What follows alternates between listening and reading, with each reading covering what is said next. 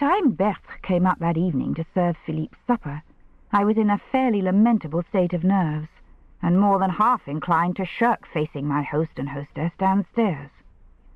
Then Philippe chose to throw a tantrum, and refused with tears to go to bed at all, unless I would come up later in the middle of the night and take him to peep at the dancing from the gallery. I promised, and, satisfied, he disappeared quietly enough with Berthe. I shut the door on them and went to run my bath. Dressing for my first dance, and Raoul somewhere among the throng of dancers. I should have been happy, eager, excited. But my fingers shook as I opened a fresh bar of scented soap, and later on, when I was sitting in my petticoat brushing my hair and a knock sounded on the door, I turned to face it as if it were a firing squad. "I'll go," said Berthe, who had disposed of Philippe and was helping me. She opened the door a little way, had a short, muffled colloquy with whoever was outside, then shut the door and came back into the room holding a box. I was still sitting at the dressing table, hairbrush suspended. Berthe came over to me. She looked a little flushed as she handed me the box, and she avoided my eye. "This is for you." Her tone, like her whole bearing that evening, was subdued and a little formal. For a moment I thought of asking her what was being whispered. Then I held my tongue. I didn't want to meet him, and Monsieur and Madame, fresh from Albertine's brand of backstairs gossip. The woman's glance had been smirch enough. "Et tu, Berthe?" I thought, and took the box from her. It was light and flat, with a cellophane lid glassing the dark heart-shaped leaves and fragile blossoms of white violets, milk-white blooms, moth-white, delicate in dark green leaves. There was the faintest veining of cream on throat and wing. A card was tucked among the leaves. Without opening the lid, I could see the single letter in an arrogant black scrawl. R.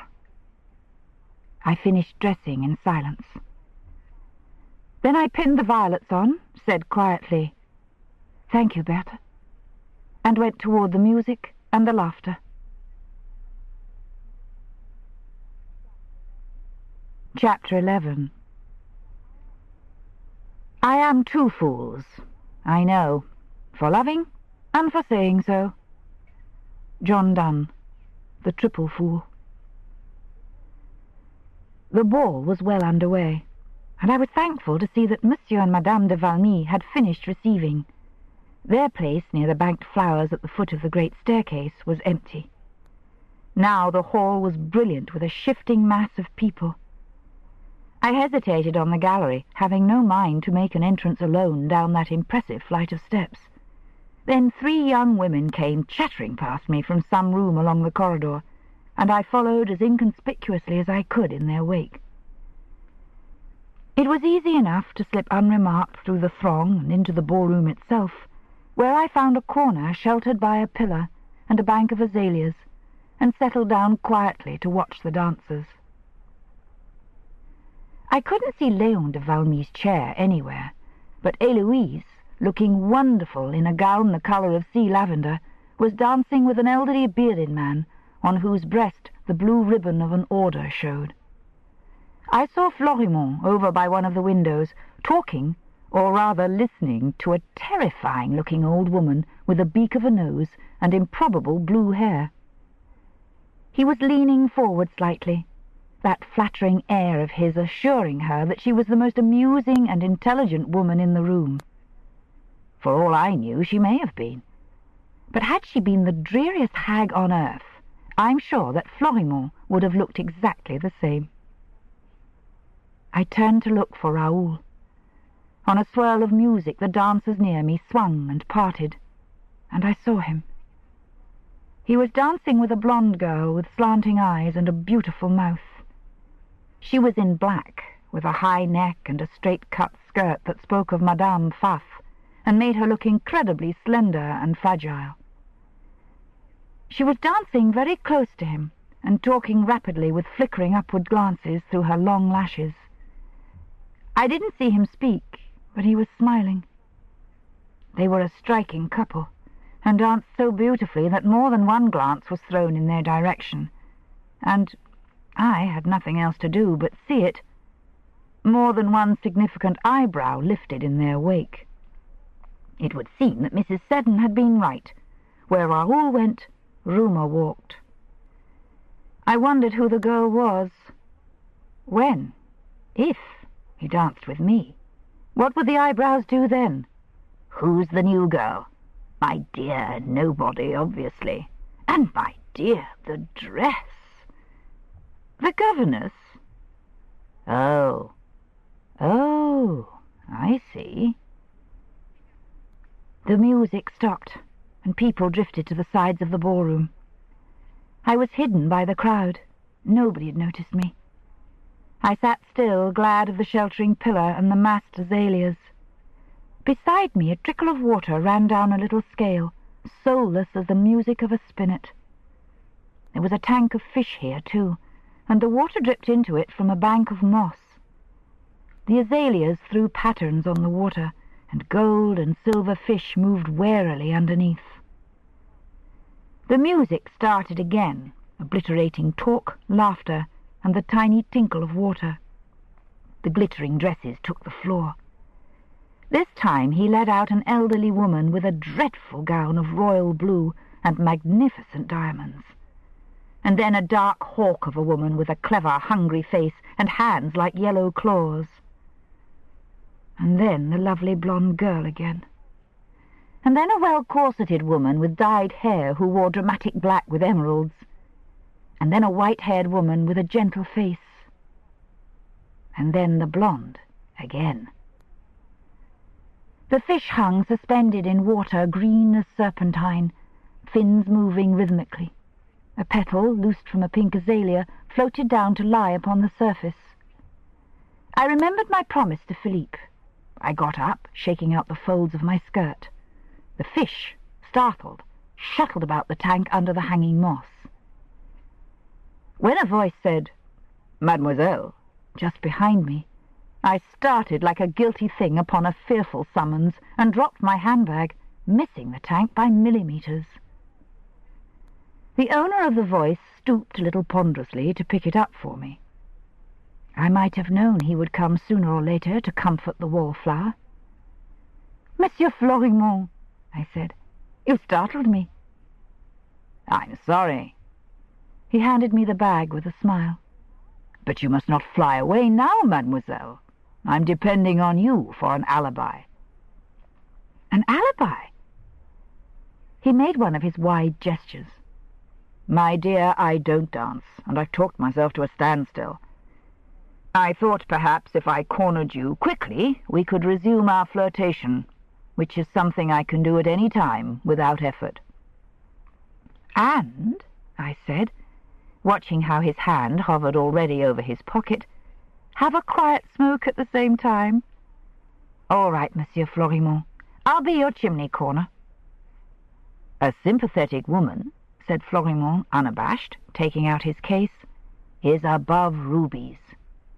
"Don't you believe it. No woman is above rubies," I said, sitting down again. "No, thank you. I don't smoke." "Above diamonds, pearls, and rubies," said Florimond, lowering himself into the chair beside me with a sigh, and proceeding, as to an elaborate ritual, to light a cigarette. He beamed at me through the resultant cloud of smoke. "That's a very pretty gown, my dear." I laughed at him. "Shakespeare," I said, congratulating Minou Drouet on a neat phrase. "Thank you, monsieur." His eyes puckered at the corners. "I meant it. But you're rather hiding your light under a bushel, aren't you? I've been watching for you, but I haven't seen you dancing."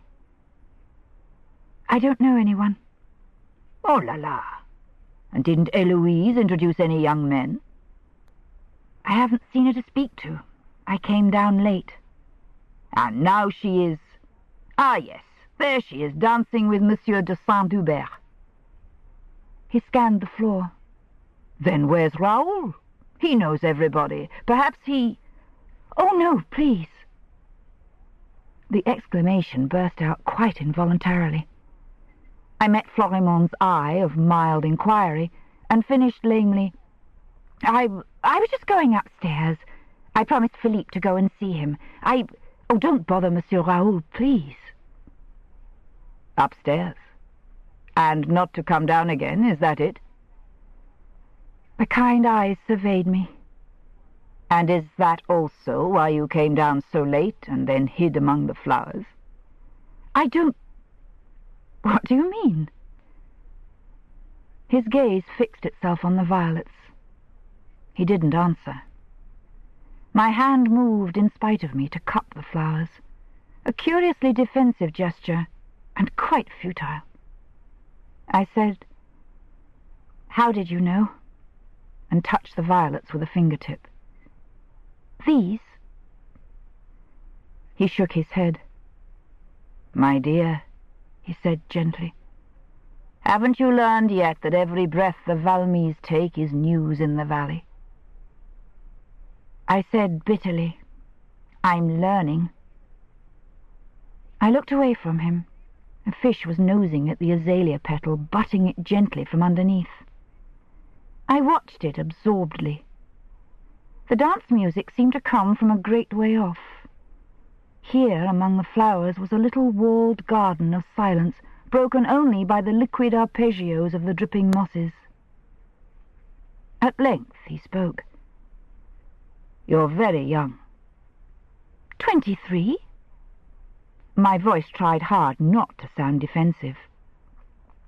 "Mademoiselle," he seemed to be choosing his words, "if you ever thought of leaving Valmy, where would you go?" I stared at him through a moment of whirling silence. Here, too. It was true. It hadn't been imagination to see those dragon's teeth of scandal springing up in Albertine's malicious wake. Madame de Valmy, or... Something caught at my breathing. Monsieur himself had said something, hinted something about dismissing me. And Florimond the kind had sought me out to talk to me about it. Everybody, it seemed, was making my connection with Raoul their business. I don't quite know what I was thinking about it myself. I couldn't quite see beyond the fact that I loved him, that he had kissed me, that he was here tonight. I wanted to see him, dreaded seeing him. About Raoul's feelings and purpose, his intentions, I didn't think at all. He was here, and I loved him. That was all. I pulled myself together to hear Florimond saying kindly, "Have you friends in France, or are you on your own over here, mademoiselle?" I said in a tight little voice, "I don't know anyone in France, no. But I'm not on my own, monsieur." "What do you mean?" "Monsieur Florimond, you're being very kind, and don't think I don't appreciate it. But let's be frank, now that we've gone so far. You're concerned about me because I was seen kissing Raoul de Valmy, and I'm to be dismissed. Is that it?" "Not quite," I said, surprised. "Then what?" He said gently, "Because you are also in love with Raoul de Valmy, child."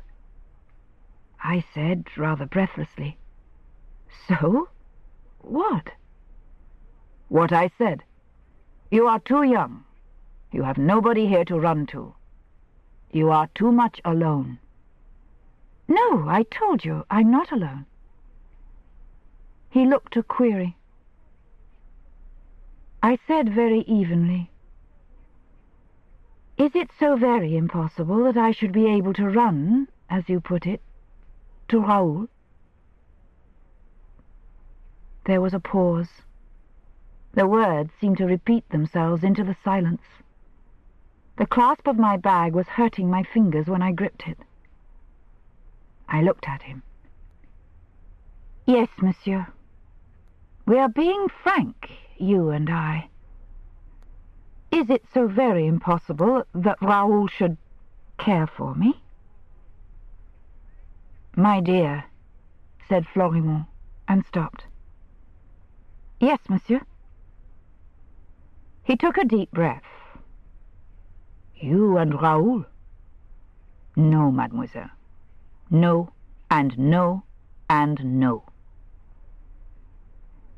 I said, after a little pause, just how well do you know him, monsieur? Raoul? Well enough. Not intimately, perhaps, but... He stopped again, and one large hand tugged at his collar. He didn't meet my eyes. He said, "Hell!" unexpectedly and explosively, and began to grind out his cigarette in the earth of the azalea tub. I was too angry to let him off. "Then since you don't know him so very well, perhaps you'll explain what you meant." He looked at me then. My dear, I can't. I should never have said it. I've already done the unforgivable. I mustn't go further. Monsieur de Valmy being your host. He almost jumped. You're a little too quick for me, my dear. Yes, that, and other reasons. Our eyes met in a curious, half-ashamed comprehension.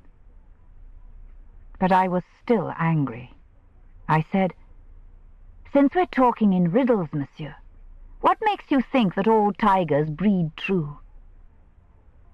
Mademoiselle. "All right," I said. "We'll leave it. You've warned me, you've eased your conscience, and it was very kind of you to bother. Shall we just wait and see?" He breathed a great gusty sigh. "I was wrong," he said. "You're not as young as I thought." He was groping for another cigarette, grinning amiably at me. "Well, I've said my piece. Unwarranted cheek. And you've been very nice about it. And don't forget, when you do that running, you've got at least one other person in France to run to." My anger died. "Monsieur Florimond." "There," he said. "And now we'll drop the subject. What about that flirtation we were in the middle of? Do you remember just where we'd got to? Or would you rather have a quick game of chess?" I gave a shaken little laugh. "It would certainly be quick. Compared with me, Philippe's a master. You'd mop me up in 3 minutes." "A pity. There's nothing like chess and tobacco, judiciously mixed, for taking the mind off the advice of a doddering old fool who ought to know better." A large hand patted mine paternally and was withdrawn. "Forgive me, child. I couldn't help it, could I, if the advice came too late?" I smiled at him. "Monsieur Florimond, even if this isn't the right moment in our flirtation to say so, you are a darling. But yes, much too late." Raoul's voice said above me, "So here you are. Carlo, what the devil do you mean by hiding her away in this corner? Damn it, I've been watching the doors for a couple of hours. I'd no idea she was finding you and the goldfish such fascinating company. What was the sombre discussion, mon vieux? What's much too late?" "You, for one thing," said Florimond calmly. "Now take Miss Martin away and dance with her, and try and atone for leaving her to the goldfish." Raoul grinned. "I'll do that. Linda, come here." I went. Florimond's eyes followed me, still with that pucker of trouble about them. Then I forgot them as the music took us. His voice said at my ear, "It's been an age. Had you been there long?" "Not really." "Why were you so late?" "I was scared to come down." "Scared? My God, why? Oh, of course, Héloïse. She saw us, you know that? Yes. He laughed. Do you mind? Of course. You'll have to learn not to. My heart was beating anyhow up in my throat. What do you mean? But he only laughed again without replying and swept me around with the music in a quick turn. A pillar swirled past, a group of men, a wheelchair. Léon de Valmy. He was watching us, of course, a shadow at the center of the kaleidoscope, a spider at the knot of the bright web. The stupid fancies rose from nowhere in a stinging cloud. I shook my head a little, angrily, as if that would dispel them. Damn the man! I wasn't afraid of him. Was I? As momentarily the dance took me around to face him again, I looked straight at him and gave him a brilliant smile. He was taken aback. There was no doubt about that. I saw the black brows lift sharply, then his mouth twitched and he smiled back. The other dancers came between us and cut him off from view. I was left with a sharp impression that my employer's smile had been one of quite genuine amusement, but that it was amusement at some joke I couldn't see. It was an impression that was quite particularly unpleasant. "Raoul," I said suddenly, urgently. "Yes?" "Oh, nothing." "Just Raoul?" "Yes." He slanted a look down at me and smiled. "Soit," was all he said, but I had the odd feeling that he understood.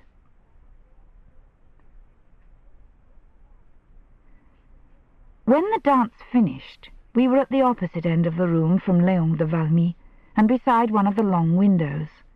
Raoul showed no sign of leaving me. He waited beside me in silence. He seemed to be oblivious of the crowd surrounding us, though the eyebrows were certainly at work. I caught a few curious looks cast at us, but I wasn't worrying about them. I was busy trying to locate Madame de Valmy in the crowd, and to see her without actually catching her eye. But she wasn't there. The music started again. Raoul turned back to me. I said feebly, "Now look, you don't really have to bother about me. I'm—" "Don't be idiotic," said he crisply, taking hold of me. This lover-like speech naturally reassured me completely. I laughed.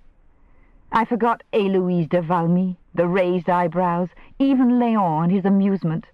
I said meekly, "No, monsieur," and was swept out onto the floor again. "I've done more than my share tonight, by God," said Raoul with feeling. "I've danced with every dowager in the place. Don't try and thwart me now, my girl. It's just as well I couldn't find you before, or I might have neglected my duty." We were dancing at the edge of the room, near the French windows which stood open to the mild night. "As," he finished, "I'm about to neglect it now." And before I knew quite what he was about, we were out of the ballroom and on the loggia, slipping as easily and unnoticeably out of the throng as a floating twig slides into a backwater. The music followed us through the long windows, and there was the Easter moon and the ghosts of jonquils dancing in the dark garden. My skirt brushed the narcissuses on the terrace's edge. Raoul's shoulder touched jasmine and loosed a shower of tiny stars. We didn't speak. The spell held. We danced along the moonlit arcade of the loggia, and then in through the dark windows of the salon, where firelight warmed the deserted shadows, and the music came muted, as if from a great way off. We were in the shadows. He stopped, and his arms tightened around me. And now he said. Later, when I could speak, I said shakily, I love you. I love you. I love you. And, of course, after that singularly ill-advised remark, it was impossible to speak or even breathe for a very long time indeed.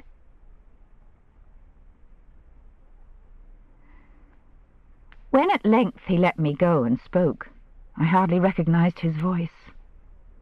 But, slurred and unsteady as it was, it still held that little undertone of laughter that was unmistakably his.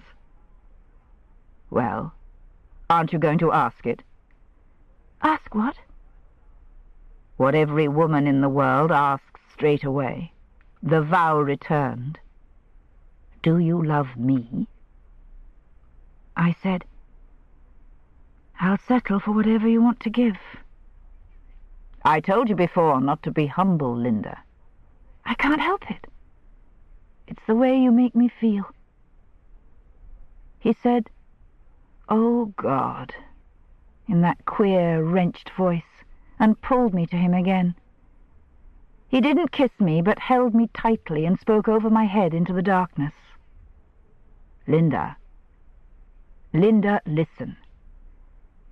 I'm listening. This love thing. I don't know. This is honest. I don't know. Something twisted at my heart that might, if it were not absurd, have been pity. It doesn't matter, Raoul. Don't. It does. You have to know. There have been other women, you know that. Quite a few. Yes. This is different. A silence, the ghost of a laugh. I'd say that anyway, wouldn't I? But it is. It is. His cheek moved against my hair. Linda. That's the hell of a name for a Frenchwoman, isn't it? So now you know. I want you. I need you. By God, I do. If you call that love... It'll do, I said. Believe me, it'll do.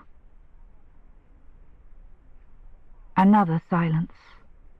The fire burned steadily, filling the room with shadows. In one of the logs I could hear the whine and bubble of resin.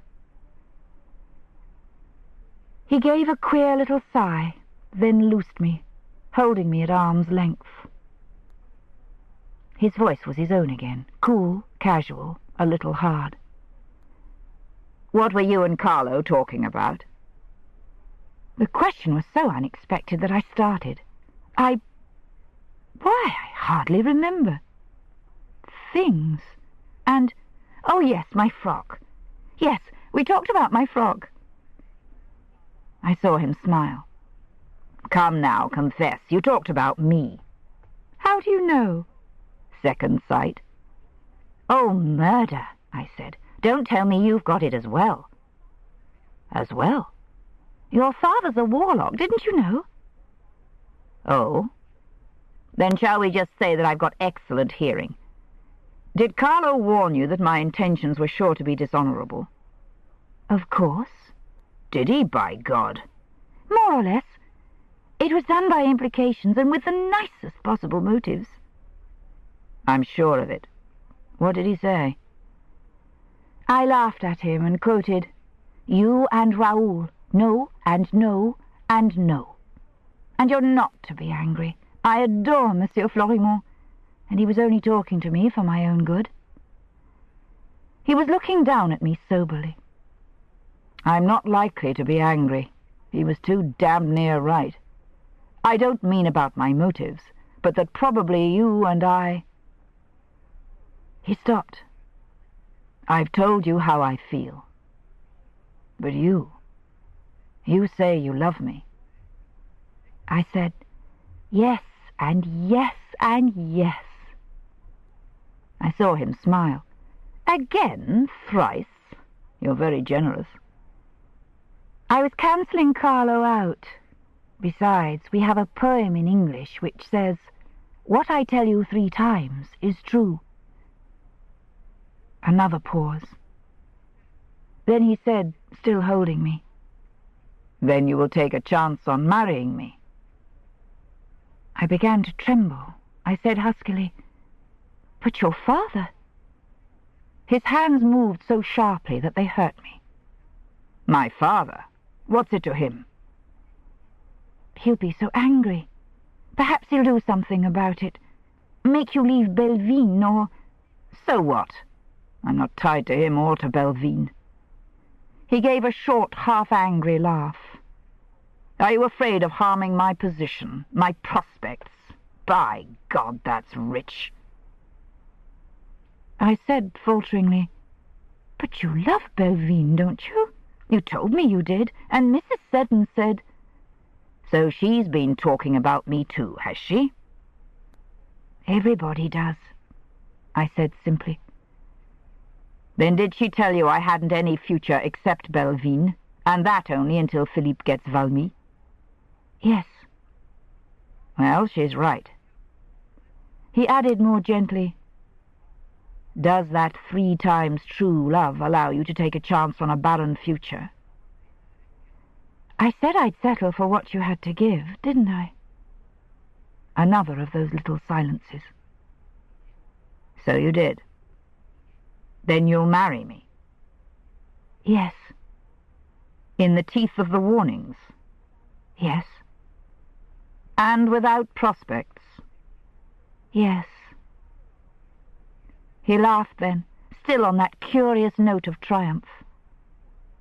"You needn't worry about that," he said cryptically. "Fair means or foul, I'll always have prospects." "An adventurer, that's what you are," I said. He was looking down, and the black eyes were veiled again. "Aren't you?" I said slowly, "Yes, I believe I am." "I know you are," said Raoul. "Diamond cuts diamond, my darling. Kiss me and seal the bargain." Afterward he let me go. I said uncertainly, "Do we have to tell them?" "Of course! Why not? I'd like to shout it from the housetops now. But if you like, we'll wait till tomorrow." "Oh, yes, please." I saw his teeth gleam. "Does it need so much hardihood, Mamie? Are you afraid of my father?" "Yes." He gave me a quick, surprised look. "Are you? You've no need. But I'll tell them myself if you'd rather. You can just keep out of the way until it's done." I said, "They'll be so very angry." "Angry? You undervalue yourself, my dear." "You don't understand. I was due to be sacked anyway. That doesn't make it any easier to tell them." "Due to be sacked? What on earth do you mean?" "What I say. I was rather expecting to be told tomorrow. That's why I didn't want to come down to the dance." "But why? What's the crime?" I looked up at him and gave a little smile. "You." It took him a moment to assimilate this. "Do you mean because Eloise saw me kissing you? You were to be sacked for that? Rubbish," he said curtly. "It's true. At least I think so. Well, you heard how Madame spoke to me just afterward, and when I went into Subiru today it was quite obvious that the story had got around." I told him about the reception I had had in the village. Albertine, the maid, may just have been scandal-mongering because she doesn't like me. But I think she probably knows what Madame intends to do. He lifted a shoulder indifferently. "Well, doesn't matter, does it? You needn't let it worry you now. In any case, I'm sure you're wrong. Eloise would never want to let you go." I said rather shyly, "I thought that myself. I did think it odd, because of Philippe." He said quickly, "Philippe?" "Yes, Oh, don't get me wrong. I don't think I did anything very great for Philippe. The shooting business in the wood was nothing. I just didn't lose my head and fuss him too much, but I did save him the time he nearly fell off the balcony, and your father said—" Raoul said, "What time? What are you talking about?" "Didn't you know?" I said, surprised. I told him about the grim little incident that had crowned my shopping trip to Tonon. He listened, his face turned away from me toward the fire. In the flickering light, I couldn't read his expression. He reached abstractedly for a cigarette and lit it. Over the flare of the match I could see he was frowning. I finished. "And your father knew that night that you'd kissed me. I'm sure he did. You remember?" A glint through the frown. "I remember." "There wasn't any talk then about sending me away, but there is now, really." He laughed. "Well, my love, we've given them more cause, haven't we? Let that be a comfort to you. It's very probable that everybody in the ballroom knows by this time that you've gone out with me, and is speculating wildly on the whys and wherefores." I said tartly, "I don't suppose they have any doubt at all about the whys and wherefores. It's all very well you carrying off your love affairs en grand seigneur, Monsieur de Valmy, but I'm only the governess. No, don't laugh at me. I've got to face them tomorrow." "With me, chérie, remember. And now let's forget tomorrow. This is tonight, and we are betrothed." He took my hands. "If we can't shout it from the housetops, at least we can celebrate it to ourselves. Let's go and get some champagne." "And some food," I said. "You poor child. Haven't you fed?" "Not a bite. I sat in my corner while you danced and drank and enjoyed yourself." "More fool you," said Raoul unsympathetically. "You had only to show yourself to be trampled to death by partners, avid to let you dance and drink and enjoy yourself with them. Come on, then. Food." The great dining room was brilliant with people and gay with chatter and the popping of corks. Raoul made his way through the crowd with me in his wake. Several people hailed him, and I saw a few curious glances cast at me, but he didn't stop. As we reached the big table, all agleam with silver, I remembered something and touched his sleeve. "Raoul, I'd forgotten. I promised to go up and see Philippe halfway through the dance. I must go." He turned quickly, almost as if I'd startled him. "Philippe? What on earth for?" I think he felt left out of things. At any rate, I did promise to go up at dead of night. I can't disappoint him. "You do look after him a little beyond the line of duty, don't you?" "I don't think so. Anyway, I think I ought to go straight away, in case he goes to sleep and thinks I've forgotten." "But I thought you were starving." "I am." I looked wistfully at the laden table. There was a silver dish of crab patties just beside me, creaming over pinkly under their crimped fronds of parsley. But a vow's a vow. "And you always keep your vows?" "Always." "I'll remember that." I laughed. "They're only valid if you'll let me keep the one I made to Philippe. His came first." "Then I suppose I must. But I insist on coming too, and I'm not letting you faint with hunger by the wayside." He glanced at his wrist. "It's close on midnight. That's dead of night, isn't it? Why don't we break a few more rules and take some food upstairs? Then Philippe will get his excitement, and we our celebration." "Oh, Raoul, that's a wonderful idea. Let's do that." "All right. I'll fix some food and drink. What do you like?" I looked again at the table. "Everything," I said simply. He looked startled. "You must be hungry." "I am. Even if I weren't," I sighed. I couldn't bypass that. I never saw anything so wonderful in my life. He was looking at me with a curious expression. Do you mean to say you've never been to a dance before? This sort of thing? Never. One forgets, he said.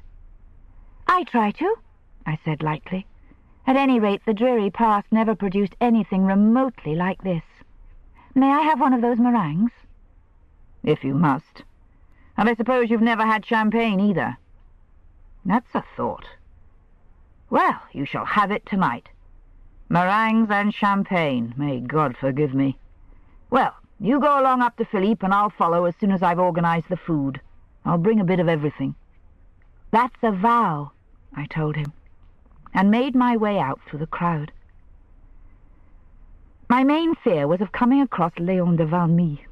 I turned away from the hall and main staircase and ran down a corridor toward the secondary stair that Philippe and I commonly used. But I needn't have worried. I reached the stairs unnoticed and mounted them hurriedly, holding up my filmy skirts. The staircase gave onto the upper corridor, almost opposite Madame de Valmy's bedroom door. I was nearly at the top when I half-tripped as the catch of my sandal came loose. The sandal came off. I had to stop to pick it up.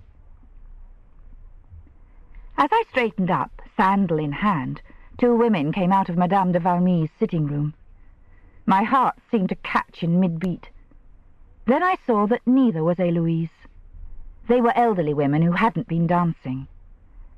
I recognized one of them as an inveterate eyebrow-raiser, first at the blonde, then at me. I wondered how high her overworked brows would go if she knew I had an assignation with Raoul upstairs, however closely chaperoned by Philippe. The sandal was my alibi. I waited politely for them to pass me before I proceeded to my own room for the ostensibly needed repairs. I smiled at them, receiving in return 2 courteous and beautifully calculated inclinations as they sailed by me, making for the main staircase. The corridor emptied itself of the last rustle. With a wary eye on Héloïse's door, I picked up my skirts again and turned toward Philippe's room. Somewhere a clock whirred to strike.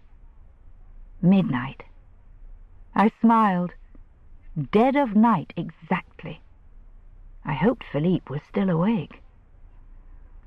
The clock was beating 12 as I moved quietly along the corridor. Then a thought touched me out of nowhere, and I stopped short, staring down at the sandal in my hand.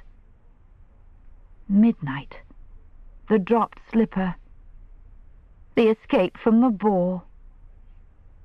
I realized that I was frowning. The thing was so absurd as to be obscurely disquieting. Then I laughed and shrugged. "Bring on your pumpkins," I whispered cheerfully, and laid a hand on Philippe's door. Chapter 12. These delicates he heaped with glowing hand on golden dishes, and in baskets bright of wreathed silver.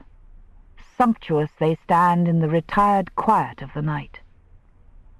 Keats, Eve of St. Agnes. Drink to heavy ignorance, hob and nob with brother death. Tennyson, The Vision of Sin. Philippe was awake. When I let myself quietly into his bedroom, I found him sitting bolt upright in bed in his dressing gown, with his eyes on the door. The fire, which should have been out hours ago, was burning merrily. The curtains over the long balcony windows were drawn back, so that the moonlight flowed in bright dramatic slant across the head of the bed. Full in its path sat the little boy, his skin blanched to a waxy pallor by the white light, the black eyes huge and brilliant. He looked very frail. But he seemed animated enough. He said immediately, "You've been ages." "You said dead of night, remember? It's just midnight now." Midnight? Is it really? He looked pleased. I kept the fire on. I knew you'd come. Of course I came. How do you manage to be so wide awake at this hour? I saw the untouched tumbler of chocolate on the bedside table and laughed. Oh, I see. Cunning, aren't you? Didn't you feel sleepy at all? I did a bit, he confessed, but it kept me awake looking after the fire. Is that why you kept it on? The big eyes slid sideways from mine, and he plucked at the coverlet. I sort of hoped. I wondered if you'd stay for a bit now you've come. I sat down on the bed. Why, Philippe? Is anything the matter? A vigorous shake of the head was followed by one of those little sidelong looks that contradicted it. I reached out and laid a hand over his. What is it, Brat? He said in a sort of furious mutter, Nightmares. Oh, dear, I didn't know. How beastly. What sort of nightmares? People coming in, said Philippe, and touching me. This, oddly enough, was more shocking than any more usual horror of pursuit and desperately hindered flight could be. I shifted my shoulders a little as if with cold, and said, rather too heartily, Oh, well, it's only dreams after all. It's not real. Unless you mean me. I come in sometimes after you're asleep. No, said Philippe, rather wanly. Not you. I wouldn't mind you. Do you have the same dream often? He nodded. It doesn't wake you up. If it does, you should call. I'd come. I do call, but there's no noise.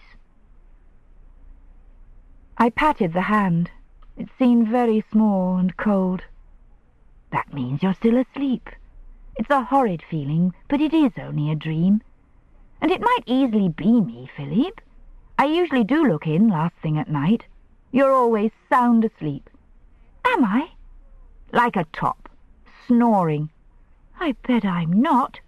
I bet you are. Now listen. I've a treat for you, Monsieur le Comte de Valmy. Since your honour wouldn't deign to come down for supper on the night of the ball, would you like supper to come up to you? Supper? But I've had supper. That was hours ago, I said, and I haven't had mine. Wouldn't you like to entertain your cousin Raoul and me to a midnight feast? A midnight feast? Oh, Miss Martin! The big eyes sparkled in the moonlight, then looked uncertain. Did you say my cousin Raoul? I nodded. He said he'd bring the food, and, oh, here he is. The door had opened quietly, and now Raoul came in, delectably laden with bottles and followed by one of the hired waiters with a tray. Raoul lifted a gold-necked aristocrat of a bottle in mock salute. Bonsoir, Monsieur le Comte. Put the tray down there, will you? Thanks. Do you suppose you could collect the debris later on? Secretly, of course. Not a muscle of the man's face moved. Of course, sir. Something passed from Raoul's hand to his. Excellent. That's all, then. Thank you. Thank you, sir, monsieur, dame. The man sketched a bow, aimed between the bed and me, and went out, shutting the door. Then it really is a midnight feast, said Philippe, eyeing his cousin a little shyly. Undoubtedly. Raoul was dealing competently with a gold-topped bottle. As clandestine and... Ah, that's it. A grand sound, eh, Philippe? Cosy as one could wish it. That's an excellent fire. Are you warm enough, Linda? Yes, thank you. He was pouring champagne. Philippe, his doubts forgotten, came out of bed with a bounce. Is that lemonade? The very king of lemonades. It's jolly fizzy, isn't it? It went off like a gun. Gun or no, I doubt if it's your tipple, mon cousin. I bought some real lemonade for you. Here." "That's more like it," said Philippe, accepting a tall yellow drink that hissed gently. "Mademoiselle, wouldn't you like some of mine?" "It looks wonderful," I said, "but I daren't hurt your cousin's feelings." Raoul grinned and handed me a glass of champagne. "I doubt if this is your tipple either, my little one, but I refuse to pledge you in anything less." "Pledge?" said Philippe. "What's that?" "A promise," I said. "A vow." "And there's our toast," said Raoul, lifting his glass so that the firelight spun and spangled up through its million bubbles. "Stand up, Philippe. Click your glass with mine. Now, Miss Martins. So. Now, drink to our vows, and long may we keep them." Philippe, puzzled but game, drank some lemonade. Then, hesitating, looked from Raoul to me, and finally down at the tray which the servant had set on a low table before the fire. "When do we start?" "This minute," I said firmly, and sat down. Even without the influence of the king of lemonades, it would have been a wonderful feast. My betrothal supper, held between firelight and moonlight in a little boy's bedroom, to me a feast every bit as magical as the banquet Porphyro spread for his Madeleine on that ages long ago St. Agnes Eve. And the food was a lot better. I don't remember that St. Agnes's lovers, perhaps wisely, ate anything at all, but Philippe and I demolished an alarming number of the delicates that Raoul's glowing hand had heaped upon the tray. He had made a very creditable attempt to bring everything. I remember thin curls of brown bread with cool, butter-dripping asparagus, scallop shells filled with some delicious concoction of creamed crab, crisp pastries bulging with mushrooms and chicken and lobster, petit fours bland with almonds, small glasses misty with frost, and full of some creamy stuff tangy with strawberries and wine, peaches furry and glowing in a nest of glossy leaves, grapes frosted with sugar that sparkled in the firelight like a crust of diamonds. Philippe and I ate and exclaimed and chatted in conspiratorial whispers, while Raoul lounged beside the fire and smoked and drank champagne, and watched us indulgently for all the world as if I and Philippe were of an age, and he, a benevolent uncle, watching us enjoy ourselves. "Or an overfed genie," I said accusingly, having told him this, "bringing a feast to Aladdin starving in his garret. Or was it cellar?" "As far as I recollect, he was still," said Raoul lazily, "in his mother's wash-house. Romance is running away with you tonight, Miss Martin, is it not?" "Remind me to resent that another time when I feel more earthly." He laughed. "More champagne?" "No, thank you. That was wonderful. Wonderful champagne, wonderful supper. Philippe, if you get a nightmare after this, let it comfort you to know that you've asked for it." "I rather think," said Raoul, "that Monsieur le Comte is all but asleep already." Philippe, curled up on the rug with his head against my knee, had indeed been rather silent for some time. I bent over him. The long lashes were fanned over the childish cheeks, and he was breathing softly and evenly. I looked up again at Raoul and nodded. He rose, stretched, and pitched his cigarette into the dying fire. "We'd better put him to bed." He stood for a moment looking down at the child. He looked very tall in the firelight, with Philippe curled at his feet. "Does he have nightmares?" "He says so.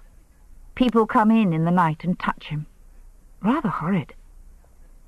His eyes rested on me for a moment, but I had the odd impression that he didn't see me. "As you say." He stopped then and picked the child up, holding him easily in his arms. He carried him toward the bed. The side of the room where we had been sitting was in deep shadow, lit warmly by the now fading fire. Behind us, the white shaft from the moonlit windows had slowly wheeled nearer. The bed lay now full in the sharp diagonal of light. Raoul carried the sleeping child across the room. He was just about to step into the patch of light, a step as definite as a chessman's from black to white, when a new shadow stabbed across the carpet, cutting the light in two. Someone had come to the window and stopped dead in the path of the moon. The shadow, jumping across his feet, had startled Raoul. He swung around. Philippe's face, blanched by the moon, lolled against his shoulder. Eloise de Valmy's voice said, on a sharp note of hysteria, "Raoul, what are you doing here? What's wrong?" She was backed against the light, so I couldn't see her face, but the hand gripping the curtain was tight as a hawk's claw. The other hand went to her heart in a gesture I had seen before. He said slowly, his eyes on her, "Nothing. What should be wrong?" She said hoarsely, "What's the matter with Philippe?" "My dear Louise, nothing at all. He's asleep." I thought it better not to wait for discovery. I got to my feet. The movement of my white dress in the shadows caught her eye, and she jerked around. "Oh!" It was a little choked scream. "Easy," said Raoul. "You'll wake him up." I came forward into the moonlight. "I'm sorry I startled you, madame." "You here? What's going on? Is there something wrong?" Raoul grinned at her. "A carouse, that's all. An illicit night out à trois. Philippe was feeling a bit left out of the festivities, so Miss Martin and I tried to include him in, that's all. He's just gone to sleep. Turn the bed down, Linda, and help me get his dressing gown off." Eloise de Valmy gave a rather dazed look about her. "Then I did hear voices. I thought I heard someone talking. I wondered—" Her eye fell on the tray at the fireside with its bottles and empty glasses and denuded silver dishes. She said blankly, "A carouse. You really did mean a carouse." Raoul pulled the bedclothes up under Philippe's chin and gave them a final pat before he turned around. "Certainly. He may suffer for those lobster patties in the morning, but I expect he'll vote it worthwhile." He looked across the bed at me.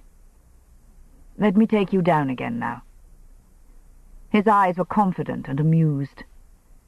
But I looked nervously at Madame de Valmy. "Were you looking for me?" "I? No." She still sounded rather at a loss. "I came to see if Philippe was asleep." "You don't mind our coming up here, bringing him some of the supper?" "Not at all." She wasn't even looking at me. She was watching Raoul. He said again, rather abruptly, "Let me take you downstairs," and came around the bed toward me. Downstairs? Léon de Valmy, Monsieur Florimond, the eyebrows? I shook my head. "No, thank you. It's late. I'll not go down again. I'll go to bed." "As you wish." He glanced at Madame. Eloise ahead and moved toward the door. I opened it and held it for her. As she passed me, I said hesitantly, "Good night, Madame, and thank you for the dance. I enjoyed it very much." She paused. In the dim light, her face looked pale, the eyes shadowy. She had never looked so remote, so unreachable. "Good night, Miss Martin." There was no inflection whatever in the formal words. I said quickly, almost imploringly, "Madame." She turned and went. The rich rustle of her dress was as loud in the silence as running water. She didn't look back. Raoul was beside me. I touched his sleeve. It was true after all, you see? He was looking away from me after Eloise. He didn't answer. I said urgently, under my breath, "Raoul, don't tell them. I can't face it, not yet. I just can't." I thought he hesitated. "We'll talk about it tomorrow."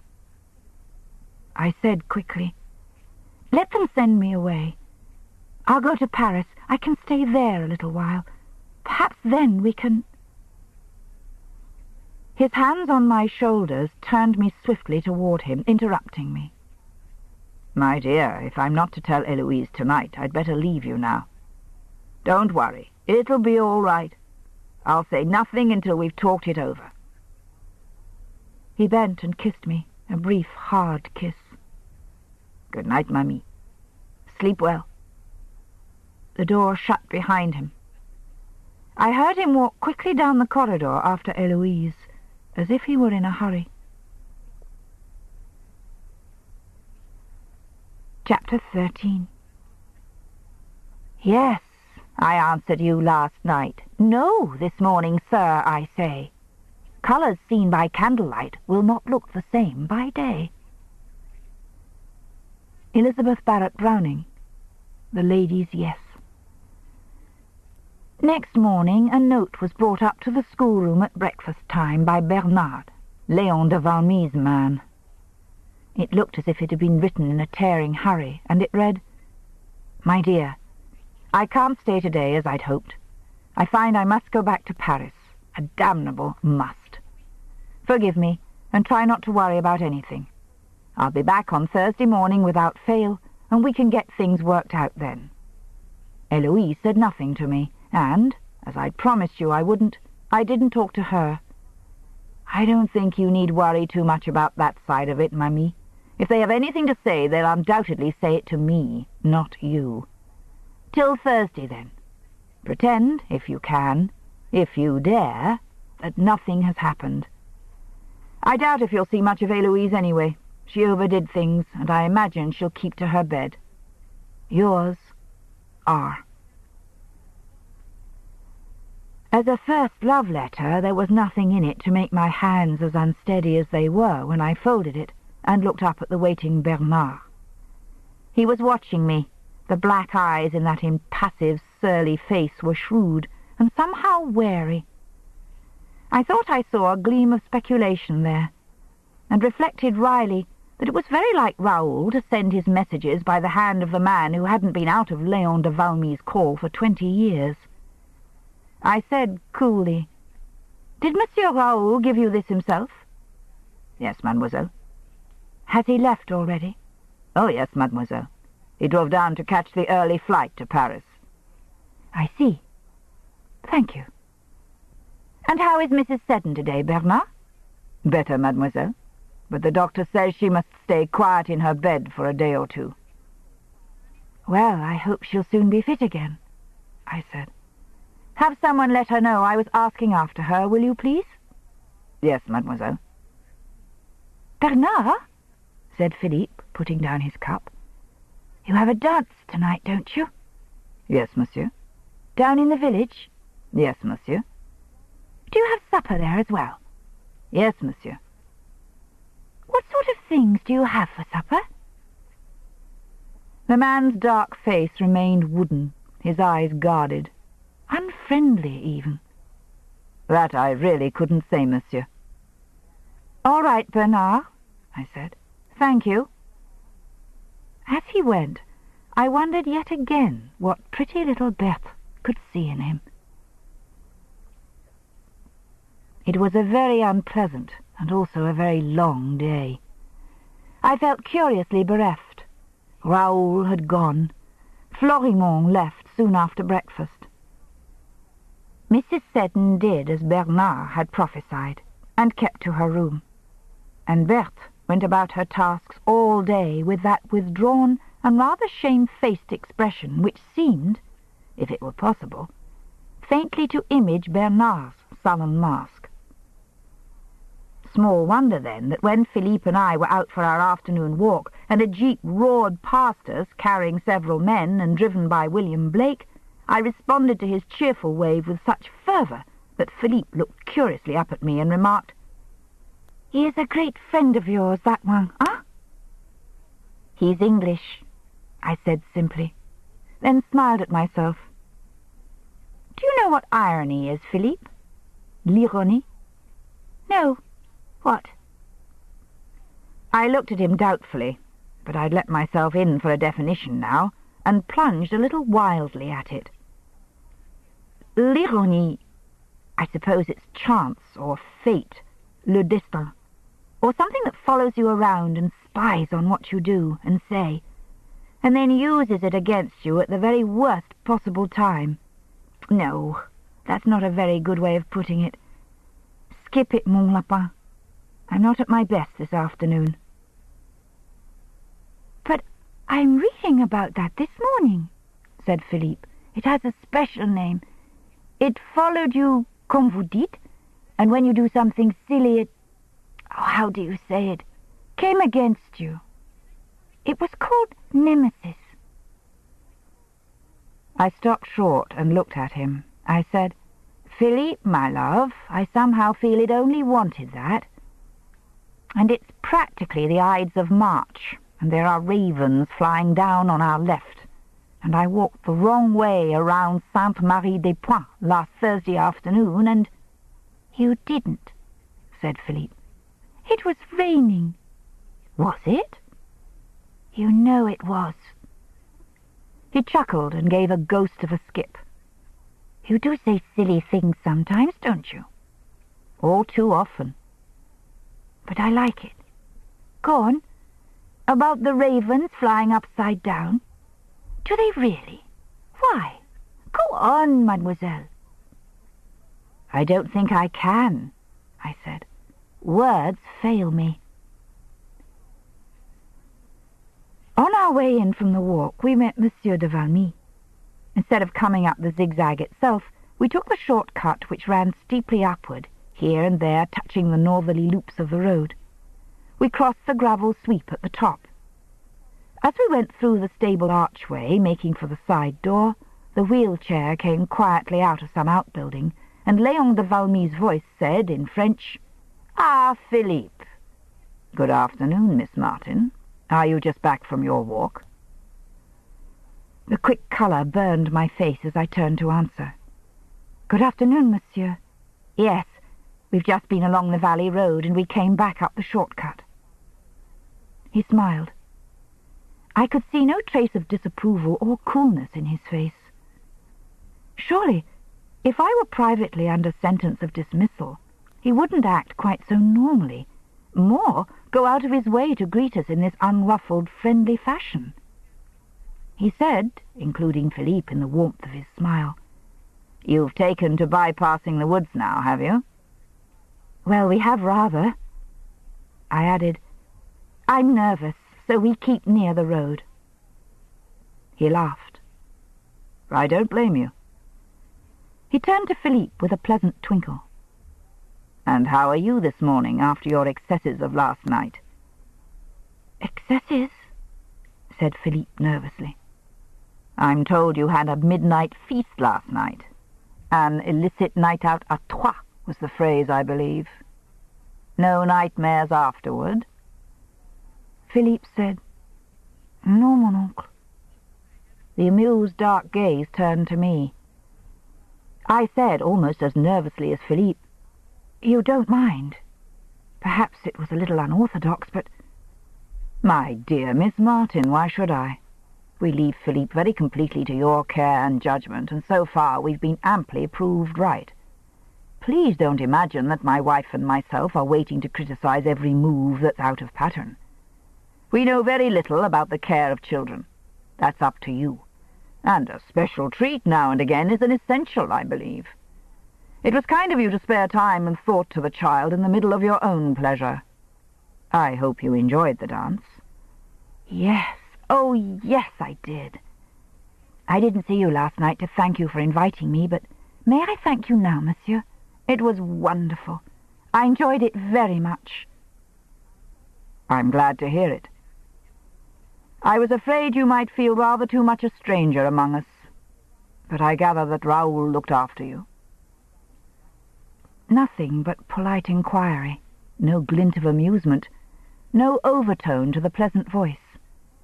Yes, monsieur, thank you, he did. And how is Madame de Valmy this afternoon? She's not ill, is she? Oh, no, only tired.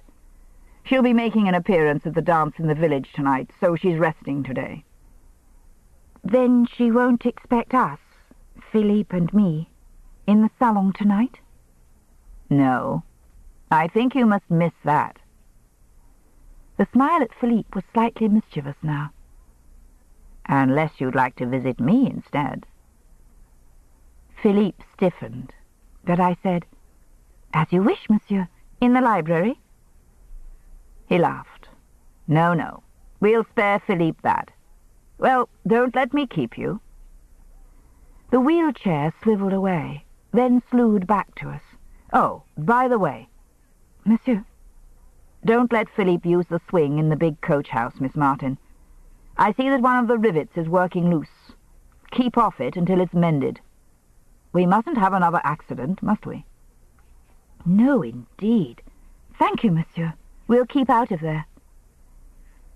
He nodded and swung the chair away again. It moved off with that disconcertingly smooth speed toward the gate to the kitchen garden. Philippe ran ahead of me toward the side door with the air of one reprieved from a terrible fate. He wasn't the only one. I was reflecting that once again my imagination had betrayed me. That smile of Monsieur de Valmy's last night, Madame's coldness. My interpretation of them had been wildly wide of the mark. A guilty conscience and a too ready ear for gossip had given me a few bad hours. It served me right. There was obviously no idea of dismissing me. If there had been, Monsieur de Valmy would never have spoken to me as he had. All was well, and even if there were snags in the future, Raoul would be here beside me. "Mademoiselle," said Philippe, "you look quite different. Qu'est-ce que c'est?" "I think I've seen a raven," I said, "flying the right way up." The rest of the day limped through without incident. I put Philippe to bed a little earlier than usual, and later on, as soon as I had taken him his late-night chocolate, I went thankfully to bed myself, and slept almost straight away. I don't remember waking. Straight out of deep sleep, it seemed, I turned my head on the pillow and looked with wide-open eyes toward the door. The room was dark, and I could see nothing. But then there came the steady click of the door closing, and soft footsteps moved across the carpet toward the bed. I think that for a moment or two I didn't realize I was awake, but lay still, listening to the ghostly approach in a sort of bemused half-slumber. Something touched the bed. I heard breathing. I was awake, and this was real. My heart jerked once in a painful spasm of fear, and I shot up in the bed, saying on a sharply rising note, "Who's that?" As I grabbed for the bedside switch, a voice that was no more than a terrified breath said, "Don't put the light on. Don't." My hand fell from the switch. The intruder's terror seemed to quiver in the air between us, and in the face of it I felt myself growing calm. I said quietly, "Who is it?" The whisper said, "It's Berthe, miss." "Berthe?" There was a terrified sound that might have been a sob. "Oh, hush, miss. They're here." I said softly, "What's the matter, Berthe? What's up?" Then a thought touched me icily, and I put a hand to the bedclothes. "Philippe? Is there something the matter with Philippe?" No, nothing like that. But it's... I thought I ought to come and tell you." But here, the distressful whispering was broken unmistakably by gulping sobs. and Berthe sat down heavily on the end of the bed. I slipped from under the covers and padded across the room to lock the doors. Then I went back to the bed and switched on the bedside lamp. Berthe was still crouched on the bottom of my bed, her face in her hands. She was wearing the silver-netted frock with a coat of some cheap dark material thrown around shoulders which still shook with sobs. I said gently, "Take your time, Berthe. Shall I make you some coffee?" She shook her head and lifted it from her hands.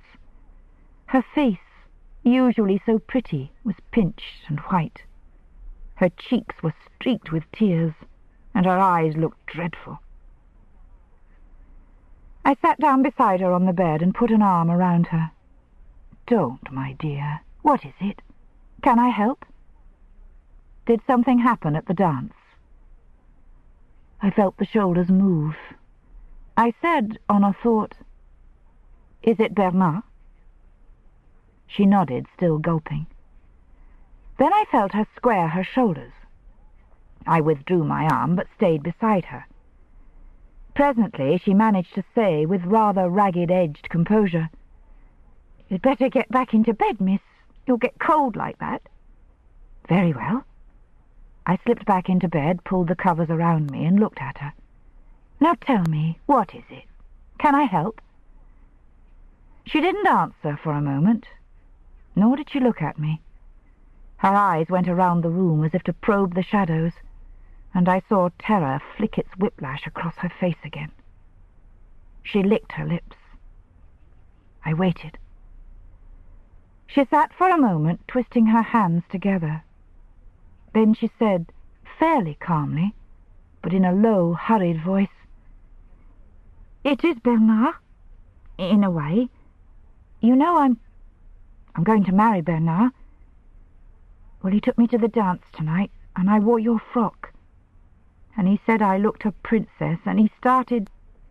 Oh, he was drinking, miss, and he got... You know." "I know." "He was drunk," said Berthe. "I've never seen him that way before. I knew he'd taken a good bit, of course, he often does, but he never shows it. We went outside together." Her eyes were on her fingers, plaited whitely in her lap. Her voice thinned to a thread. "We went to my sister's house. She and her man were at the dance. I know it was wrong of me, but..." She stopped. I said, feeling rather helpless and inadequate, "All right, Berthe. Skip that part. What's frightened you?" "He was drunk," she said again in that thin little voice. "I didn't realize at first. He seemed all right until... He seemed all right. Then, afterward, he started talking." She licked her lips again. "He was boasting kind of wild-like about when we were married. I'd be a princess, he said, and we'd have money, a lot of money. I'd have to marry him soon now, he said, and we'd buy a farm and be rich, and we'd have... Oh, he talked so wild and silly that I got frightened and told him not to be a fool, and where would the likes of him get money to buy a farm? And he said..." Her voice faltered and stopped. I said, wondering where all this was leading, "Yes," he said. Her hands wrung whitely together in the little glow of the lamp. "He said there'd be plenty of money later on when Philippe... "Yes?" "Was dead," said Berthe, on a shivering rush of breath. My heart had begun to beat in sharp, slamming little strokes that I could feel even in my fingertips. Berthe's eyes were on me now, filled with a sort of shrinking dread that was horrible. There was sweat along her upper lip.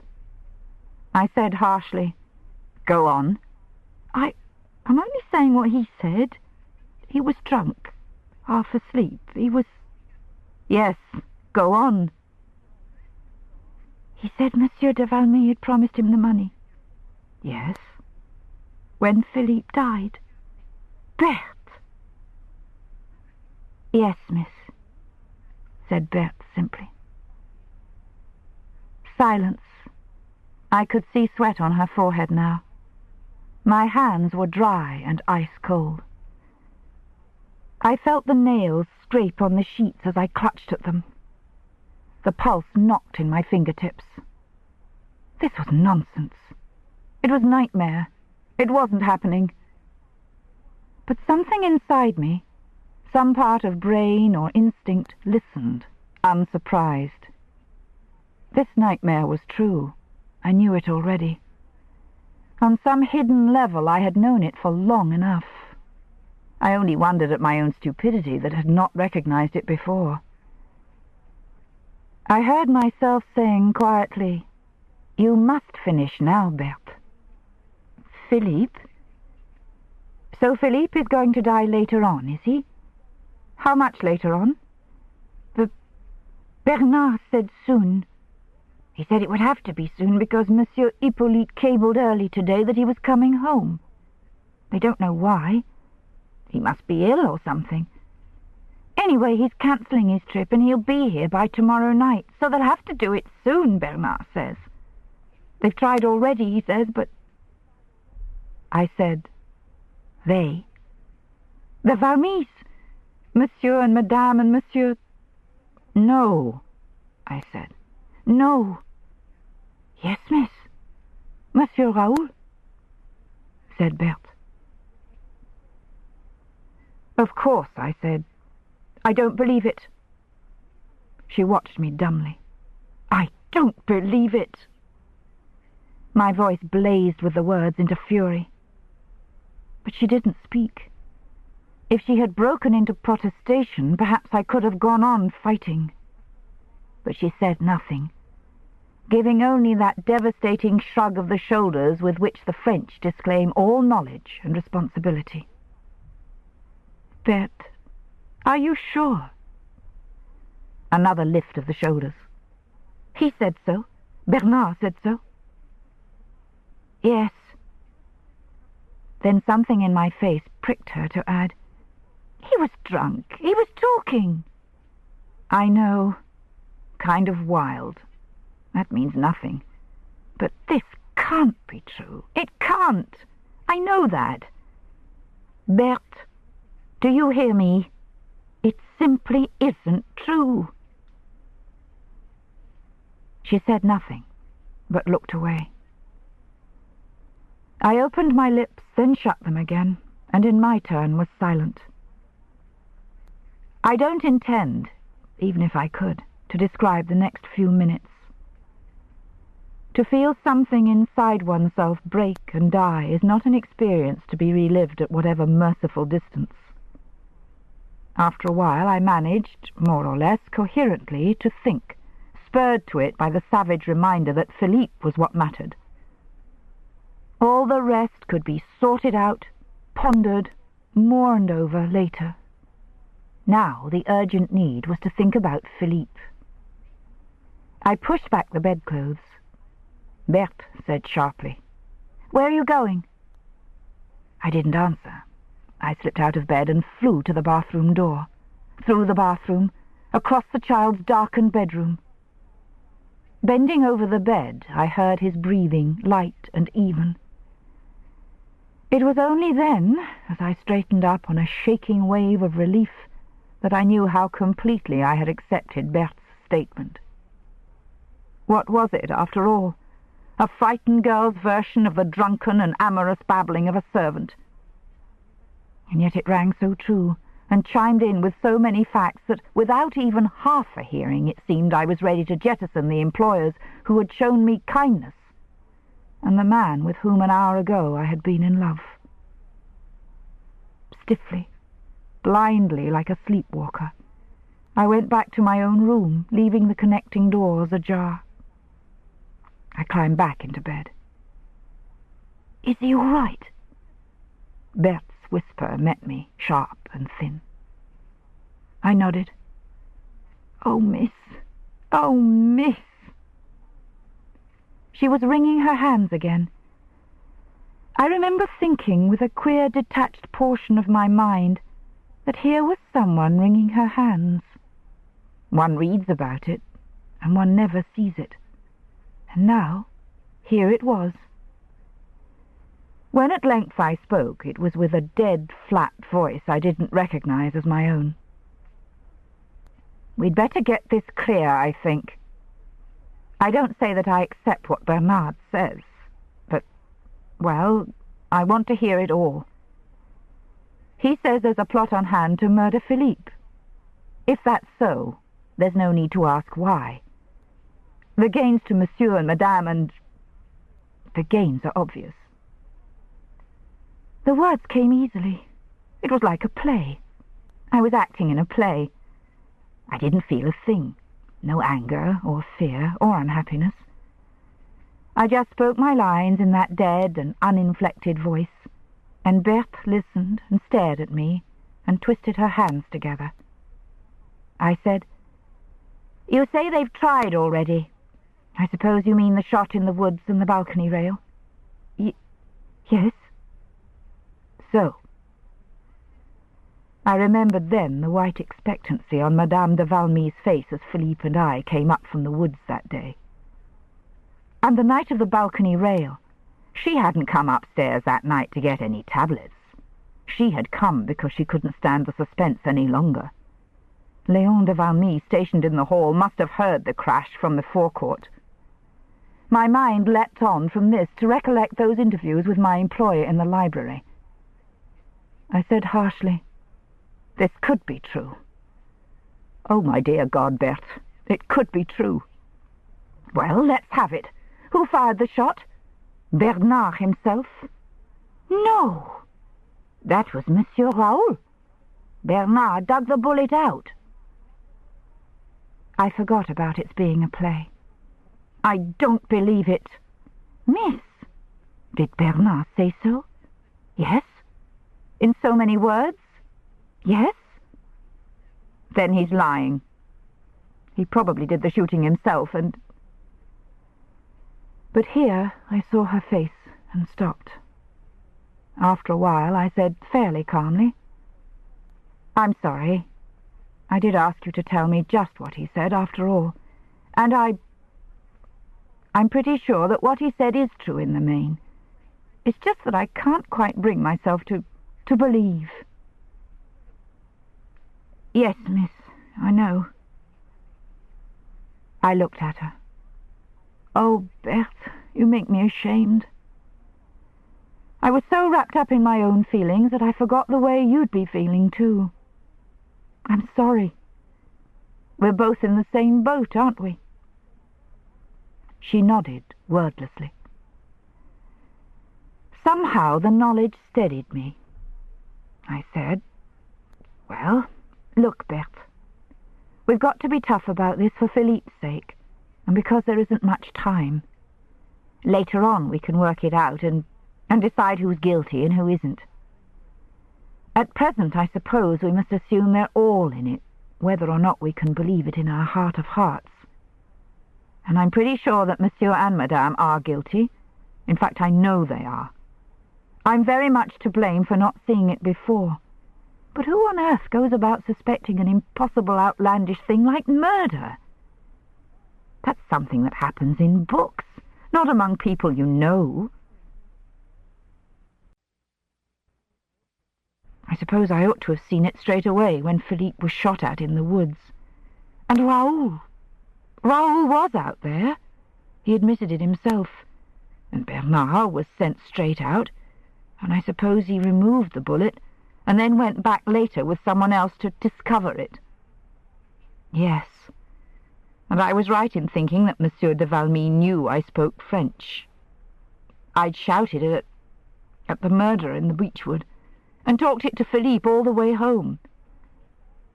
Then the affair of the balcony rail, Berthe. I suppose that and the swing in the barn were extras, off chances, booby traps that might work sooner or later. Yes. And then the Cadillac's horn blasting perhaps at nothing, brought Philippe out to his death. I added shakily, "Do I have to believe that, too?" "I don't know what you're talking about, miss. What horn? Bernard never said anything about any horn." "Oh? Well, skip it. It's over, thank God, without harm. Now we have to think what to do." I looked down at my hands while I tried to marshal my thoughts, and the pattern was forming in a way I didn't want to examine too closely. It was all there. I tried to make myself look at it all quite coldly and in order, from the time when Philippe had been sent up to Valmy, and so delivered by the unsuspecting Hippolyte straight into the hands of murder. The first step, and it was taken immediately, had been to get rid of the only person close to Philippe and trusted by Hippolyte, the child's nurse. Someone must replace her, and it was judged better to find a young woman without family or guardian who, in the event of an accident to her pupil, wouldn't be able to call upon friends and relatives to exonerate her from possible charges of carelessness, or worse, should there be a mistake and doubts arise. So Madame de Valmy had made inquiries of a friend in London who was known to supply her friends with domestic help from an orphanage. Who better than an orphan, and a foreigner at that?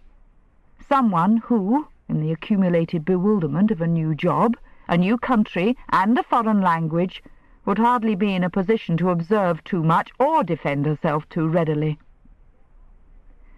There had, in sober fact, been that slight overemphasis on my Englishness.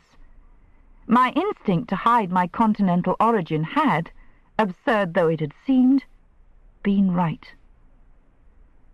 So the scapegoat had been found and brought to France. They waited. There was plenty of time.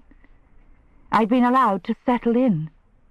My life with Philippe formed its own quiet pattern, an ordinary day-to-day pattern which appeared pleasantly normal, except that Monsieur de Valmy couldn't quite keep his bitter tongue off the child who stood between him and so much. So it had gone on. I had stayed there 3 weeks, settled and happy, though still not quite at ease with my employers. Then the attempt was made, and by the purest chance it failed. The second was a longer chance, but quite safe for them. The rotten coping had already been reported, so Bernard had made sure of the stone's collapse, and waited for an accident to happen when none of the interested parties was anywhere near. And the second accident failed, too, because of me. If the first, or even the second, had come off, accident would almost certainly have been the verdict. And no doubt an entirely baffling series of alibis was, in any case, available. Certainly, the one person who couldn't be found guilty was the interested party, Léon de Valmy. It would have been a tragedy, and it would have blown over, whispers and all, and Léon would have had Valmy. It was even possible that there'd have been no whispers at all. Léon was highly thought of, and a first-rate landlord. The country folk would, for many years past, have regarded him as the seigneur, and they might have been only too pleased when the custody of Valmy passed unequivocally into his hands. Berthe was still crouching at the foot of my bed, watching me dumbly. I said, "And now, Berthe, what's next?" "I don't know. I don't know." "You must. This is what matters. Think. Bernard let so much out. He must have told you that." "No. I don't think he knew himself. I think it wasn't to be him, that's all." She floundered, gulped, and began to sob again. Out of nowhere, unbidden, unwanted, a picture flashed onto the dark screen of my mind. Philippe's sleeping head lolling back against Raoul's shoulder, and Eloise's voice saying hoarsely, "What's the matter with Philippe?" and Raoul giving her that hard, quelling look. "Nothing at all. He's asleep." I said shakily. And Bernard said nothing to indicate when? Or how? No, honestly, he didn't. But it was to be soon because of Monsieur Hippolyte coming back. The cable came early this morning, and it really put the master out, Bernard said. And Hippolyte's coming back tomorrow. I caught my breath. Today, Berthe. It's today. Do you realize that? Today. Why, yes. I reckon it is. It's nearly 1 o'clock, isn't it? But I don't rightly know when Monsieur Hippolyte'll get here. I think it won't be till night, and then he mayn't get up to Valmy till Thursday. I said quietly, Monsieur Raoul has gone to Paris till Thursday, Berthe. If the cable came early this morning, he would probably know about it, but he still went to Paris. So he can't be in it, can he? Bernard was wrong. She said in that dull voice that was stupid with shock and succeeded in sounding stubborn, Bernard said he was in it. Bernard said he fired the shot. It was useless and cruel to spend myself in protests. I said, all right. The point is that if we're to decide how to protect Philippe, we must have some idea where the danger's coming from. I mean, nobody's going to listen to us unless we have some sort of a case which, God knows, we haven't got yet. Let's begin with the things we know. You say it's not to be Bernard. She gulped and nodded. She was steadier now, I saw, and her breathing was less ragged. Her hands had stopped wrenching at each other. She was listening with some sort of attention. I said, I think we can count out the idea that there are any more booby-traps waiting about. They've got to make quite certain this time. They can't wait for chance to act for them.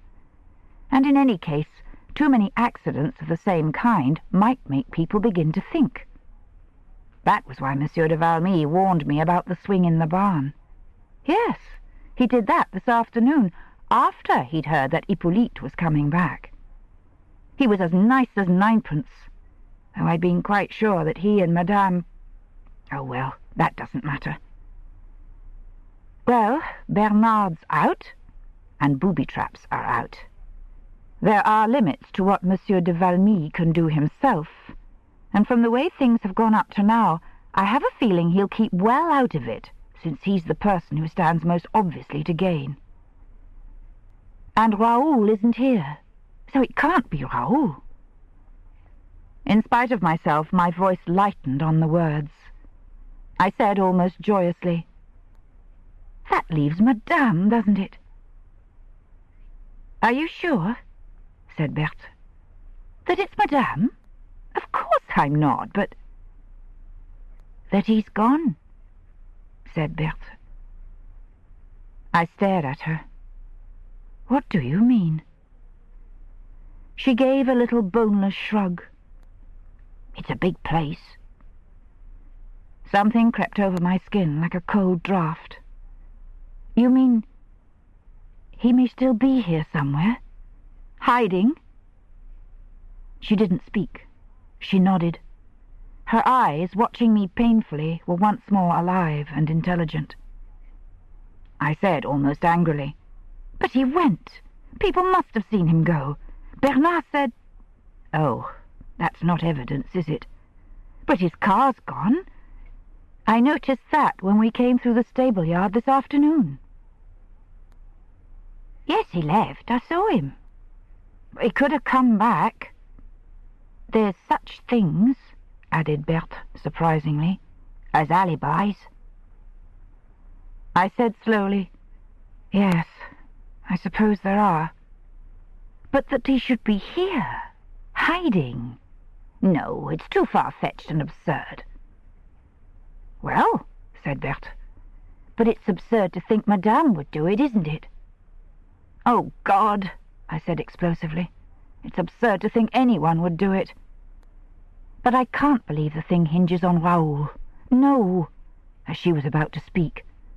Not only for the reason you think, but because if he is in it, I can't see where I come in at all. That's fantastic, if you like. How do you mean? If he was involved in this murder thing, why get involved with me? You know he was, of course. Everybody knew. I said bitterly. They did, didn't they? Well, why did he? Surely it was a dangerous and unnecessary thing to do. Perhaps, she said disconcertingly. He just can't help it. You're awfully pretty, aren't you? And Albertine says that when they were in Paris she heard... Ah, yes, I said. Albertine hears an awful lot, doesn't she? You mean that he automatically turns the power on for every young female he meets? His father's like that, have you noticed? He's got a technique all his own of disarming you with his affliction and then switching on charm like an arc light. Well, it could be, but I don't think so.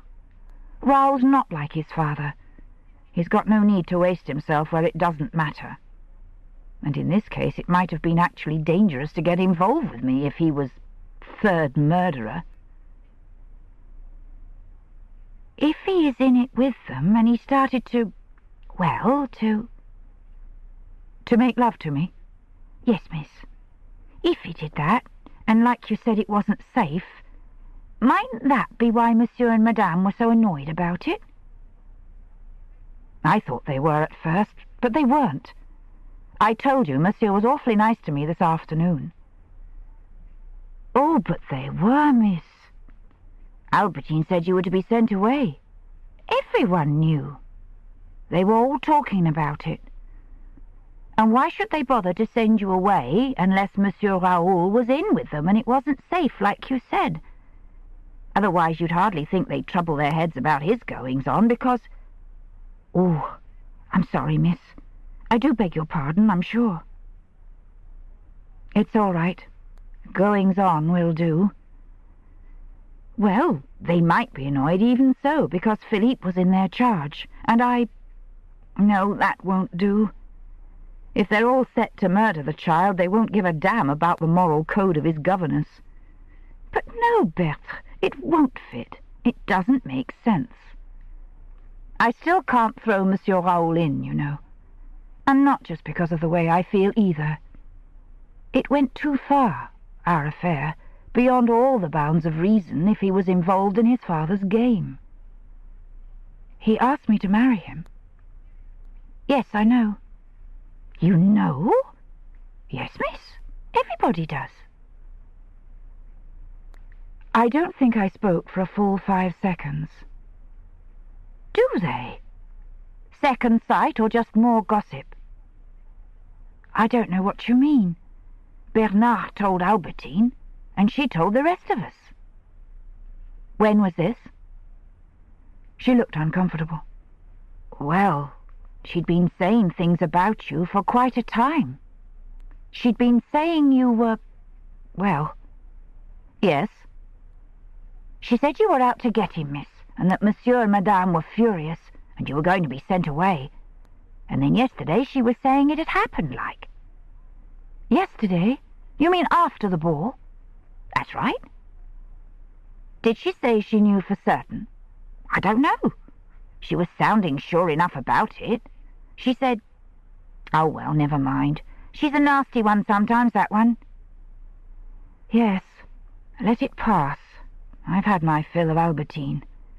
But let's think, I said a little desperately. If she and everyone else were talking about our engagement, then even if they hadn't been actually told, you'd think Monsieur and Madame would know too. That's right, you would. But you said they were genuinely furious before that, when it was known that he and I were, well, interested in each other. Oh, yes, I'm sure of that. But I tell you it doesn't make sense. I told you I saw Monsieur de Valmy yesterday, when presumably he knew as much about it as everyone else, and he was extremely nice to me. And neither of them sent for me to ask me about it, or anything. I can't work it out, Bertha. My head's spinning and it feels as if it's going to burst. If they knew and didn't mind, then Raoul can't be in it, can he? When I saw him, Monsieur Léon must have already laid his plans because he'd already had Hippolyte's cable. My voice trailed away into nothing. I swallowed hard, repeated unrecognizably. He'd already had Hippolyte's cable. In the silence that followed, she stirred, and the bed creaked. I said slowly, "He and Madame were angry with me before. I know they were. I believe they were planning to send me away. But Hippolyte's cable changed all that. They had to make a plan in a hurry, and that plan included me. How does that fit?" "Well, it does, you know. But how? How? Are you sure Bernard said nothing?" "I'm sure," she said desperately. "Don't you fret, miss. I'd go bail you'll be in no danger." "What makes you think I'm worrying about that?" I said almost sharply. "But we must get this straight, don't you see? It's the only way we'll be able to do anything to help Philippe. What can they be planning to do that includes me? What the sweet hell can they be planning?" She said, "Maybe you've nothing to do with it at all. Maybe they just think it'd look funny if something happened to Philippe the day you were sent off. So they've decided they'll have to keep you." "Yes, but marriage is a bit—" "Maybe they want to make sure you'll hold your tongue if you suspect anything," said Berthe. "Oh, dear God," I said wearily. "They surely can't imagine that I'd suspect a child was murdered and do nothing about it." "But if you were going to marry him and everyone knew—" "What difference would that make? They'd never be idiot enough to think I'd help them. No, it's nonsense. They'd never use marriage as a bait to make me hold my tongue. Why, good heavens!" "I wasn't going to say that." There was some new quality in Bertha's voice that stopped me short. She was still speaking softly, but there was some curious vibrancy in the tones that held me. She said, "Everybody knows you're engaged to Monsieur Raoul. If Philippe died, you'd be Madame la Comtesse de Valmy one day." "What do you mean?" Then I saw. I finished in a voice that wasn't a voice at all. "You mean that when the cable came and they made their plan, it did include me? That they've given me a motive for murder? That they can't risk another accident without a scapegoat ready to hand in case things go wrong and people ask questions? Is that what you mean?" Berthe said simply, "Why else should he ask you to marry him?" "Why else, indeed," I said. I had checked up again on Philippe. He still slept peacefully. The house was quiet. I tiptoed back to my bedroom and reached for my dressing gown. Berthe said, "Is he all right?" I was putting the dressing gown on with hands that shook and were clumsy. "Yes. You realize, I suppose, that the likeliest time for anything to happen is tonight, now, and everybody's out at the dance except Mrs. Seddon." "Mr. Seddon didn't go. He stayed with her." "Oh? Well, I trust them all right. But she's ill, and I doubt if he'd be much use, even if they'd believe us, which isn't likely." I found my slippers and thrust my feet hastily into them. "Will you stay with Philippe and mount guard over him? Lock his door and window now." "What are you going to do?" "The only possible thing." "What's the time?" "Going on 1:15. We came away early." "Did Bernard come up with you?" "Yes." She didn't look at me. "I persuaded him to bring me up in the break. It wasn't difficult. He's asleep now in my room." She finished in a thin little voice. "It was awful, driving up that zigzag with him so drunk still." I was hardly listening. I was reflecting that apart from the Seddons, we were alone in the house with Léon de Valmy and Bernard. Thank God the latter still had to sleep it off. I said, "Was Madame de Valmy at the dance?" "Yes, but she'll have left now. She never stays long." "I see. Now, can I get to the telephone in Seddon's pantry without being heard or seen? Does he lock it?" "No, miss. But he goes to bed at midnight, and he always switches it through to the master's room then." Something fluttered deep in my stomach. I ignored it. "Then I'll switch it back again. How do you do it?" "There's a red tab on the left. Press it down. But he might hear it." "Miss, what are you going to do?" "There's only one thing I can do. We must have help."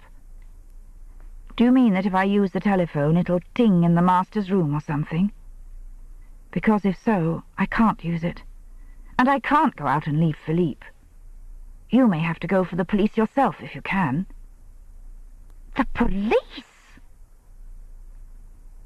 I was across at the door that gave on the corridor, listening. I turned and looked back at her in surprise. "Who else?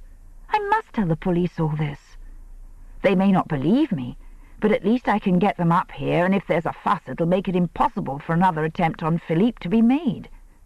And tonight or tomorrow Monsieur Hippolyte gets back, and he can take care of Philippe when the row's over and I've been sent home." "No," said Berthe so violently that the syllable rang, and she clapped a hand to her mouth. "What do you mean?" "You're not to go to the police. You're not to tell anyone." "But, my dear girl—" "I came to tell you because you'd been kind to me, because I liked you and Philippe. You've been so good to me, always so nice, and there was the dress and all. I thought you might have got mixed up in it somehow with Monsieur Raoul and all that. But you mustn't let on I told you. You mustn't." The new fear had sharpened her voice, so that I said urgently, "Be quiet, will you? And don't be a fool. How can you expect me to say nothing?" "You're not to tell them about Bernard. You can go away if you're afraid." I must have looked at her blankly. "Go away? If it's true what we said, and you're likely to be blamed for a murder?" "You can make an excuse in the morning and leave straight away. It's easy. You can say you don't want to marry him after all, and that you know you can't stay as governess after what's happened. It's likely enough. They can't make you stay anyway, and they won't suspect." "But Berthe, stop. That's only guesswork. And even if it's true, you can't seriously suggest that I should run away and leave Philippe to them." "I'll look after him. I'll watch him till Monsieur Hippolyte gets back. It's only one day. You can trust me, you know that. If you upset their plans and they've nobody to blame, maybe they won't do anything." "Maybe they will," I rejoined grimly, "and blame you instead, Berthe." "They wouldn't dare. Bernard wouldn't stand for it." "You're probably right. But I'm not risking Philippe's life on any maybes. And you don't understand, Berthe. The thing to be stopped isn't my being involved, but Philippe's murder. I know you came to warn me, and I'm grateful, but there's simply no question of my leaving. I'm going to ring the police this very minute." Her face, paper white, had flattened, featureless. Starched linen with 2 dark holes torn for eyes. "No, no, no!" voice. "Bernard will know I've told you, and Monsieur de Valmy. I daren't. You can't." "I must. Can't you see that none of these things matter? Only the child?" "I'll deny it. I'll deny everything. I'll swear he never said a word, or that I spoke to you. I'll say it's lies. I will, I will." There was a little silence. I came away from the door. "You'd do that?" "Yes, I swear I would. I said nothing for a bit. After a few seconds, her eyes fell away from mine, but there was a look in her face that told me she meant what she said. I fought my anger down, reminding myself that she had lived all her life in Valmy's shadow, and that now there was the best of reasons why Bernard should still be willing and free to marry her. Poor Berthe! She had done a good deal. More I could hardly expect. "Very well," I said. "I'll leave you out of it, and I won't mention Bernard. We'll let the past die and just deal with the future. I'll put it to the police as simply my own suspicions. I'll think of something. And then I'll go straight along to Léon de Valmy and tell him that I've spoken to them. That should finish the matter quite as effectively." She was staring at me as if I were mad. "You dare?" I had a sudden inner vision of Philippe in Raoul's arms. "Oh, yes," I said. "I dare." She was shivering now, and her teeth were clenched as if she was cold. "But you mustn't. He'd guess about Bernard. And me. Someone'll tell him Bernard was drunk tonight. He'd know. You can't do it." "I must and will. Don't be a fool, Berthe. You know as well as I do that I've got to." "No, no, no. We can look after him. With two of us he'll be all right. And it's only for one day. We can watch Bernard." "And Madame, and Léon de Valmy, and God knows who else," she said blindly, hysterically. "You're not to tell. If you don't swear not to go to the police, I shall go to Bernard now. He'll be sober enough to stop you." I took 3 strides to the bedside and gripped her by the shoulders. "You won't do that, Berthe. You know you won't. You can't." Under my hands her shoulders were rigid. Her face, still pinched and white, was near my own. My touch seemed to have shaken the hysteria out of her, for she spoke quietly and with a conviction that no scream could have carried. "If you tell the police and they come to see the master, he'll guess how you found out, and there'll be a fuss, and he'll just deny everything and laugh at it. They'll say that you... Yes, they'll say you tried to marry Monsieur Raoul and were slighted, and you're doing it out of spite. Then the police will laugh too, and shrug, and have a drink with the master, and go away." "Very likely, but it'll save Philippe, and a bit more slander won't hurt me." "But what do you suppose will happen to me when it's all over?" asked Berthe. "And Bernard? And my mother? And my family? My father and my brothers have worked at Valmy all their lives. They're poor. They've got nothing. Where can they go when they're dismissed? What can we do?" She shook her head. "You must please, please do as I say. Between us we can keep him safe, all right. It's best, miss. Honestly, it's best." I let my hands drop from her shoulders. "Very well. Have it your own way. I'll keep my mouth shut." I looked at her. "But I swear to you that if anything happens to Philippe, or if any attempt is made, I'll smear this story and the Valmys across every newspaper in France until they and Bernard get what they deserve." "Nothing will happen to Philippe." "I pray God you're right. Now go, Berthe. Thank you for coming as you did." She slid off the bed, hesitating. "The frock?" I said wearily. "Keep it. I'll have no use for it where I'll be going. Good night." "Miss." "Good night, Berthe."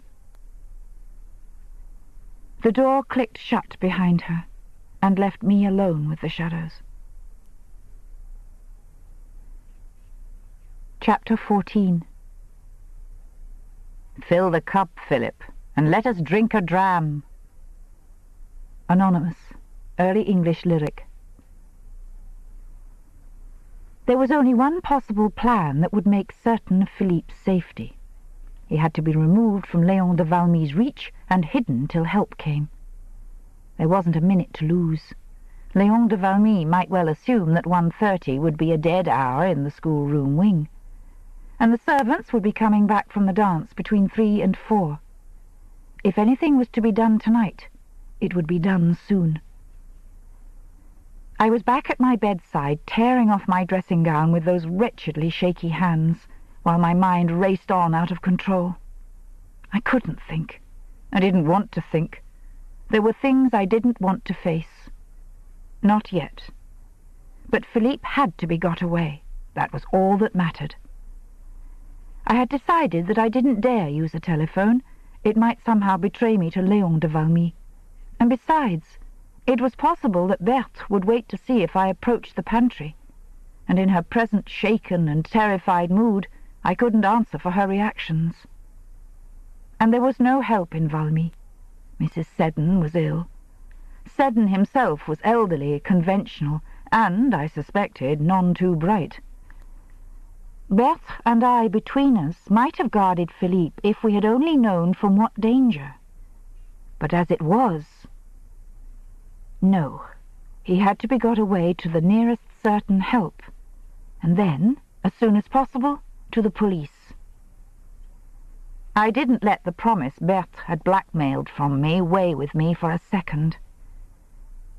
Being a woman, I put common sense in front of an illusory honor, and I'd have broken 1,000 promises without a qualm if by doing so I could save Philippe. I had flung my dressing gown down and was reaching for my clothes when I heard the sound from the corridor. Even though I'd been listening for it, I didn't at first know what it was. It came as the thinnest of humming whispers through the turmoil of my brain. But at some level it must have blared a warning, for my hand flashed to the bedside light and switched it off just as Philippe's door opened, and I knew what the whisper had been. The wheelchair. I stayed where I was, frozen, one hand still on the light switch. I don't think I was even breathing. If there had been the slightest sound from the other room, I think I'd have been through there like a bullet from a gun. But the wheelchair never moved, so I stayed still, waiting. Nothing. No movement. After a while, Philippe's door shut once more, very softly. The whisper was in the corridor again.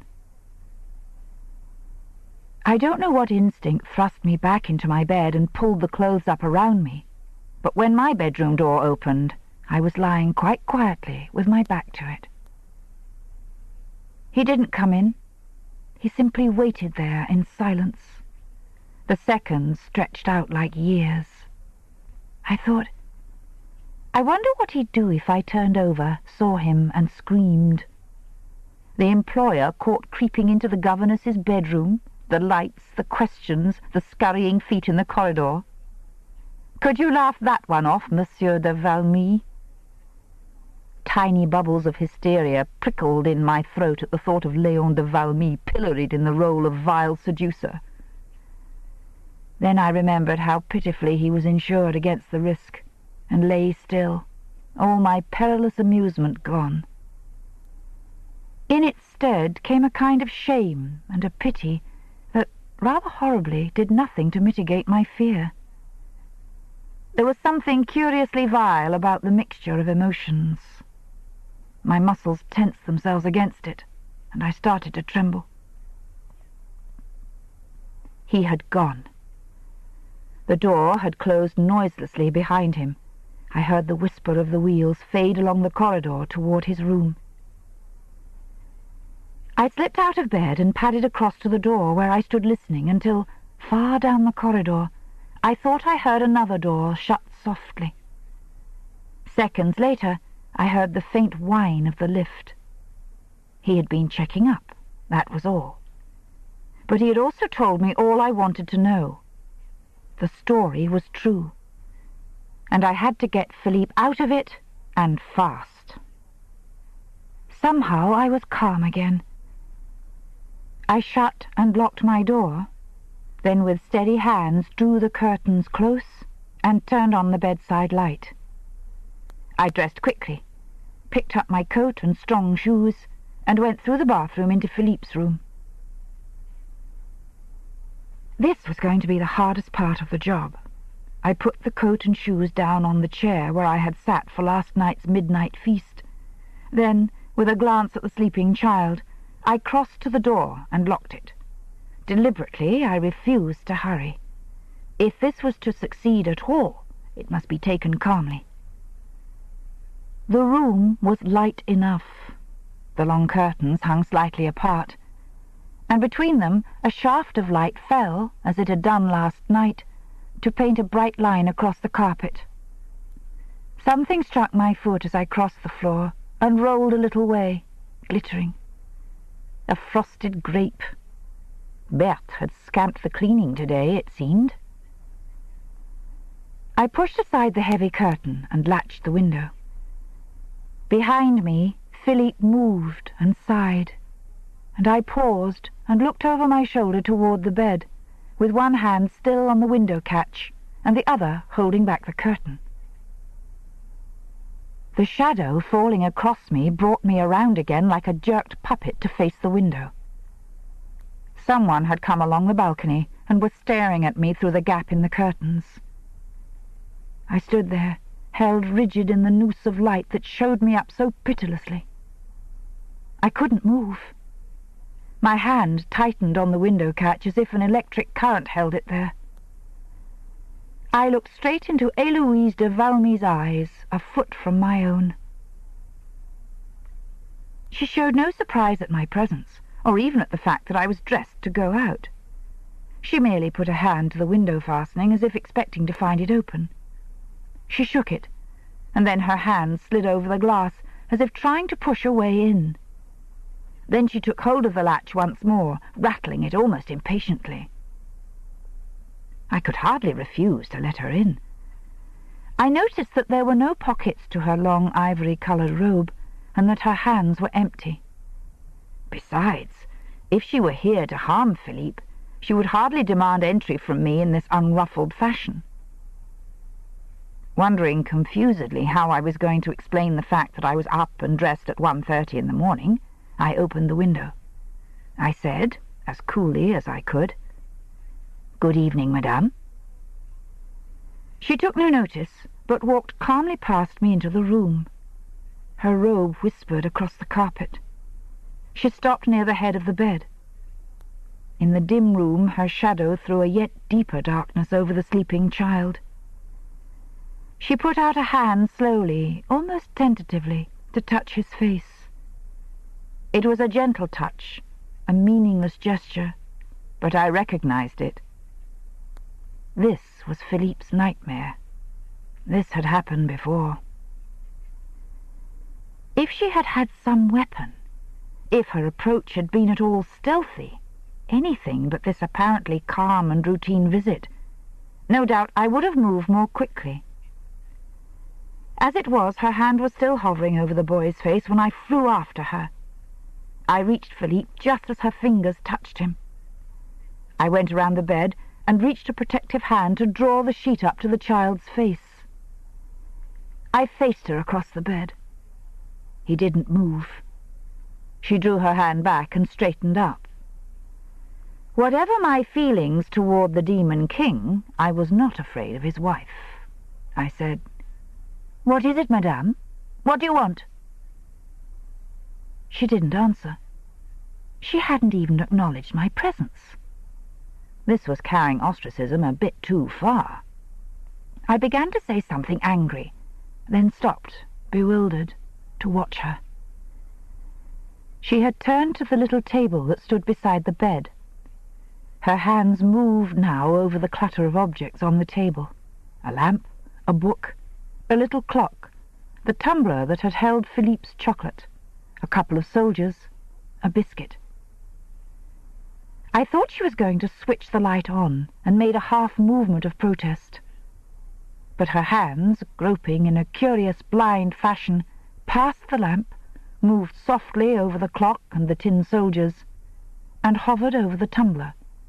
She picked this up. I said, "Madame de Valmy." She turned at that. She had lifted the tumbler as if to drink from it, and across the rim her eyes met mine again. With her back to the moonlight, her face was a pale blur, her eyes dark and expressionless. But as I looked at her, bewildered and beginning once more to be frightened, I understood. The goose-pimple cold slid, ghost-handed, over my skin. The open eyes, no less than the smooth, stealthy hands, were indeed blind. I stared into the woman's expressionless face for one eerie moment longer, while the child breathed gently between us. Then, very quietly, I moved to one side down to the foot of the bed. She stood still, with the tumbler held to her face, staring at the place where I had been. "You see, her eyes are open." "Aye, but their sense is shut." I stood and watched her as if she were a ghost on a moonlit stage. The verses marched on through my brain as if someone had switched on a tape recorder and forgotten it. I remember feeling a sort of numb surprise at their aptness. "Lo you, here she comes. This is her very guise, and upon my life fast asleep." So, Héloïse de Valmy, like Lady Macbeth, had that weighing on her heart which sent her sleepwalking through the night to Philippe's room. And would she, like that other murderess, give away what she had seen and known? I knew nothing about sleepwalkers except what I remembered of that scene in Macbeth. And Lady Macbeth had talked. Was it possible that I could get Héloïse de Valmy to do the same? Observe her. Stand close. I was gripping the rail at the foot of Philippe's bed. Without it, I think I would have fallen. I said hoarsely, "Madame." She took no notice. She put the tumbler down surely and quietly, and turned to go. The moonlight rippled along the lovely folds of her robe. It caught her face, gleaming back from eyes wide and glossy as a doll's. I said, "Héloïse de Valmy, answer me. How will you kill Philippe?" She was on her way to the window. I walked with her. She went smoothly, and at the right moment her hand went up to the curtain. For one fearful moment I thought I'd been mistaken and she was awake, but then I saw her fumble the curtains and hesitate as a fold tangled in her robe. The fixed eyes never moved, but she fetched a sigh and faltered. Heaven knows what she has known. The obsessive question burst from me. "Is Raoul helping you to kill Philippe?" She paused. Her head inclined toward me. I repeated it urgently in her ear. "Is Raoul helping you?" She turned away. It wouldn't work. She was going, and her secrets with her, still locked in sleep. I reached an unsteady hand and drew the curtain aside for her. She walked composedly past me, and out of sight along the balcony. But she had told me one thing.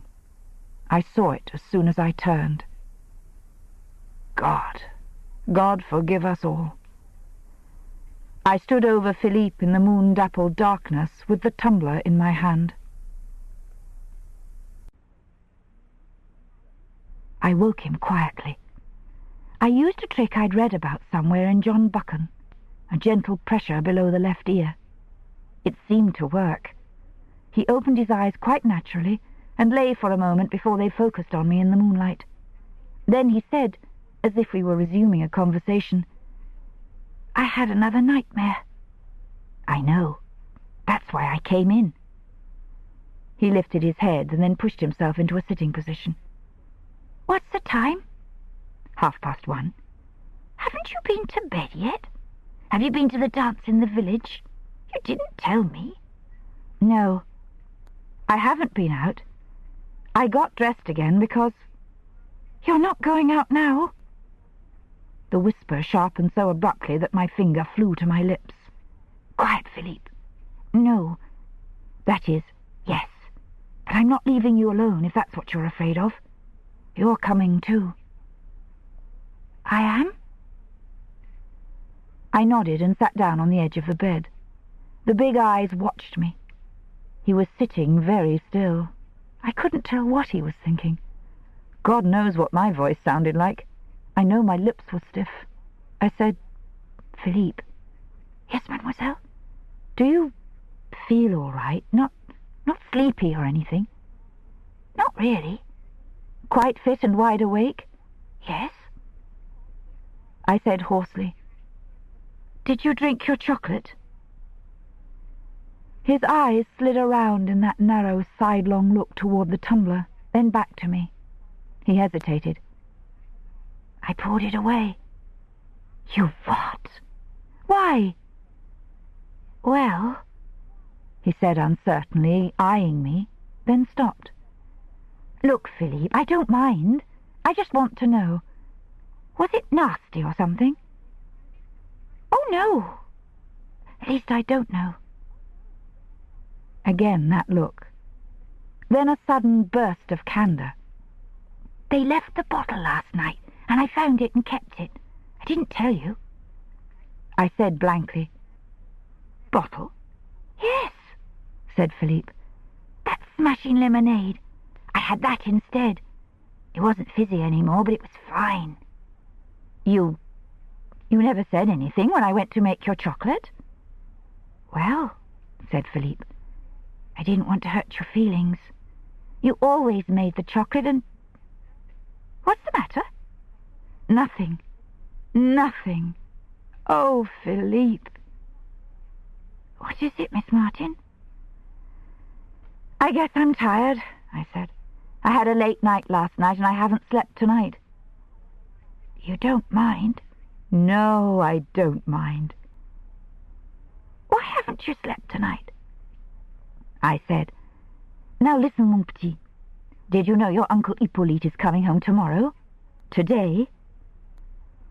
I saw the joy blow across his face the way a gleam runs over water, and felt suddenly a deep and calm thankfulness. There was port in this storm, it seemed. Philippe was saying in a quick, excited whisper, "When is he coming? Why is he coming back? Who told you?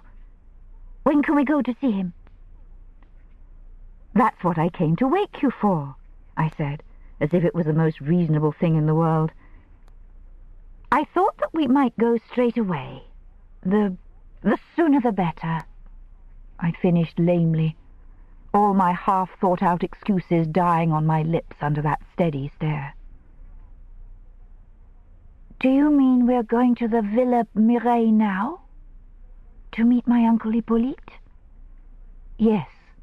He won't be there yet, but I thought—" Philippe said devastatingly, "Does my Uncle Léon know?"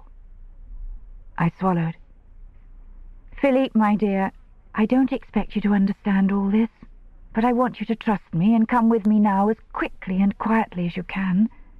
Your Uncle Léon—" "You are taking me away from him." It was a statement, not a question.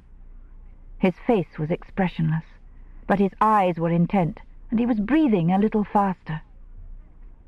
"Yes," I said, and nerved myself for the inevitable, "Why?" But it didn't come. The child supplied the terrible answer for himself. He said in that somber, unsurprised little voice, "My Uncle Léon hates me. I know that. He wishes I was dead, doesn't he?" I said gently, "Philippe, mon lapin, I'm afraid he might wish you harm. I don't like your Uncle Léon very much either. I think we'll both be better away from here if you'll only trust me and come with me." He pushed back the bedclothes without a second's hesitation and grabbed at the back of his nightshirt, ready to haul it over his head. In the act, he stopped. "The time I was shot at in the wood, That was not an accident. The question, coming grotesquely out of the folds of the nightshirt, made me gasp.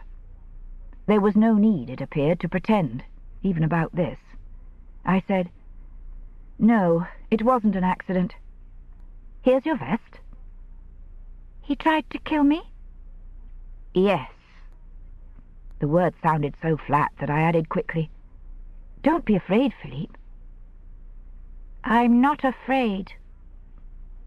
He was fighting his way into his shirt now. As he emerged from the neck of it, I saw that he spoke the truth. He was taut as a wire, and the long-lashed black eyes, Valmy eyes, were beginning to blaze. I've been afraid for a long time, ever since I came to Valmy, but I didn't know why. I've been unhappy, and I've hated my Uncle Léon, but I didn't know why I was afraid all the time. Now I know, and I'm not frightened any more. He sat down at my feet and began to pull his socks on. We'll go to my Uncle Hippolyte and tell him all this, and then my Uncle Léon will be guillotined. Philippe! He glanced up at me. What would you? Murderers go to the guillotine? He's a murderer. Tigers breed true, I thought wildly.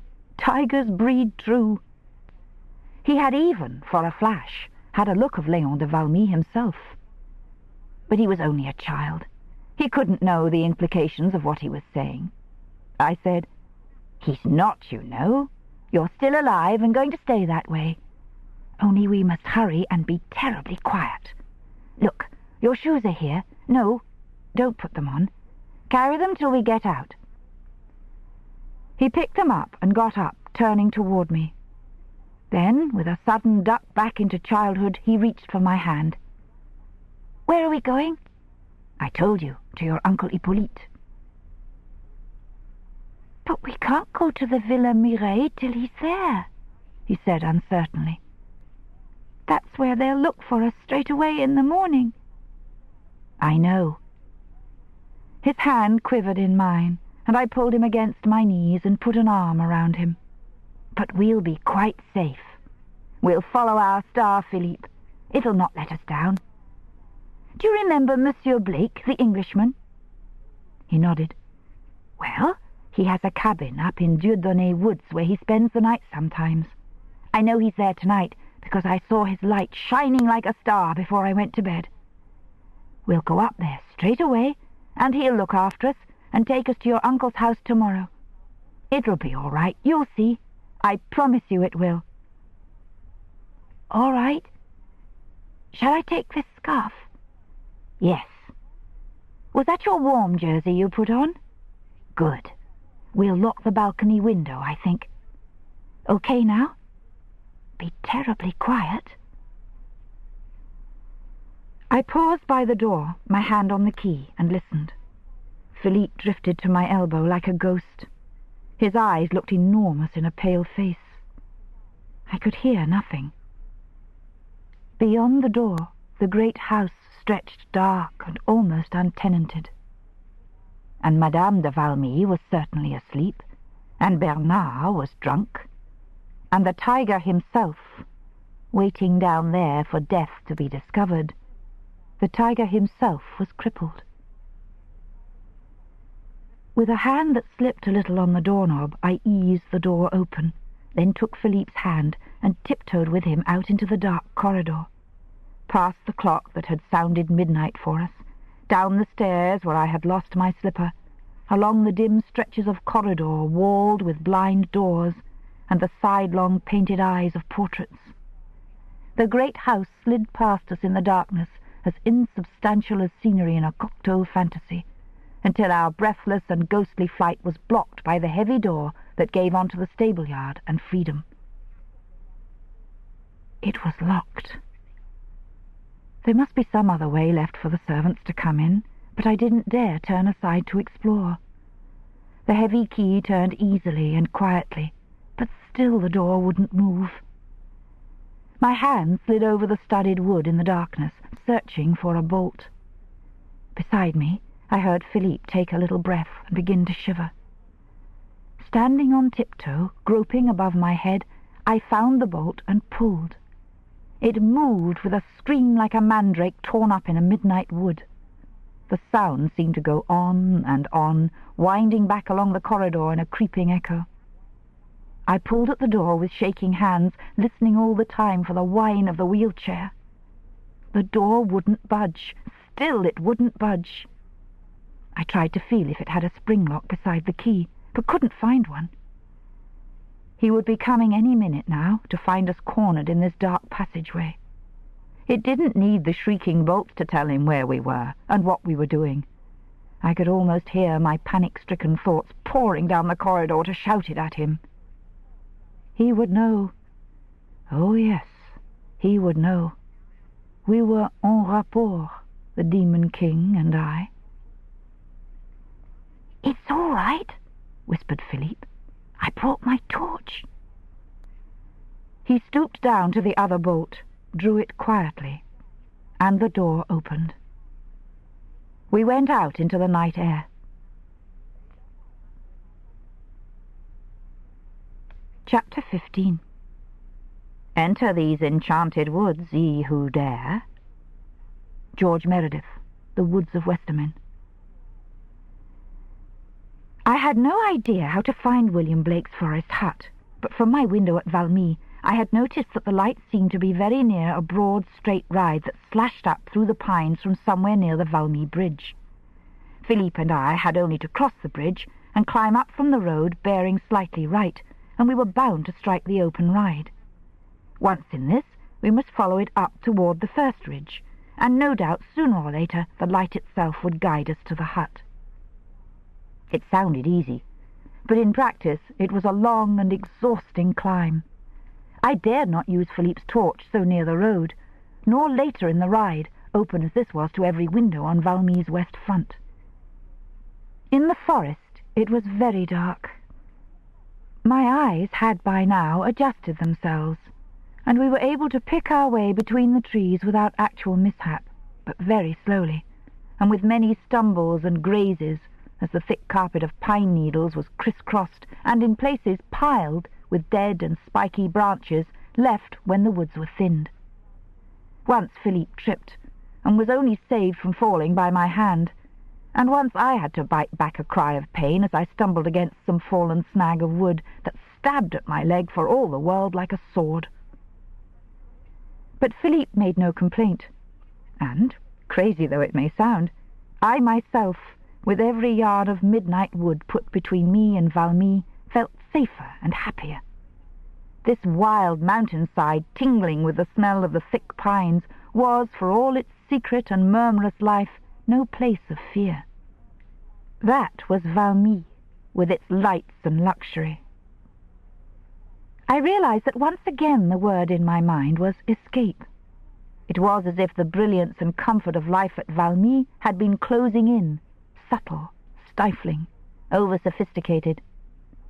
Now I was free. The darkness took us. The air was cool, and the silence was thick with peace. My guess had been right. After perhaps 20 minutes of our steep stumbling progress, we came at a climbing angle upon the open ride. This was some 15 yards wide, and ran in a dead-straight slash from top to bottom of the hillside. I supposed it was a fire-break, or a road left open for tractors.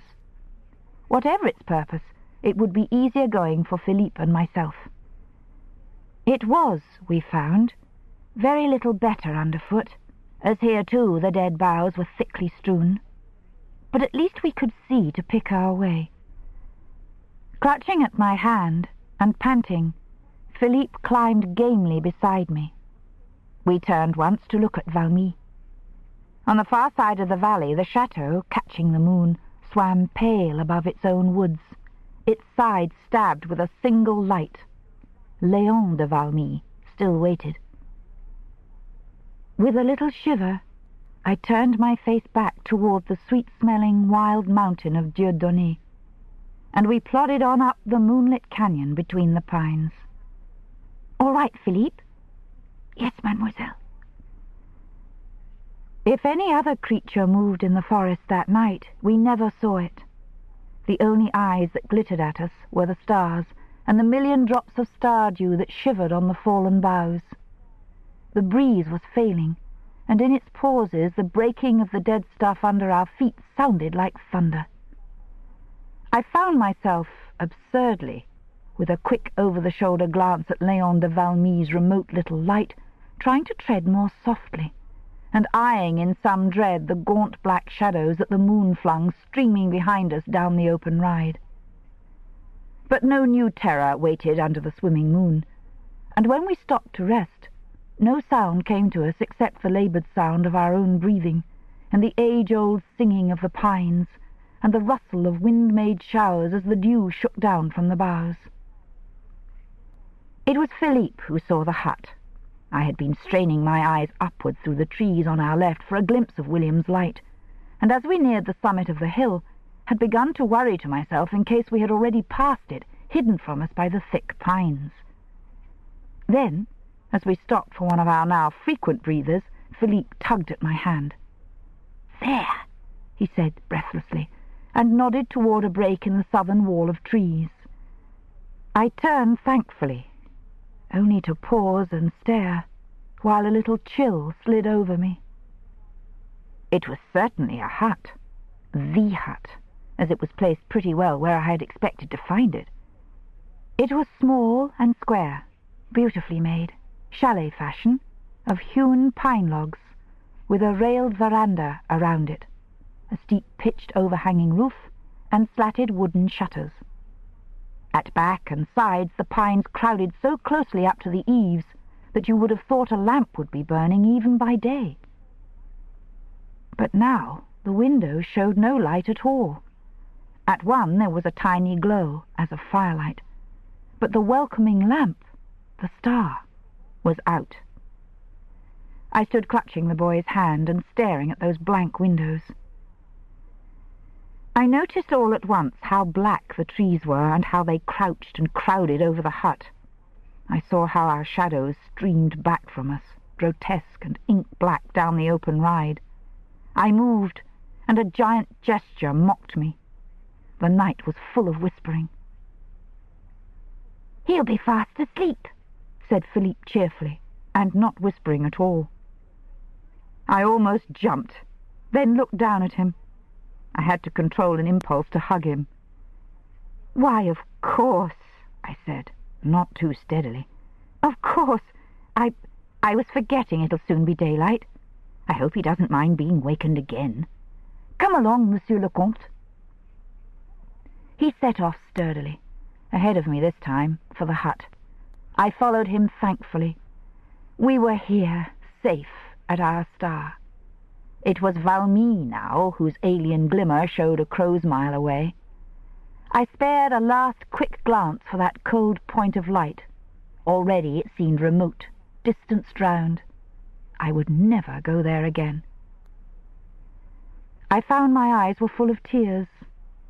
Not one, but a swarm of stars swam in the liquid distance. Angrily, I put up a hand to brush the tears away, and looked again. Not one, but a swarm of stars. 3 lights now glared from the white bulk that was Valmy, and even as I stared, with the quick hot thrill twisting belly-deep inside me, another window sprang to life, and another. My bedroom, my sitting room, the schoolroom. And then I saw 2 tiny lights break from the shadows below and slide away as a car came out of the courtyard. The alarm had been given. Dear God, the alarm had been given. He hadn't waited till morning. He'd checked on us again, and now Valmy was up. I could almost hear the quick footsteps, the whispering, the whine of the wheelchair, the humming telephone wires. The bright windows stared with their 5 eyes across the valley. Then, even as I wondered through my sick panic why he should have roused the place, the lights went out quickly, one by one, and Valmy sank back into quiet.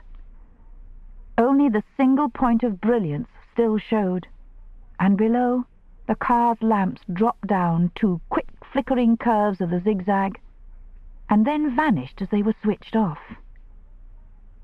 I'd been wrong. There had been no alarm. He'd found us gone, made sure, and then gone back to wait by his telephone. He had the rest of the night, and his hound was out after us. Bernard, drastically sobered? Raoul? I turned and ran in under the darkness of the pines as Philippe's soft rapping sounded on the door of the hut. Half a minute went by. 3/4. I stood beside Philippe, trying to still that little twist of terror deep inside me. In a moment now it would be over.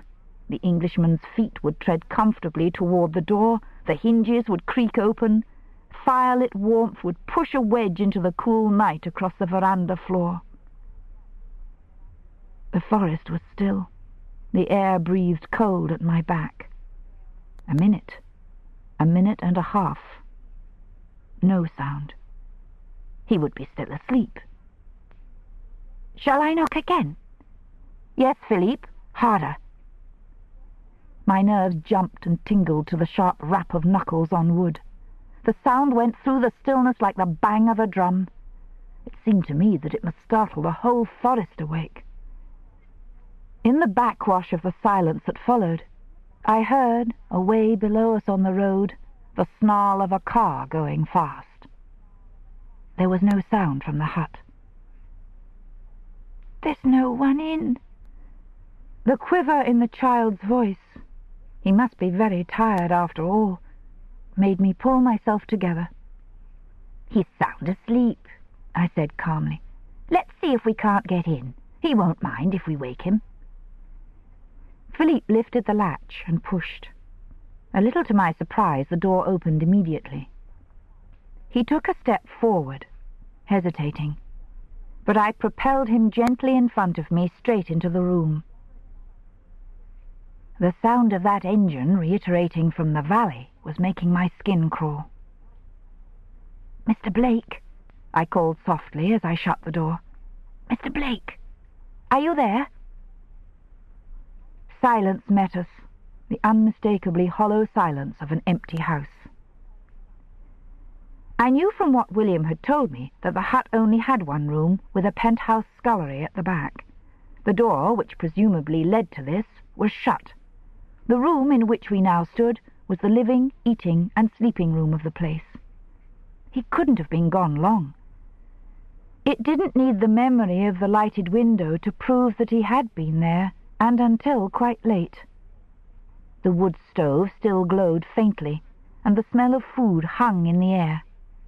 He must have been working up here, made himself a meal, and then decided, late as it was, to go down to the coquardie. The blankets on the bed in the corner were neatly folded in a pile. It was a bare little room, its walls, floor, and ceiling all of pine, still, in the heat from the stove, smelling faintly of the forest. There were a sturdy hand-made table, a couple of wooden chairs, and a hard-looking bed with a box underneath. A small cupboard hung in one corner, and a shelf over the bed held a few books. On pegs near the stove was a miscellany of things: ropes, a rucksack, an old khaki coat. Some spare tools lay beneath on a pile of clean sacking. In the far corner, an upright ladder led to a small square trapdoor. "Can't we stay here?" There was the faintest suspicion of a whine in Philippe's voice. He must be very nearly exhausted, and indeed the thought of going further appalled me. And where could we go? This must be what the mired fox felt like when it found its way to earth with the last calculated ounce of strength. I glanced at the shut door, at the glowing stove, at Philippe. Yes, of course. The car would be raking the road to the Villa Muret. They would never look for us here. I said, "Do you think you could climb that ladder?" "That? Yes. What's up there? Why do we have to go up there?" "Well," I said, "there's only one bed down here, and that's Mr. Blake's. He may come back and need it. Besides, we'd be better hidden away up there, don't you think? Can you keep as still as a mouse if anybody comes in?" He looked up at me. Big eyes in a pinched little face. He was biting his lip. He nodded. I think if Léon de Valmy had come in at that moment, I could have killed him with my bare hands. As it was, I said briskly, "Well, we mustn't leave any sign we've been here, just in case somebody else comes looking for us before Mr. Blake gets home. Are your shoes wet?" "Ah, yes, they are a bit, aren't they?" "So are mine." "We'll take them off." "No, stay on the mat, Petit. That's fine. Now, you carry them and perch here by the stove while I reconnoitre the loft." Luckily, the trap-door was light, and it seemed in frequent use. At any rate, it opened easily and quietly, and standing on the ladder with my head and shoulders through the opening, I raked the loft with a beam of Philippe's torch. I had been praying fervently as I climbed that the place wouldn't be too bad. Now I gave a sigh of relief. The loft was almost as clean as the living room, and quite dry. It was used as a storeroom, and I could see some boxes and canisters, some more rope, a drum of wire, and, what was more to the purpose, a pile of tarpaulins and sacking on the chimney side of the steep-roofed little chamber. I went quickly down again and reported this to Philippe. "It's beautifully warm," I said cheerfully, "right over the stove. Can you shove your shoes in your pockets and swarm away up while I collect some blankets? I'll pass them up to you. I can't spare the torch for a moment, so don't explore too far." As I had hoped, there were extra blankets in the box under the bed. I dragged these out with wary flashes of the torch, and with some little trouble got them one by one up the ladder and into Philippe's waiting grasp. At last I pulled myself up beside him and sent a final beam raking the little room. Nothing betrayed us. The floor was dry, the bed undisturbed, the door shut but not locked. We shut the trapdoor quietly and crawled, only in the centre of the loft could one stand, to make our bed. The warmth from the chimney was pleasant, the blankets thick and comforting. The little dark loft with its steep-pitched roof gave an illusion of safety. So presently, having shared a stick of chocolate and said our prayers, from both of which exercises we derived immense comfort, we settled down for what remained of the night. Philippe went to sleep almost immediately, curled in his usual small huddle up against me. I tucked the blankets thankfully around him, and then lay listening to his light breathing and to the million tiny noises of the large silence that wrapped us in. The breeze seemed finally to have dropped, for the forest, so close to us, lying up under the shingles, was still. Only a faint intermittent murmur, like a long sigh, came from the pines. Inside the cottage came, from time to time, the tiny noises of a building stirring in its sleep, the creak of a settling board, the fall of charred wood in the stove, the tiny scratching of a mouse in the wall. I lay there, trying to empty my mind of worry and speculation about the coming day. It was Wednesday, only the one day to go, and then I could deliver my charge either at the Villa Mireille itself, or, if that proved difficult, by any telephone. The thing was easy. Easy. And if, as it seemed likely, William Blake called at the mountain hut in the morning, then it became easier still. Once we had him as escort, the last shred of danger vanished. All I had to do now was relax and try to sleep. Neither Léon de Valmy nor Bernard would think of looking for us here. I had once spoken of William to Raoul. The thought brought me momentarily awake again, and he might connect the name. But of course Raoul wasn't in it.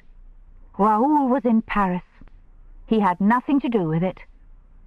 We were safe here, quite safe. I could sleep. The lifting of the door latch sounded, in that sleepy silence, like a pistol shot. Even as one part of my mind stampeded in panic like the mice now scurrying from the sound, the other rose light and dizzy with relief. It was William Blake, of course. It couldn't be anyone else. I must have slept longer than I'd thought, and now it was early morning, and he had come back. I lifted my head to listen, but made no other movement. Something else, which had nothing whatever to do with my conclusions, kept me clamped down like a hare in her form. I waited. Philippe slept. Below us, the door shut very softly. The newcomer took 2 or 3 steps, then stopped. I could hear him breathing hard as if he'd been hurrying. He stood perfectly still for a long time. I waited for the homely sounds of a log in the stove, the rasp of a match, the opening of the scullery door.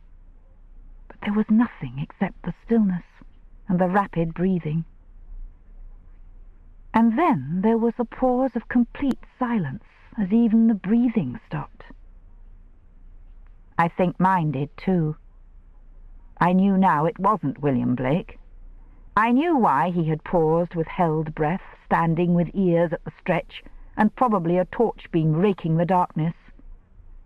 He had been listening for sounds of the quarry. It couldn't be true, but it was. The hound was here already. Then his breath came out again with a gasp, and he moved across the floor. Now came the quiet chunk of closing shutters, the chink of the lamp globe, the scrape of a match. But the sounds were about as homely as the click of a cocked gun. I heard the slight clatter of the globe sliding into its socket, then a muttered curse as, I suppose, the wick went out again. Seconds later came the scrape of another match. It couldn't be morning yet, and it certainly wasn't William Blake. The curse had been in French, and in a voice I thought I recognized. Bernard's. The hunt was up with a vengeance. The lamp was burning now. I could see here and there tiny threads of light between the ceiling boards. He was moving about with a slow deliberation that was far more terrifying than haste. Only his breathing still hurried, and that surely should have been under control by now. I found that I was shaking, crouched together in my form of blankets.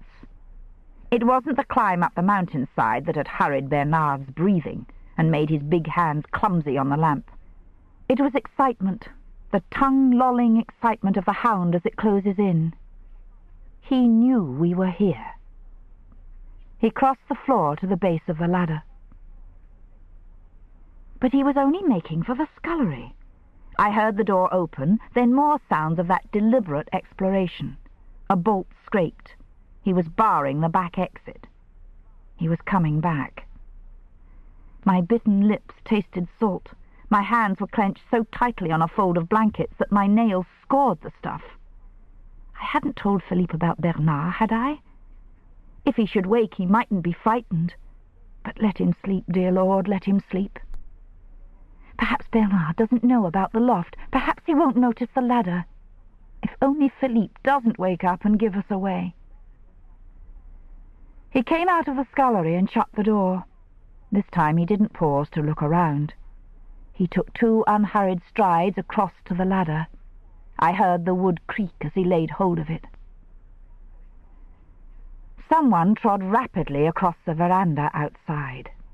I heard Bernard jerk out an oath under his breath. The door opened again.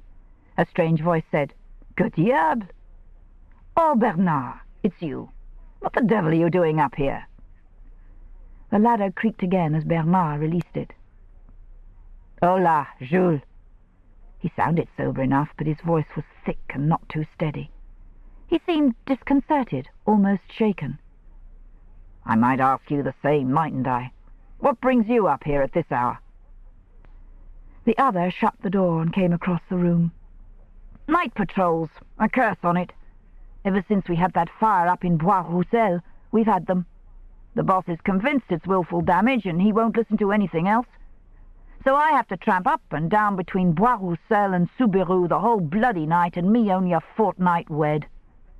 Dawn's a lousy time to be out in anyway, and when I think where I might be—" Bernard laughed and moved away from the ladder. "Hard luck, friend. I expect you make out, tout de même." "As to that," said Jules frankly, "I can go to bed the whole bloody day, can't I? Here, let's make this stove up. Aha, that's better. Now tell me, what brings you up here at this hour? It's gone 5, surely. If you're wanting the Englishman, he's down at the Coquardie for the night. What's he done?" Bernard said, so slowly that I could almost hear the calculation clicking behind the words. "No, it's not the Englishman." "No?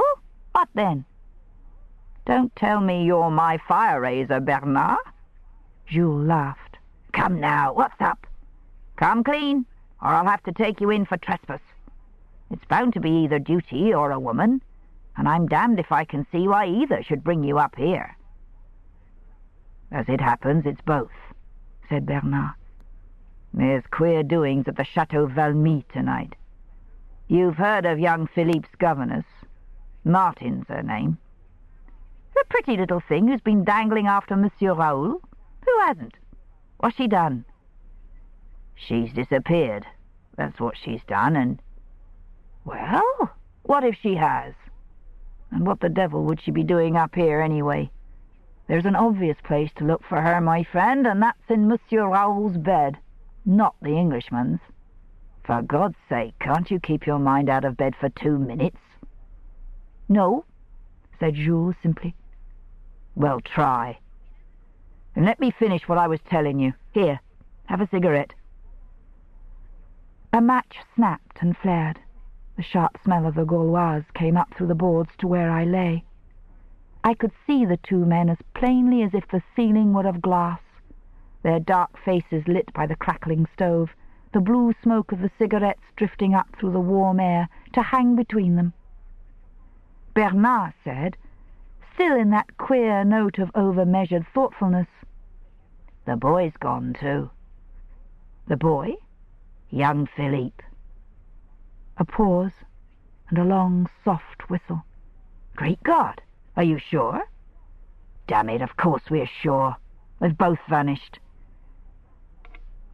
Madame went along a bit ago to have a look at the boy. He's not strong, you know, and it seems she's been worried about him. She's not sleeping very well. Anyway, she went along, and he wasn't in his room.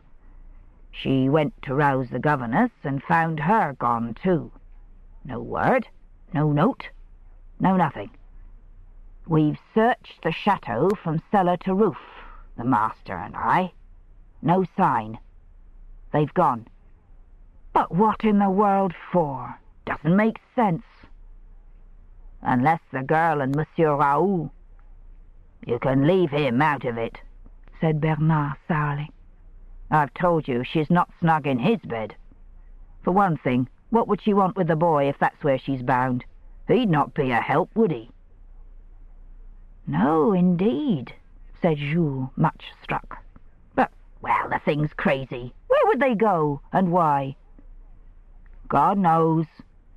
Bernard sounded almost indifferent. And they'll probably turn up very soon anyway. The master didn't seem very worried, though Madame was properly upset. It's made her ill. She has a bad heart, you know. So the master told me to get out and scout around the place for them. I've been down to Tonon, but there's no sign. He paused, and then I heard him yawn. Beside me, Philippe moved a little and stretched in his sleep. His shoes must have been lying near him, and through the blankets his knee touched one of them and pushed it with a small scraping sound over the boards. It was the slightest of noises, but it seemed to fill the pause like thunder. But Bernard had heard nothing. He was saying, indifferently, 10 to 1, it's all nonsense anyway. I probably shouldn't have told you about it, but since you've caught me on your land... He laughed. Why should they be up here? The master's idea. It seems the girl was seen in Tonon with the Englishman. I tell you, the whole thing's crazy. stands to reason it's only one of two things. Either they're both off together on some silly frolic, or the boy's gone out adventuring on his own and the girl's found him gone and set off to fetch him back." Jules sounded dubious. "Doesn't seem very likely." Bernard yawned again. "No, it doesn't. But boys are queer cattle. Almost as queer as women, friend Jules. And he and the Martin girl are very thick. The two of them had a midnight feast the other night, so I'm told. They'll not have gone far. The boy hasn't got his papers. Depend on it, it'll be some silly lark or other. What else could it be?" "Well, as long as Monsieur isn't worried," said Jules doubtfully. There was a little silence through which I heard the hiss of the stove and the shifting of a man's feet. Then Bernard said briskly, "Well, I think I'd better be off. Coming?" Jules didn't answer directly. He said, in a voice which had a tentative, sidelong sound, "That girl, Martin. There was talk. A lot of talk." "Oh?" Bernard didn't sound interested.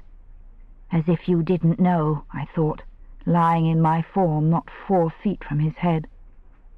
"People were saying," said Jules hesitantly, "that she and Monsieur Raoul were fiancés." "Oh, that," said Bernard. A pause. "Well, it's true." "Diable! Is it really? So she got him?" "If you put it that way. Don't you?" "Well," said Bernard, sounding amused, "I imagine Monsieur Raoul may have had something to say in the matter. You can't tell me that any girl, however pretty, could lead that one up the garden path unless he very much wanted to go." "There's ways and ways," said Jules sagely. "He knows what he's about, of course, but damn it, there comes a time." He laughed. "And she's nothing like his usual. That gets us every time, doesn't it? Fools." "He was never a fool," said Bernard. "And if he wants to marry her, well, that's what he wants." "You don't persuade me he's really fallen, do you? For the little English girl? Be your age, man. He wants to sleep with her and she won't let him." "Maybe. But it's quite a step from that to marriage, for such as him." "You're telling me? Well, perhaps the reason's more pressing still. Perhaps she has slept with him, and now there's a little something to force his hand." "It's been done," said Jules largely. "I should know." "Oh, congratulations." Bernard's voice sounded almost absent. "But I doubt if that's it." "That's big of you," I thought, biting my knuckles above him while Jules' words crawled like lice along my skin. The stove top clanked as someone lifted it to drop a cigarette butt on the logs. Bernard said again, "Look, I must go. Are you coming?" "Bernard?" Jules had dropped his voice for all the world as if he knew I was listening. He sounded urgent and slightly ashamed. The effect was so queer, so horrible almost, that my skin prickled again. "Well?" said Bernard impatiently. "The girl." "Well?" said Bernard again. "Are you so sure that she—" Jules paused, and I heard him swallow. "That she means well by the boy? What the devil do you mean?" "Well, I told you there'd been talk. People have been saying that she, well, has ambitions." "Ambitions? Who hasn't?" "Very likely she has. But why should that make her not mean well by the brat? What do you—" Bernard's voice trailed off, and I heard him draw in his breath. He said, on a very odd note, "You can't mean what I think you mean, friend Jules." Jules sounded defiant. "Why not? Why should her ambition stop at marrying Monsieur Raoul? What does anyone know about her after all? Who is she?" An English orphan, I think, of good family. That's all I know. A pause. She's fond of the boy. Jules said, The boy won't make her Madame la Comtesse de Valmy. A longer pause. Bernard's laugh, breaking it, sounded a little strained. The sooner you get back to that bed of yours, the better, mon ami. The night air's giving you fancies, and I must get back. 10 to 1 the thing's over, and they're both safely back in bed. I hope Monsieur gives them hell in the morning for all the trouble they've caused. Come now. Jules said stubbornly, You may laugh, but I tell you that Monsieur Garcin said, That old woman of a chemist. You should have better things to do than listen to village clack. All the same. Bernard said irritably, For God's sake, Jules, you can't make every pretty girl a criminal because she makes a play for her betters. Now look, I've got to go. Which way are you bound? Jules sounded sulky. Down towards Subaru. It's wearing on for morning. And your trick's over. Right, I'll go down that way with you. I brought the brake up to the end of the track, so I'll run you down. You go on now while I turn the lamp down and close up. Okay. The stove-top clanked again as the second cigarette followed the first. I heard Jules tread heavily toward the door. Beside me, Philippe stirred again and muttered something in his sleep. The footsteps stopped. Jules said sharply, What was that? What? I heard something. Through there, perhaps, or... Bernard said softly, Open the door, quickly. Jules obeyed. The fresh grey morning smell pierced the blue scent of cigarettes and wood smoke. Nothing there. Jules' voice came as if from a distance. I imagined him out on the veranda, peering around the wall. Bernard, just below us still, laughed his short, hard laugh. A mouse, friend Jules. You're seeing a tiger in every tree tonight, aren't you? He stretched noisily and yawned. Well, I'm for bed as well. Though mine'll not be as warm as yours, I'm afraid. What time does the Englishman get up here as a rule? Pretty early, that is, if he's coming up here this morning. I wouldn't know. Ah, well, let's be going. I hope to God the excitement's over down at Valmy. Why the hell the master should send me up here anyway, I can't imagine. Go on, mon ami.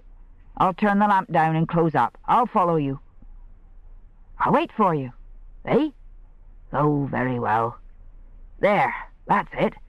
I suppose the stove's safe. Yes, well, I'd have thought that bed of yours would have put a bit of hurry into you, friend Jules. He was going. His voice dwindled toward the door. Beside me, Philippe moved his head, and his breath touched my cheek softly. Jules' voice said, with a good temper back in it, Ah, that bed of mine, let me tell you, copain. The door shut quietly, lopping off Jules' embroidery of his favourite motif. I heard his voice faintly, fading off into the dawn hush that held the forest. I hadn't realized how quiet it was outside. Not a bough moved, not a twig brushed the shingles. Philippe breathed softly beside me. From somewhere, a wood pigeon began its hoarse cooing. Soon the sun would be up. It would be a lovely day. I lay back beside Philippe, shaking as if I had the fever. The reprieve from terror had been so sudden that it had thrown me out of gear. All through that conversation I had crouched, straining every sense to interpret the two men's intentions, but with my mind spinning in a useless, formless conclusion. At one moment it seemed to me that I ought to call out and disclose our presence to Jules, who was not a Valmy employee, and who would at any rate save us from any harm that Bernard might intend. At the next moment I found myself dazedly listening to Jules accusing, Bernard defending me. And what he'd had to say was odd enough. Léon de Valmy was not perturbed. It was known that I was fond of the boy, and Monsieur Raoul could be left out of it. Bernard, in fact, had taken some pains to suppress the very gossip that I had imagined he and Albertine had engineered. No wonder I was shaken and confused. Had I been wrong? Could I possibly have been wrong? Surely Léon de Valmy, if he were guilty, must have known from my flight with Philippe that I suspected him. If he were guilty, he couldn't be unperturbed. And if he were guilty, why should Bernard defend me to Jules? And Raoul was out of it. Dear Lord, had I been wrong? But something fretted at me still. The whole conversation had had about it a curious air of inversion, something off-key, that had sounded in Bernard's defence of me, and in that slow, deliberative tone he had used. I lay there quietly, savouring our safety and the stillness of Dieudonné, while the pigeon cooed peacefully in the pine tops outside, and the racing blood in my body slowed down to normal. Philippe stirred again and said, "Mademoiselle?" and relaxed once more into sleep. I smiled a little, thinking with another quick uprush of relief that had he spoken so clearly before, Bernard must surely have heard him. After all, he had been standing just below us, while Jules was almost at the door. On the thought, I came upright in the darkness, dry-lipped, my heart going wild again in my breast. Bernard must surely have heard him. Of course Bernard had heard him. Bernard had known we were there. So that was it. No other explanation would fit the facts and explain the curious overtones to the conversation. No wonder it had seemed off-key. No wonder I had been bogged down between friend and enemy. Bernard had known, and it hadn't suited him to find us while Jules was there. And that was why, though he'd been interrupted on his way up to the loft, he hadn't finished the search. That was why he had refused to hear what Jules had heard, why he had tried to get Jules to go on ahead while he stayed behind to close up. It also explained very effectively his playing down of the effect of our flight at Valmy. Whatever was discovered in the morning, it was obvious that Bernard's presence in the forest would have to be explained. The simplest and safest thing to do was obviously to tell some version of the truth. With me crouched not 4 feet above his head, he'd had to play a very careful game. I was listening, and he didn't want to flush the quarry. Not before he had a chance to come back alone. Because, of course, he would come back. I was out of my blankets almost before the thought touched me, and creeping soundlessly across the floor to the trap-door. For all I had heard Jules talking away down the forest path, I was taking no risks of a door that closed to leave the enemy inside and waiting. I lay flat beside the trap, and slowly eased it up till the tiniest crack showed between it and the floor. I peered through as best I could. Some light through the badly fitting shutters showed an empty room. I flew back to Philippe's side, but as I put out a hand to shake him awake, I checked myself. I knelt beside him, my hands clutched tightly together, and shut my eyes. I couldn't waken the child on this wave of shaking terror. I must take control again. I must. I gave myself 20 seconds, counting them steadily. He would come back. He would take Jules home in the shooting break, let himself be seen starting for Valmy, and then he would come back. He would be as quick as he could, because the night was wearing on for morning, and the night and the day were all they had. I didn't take the thought further. I didn't want it put into words. I left it formless, a beat of fear through my body. How they would get away with it, I wouldn't imagine. But in my present state of mind, and in that dark hole at the top of the lonely forest, anything seemed possible. I knelt there and made myself count steadily on through perhaps the worst 20 seconds of my life, while the terror, pressing closer, blew itself up into fantasy. The Demon King watching us from behind that bright window a mile away, hunting us down from his wheelchair by some ghastly kind of radar that tracked us through the forest. I whipped the mad thought aside, but the image persisted. Léon de Valmy, like a deformed and giant shadow, reaching out for us wherever we happened to be. Why had I thought I could get the better of him? Nobody ever had, except one. The silly tears were running down my face. I bent to rouse Philippe. 7th Coach. Chapter 16. Oh, Sammy, why weren't there a alibi? Dickens, Pickwick Papers. He came awake instantly. Mademoiselle, is it morning? Yes. Get up, chicken. We've got to go. All right. Are you crying, mademoiselle? Good heavens, no. What makes you think that? Something fell on me, wet.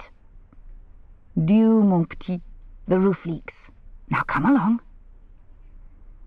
He jumped up straight away, and in a very short space of time we were down that ladder, and Philippe was lacing his shoes, while I made a lightning raid on William Blake's cupboards. Biscuits, I said cheerfully, and butter, and yes, a tin of sardines. And I brought cake and chocolate. Here's riches. Trust a man to look after himself. He's all stocked up like a squirrel. Philippe smiled. His face looked a little less pinched this morning, though the grey light filtering through the shutters still showed him pale. God knows how it showed me. I felt like a walking ghost. Can we make up the stove, mademoiselle? Afraid not. We'd better not wait here for Monsieur Blake. There are too many people about in the wood. We'll go on. Where to? Subiru? Is that where he is? Yes, but we're not going towards Subiru. I think we'll make straight for Tonon. Now? Yes. Without breakfast?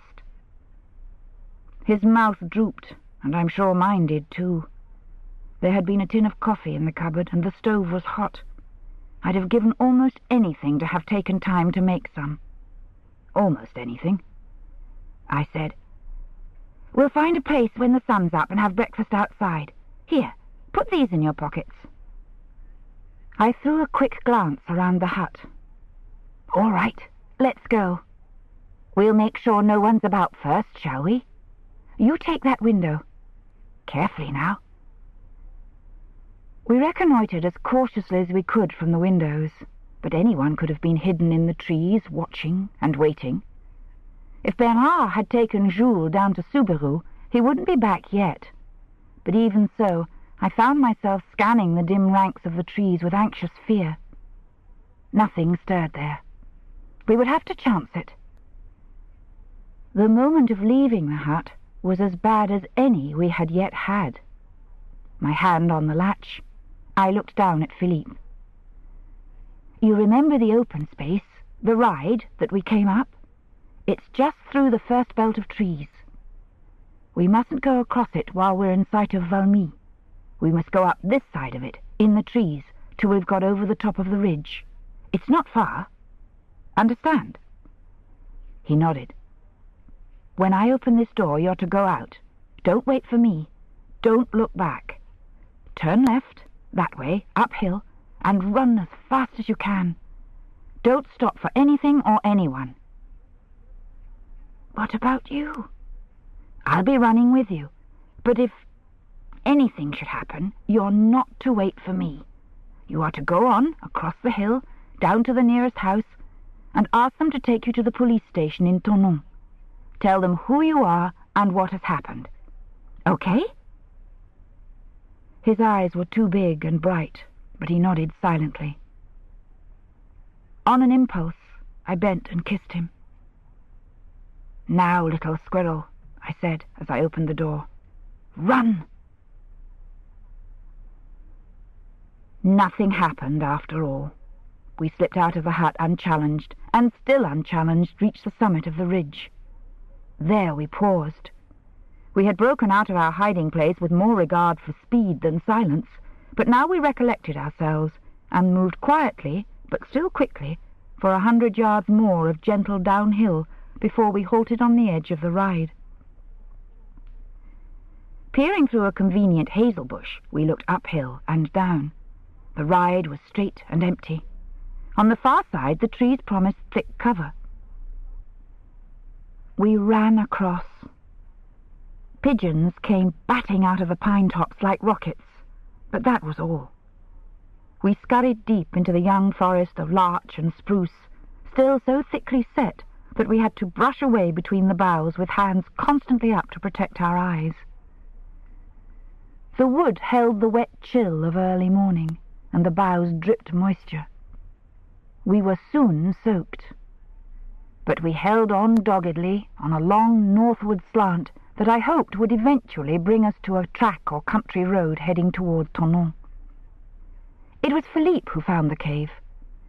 I was ahead of him, forging away through the thick branches and holding them back for his passage, when I pushed through a wet wall of spruce to find myself on the edge of an outcrop of rock.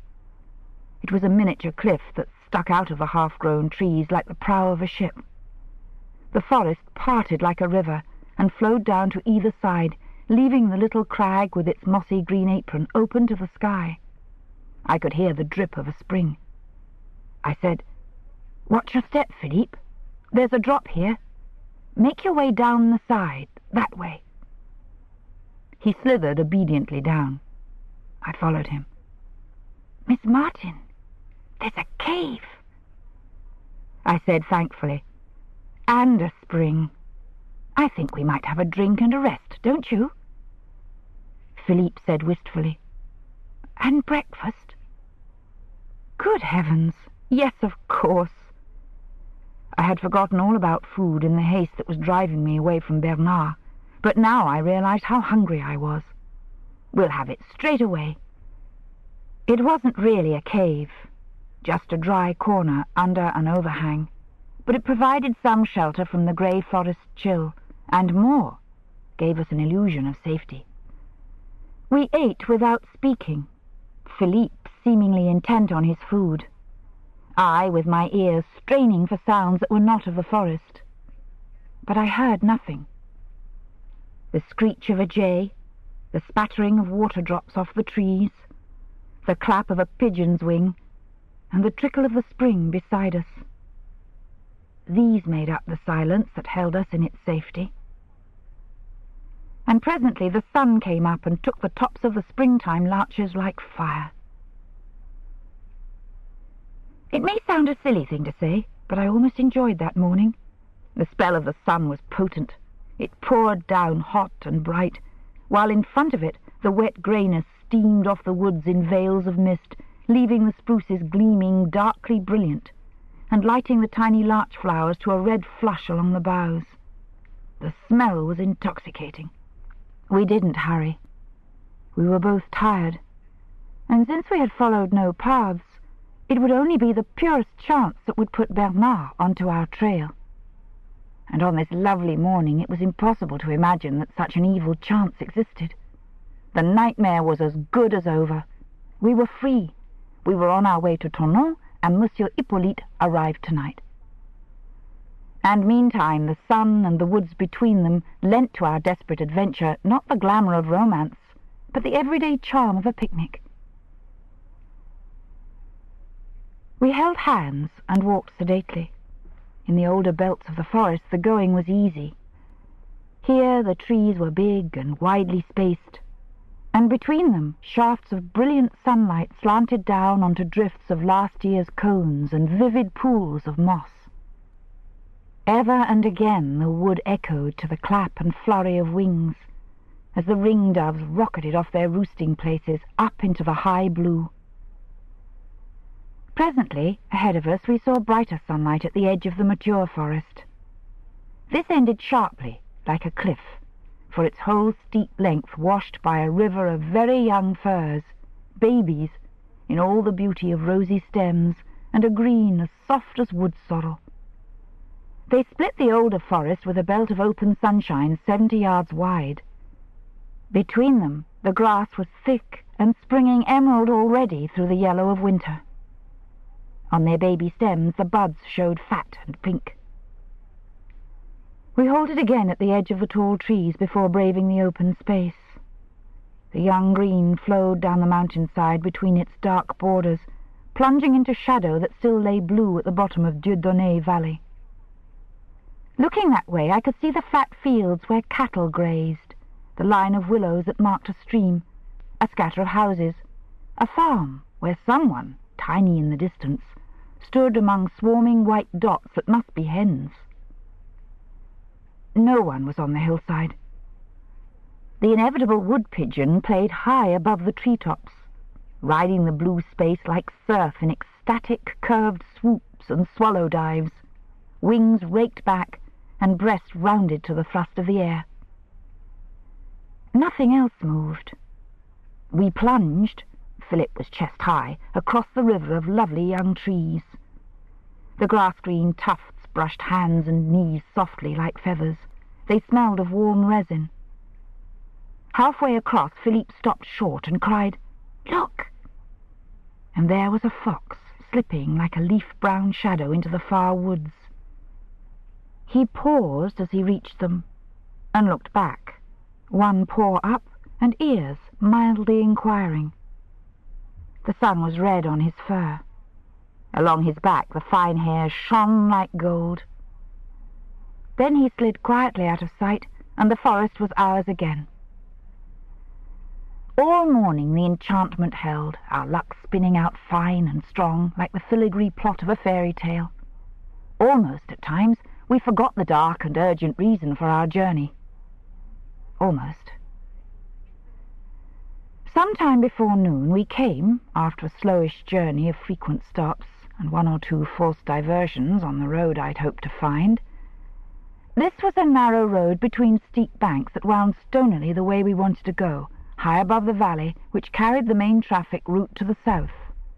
Our last stage had taken us through a rough tract of thorns and dead bracken, so it was with some thankfulness that we clambered through the wire fence and negotiated the dead brambles that masked the ditch. Our luck made us a little careless. As I landed on the gravel surface of the road and turned to reach a hand to Philippe, the clang of metal and the swish of a car's tires close behind me brought me around like a bayed deer. A battered Renault coasted around the bend in a quiet whiffle of dust that sounded a good deal more expensive than it looked. She slithered, with a few bangs and rattles that belied that expensively silent engine, to a stop beside us. The driver, a stout grey-stubbled character in filthy blue denims, regarded us benevolently and without the least curiosity from under the brim of a horrible hat. He was a man of few words. He jerked a thumb toward the north. I said, "S'il vous plaît, monsieur." He jerked the thumb south. I said, "Merci, monsieur." And Philippe and I clambered into the back seat to join the other passengers already there. These were a collie dog, a pig in what looked like a green string bag, and a rather nasty collection of white hens in a slatted box. A large sack of potatoes rode de luxe beside the farmer in the front seat. As I began, through the embraces of the collie, to say rather awkwardly, "This is very kind of you, monsieur," the Renault lurched forward and took a sharp bend at a fairly high speed, and still without benefit of engine, but now with such a succession of clanks and groans and other body noises that conversation, I realized thankfully, was an impossibility. He took us nearly 2 miles, then stopped to put us down where a farm track joined the road. To my thanks he returned a nod, jerked a thumb in explanation down toward the farm, and the Renault after it, The track down which he vanished was a dirt road of about 1 in 4. We watched, fascinated, until the Renault skated to a precarious standstill some 2 inches from the wall of a Dutch barn, and then turned to go on our way, much heartened by an encounter with someone who quite obviously had never heard of the errant Comte de Valmy, and who was apparently content to take life very much as it came. He might also, I thought cheerfully, be deaf and dumb. Our luck seemed to be running strongly enough even for that. Our road ran fairly openly now along the hillside, so we kept to its easier walking. The lift had done something to cheer Philippe's flagging spirits. He walked gamely and without complaint, but I could see that he was tiring, and we still had some way to go, and I had no idea what we might yet have to face. He set off now cheerfully enough, chatting away about the collie and the pig. I listened absently, my eyes on the dusty length of road curling ahead of us, and my ears intent on sounds coming from behind.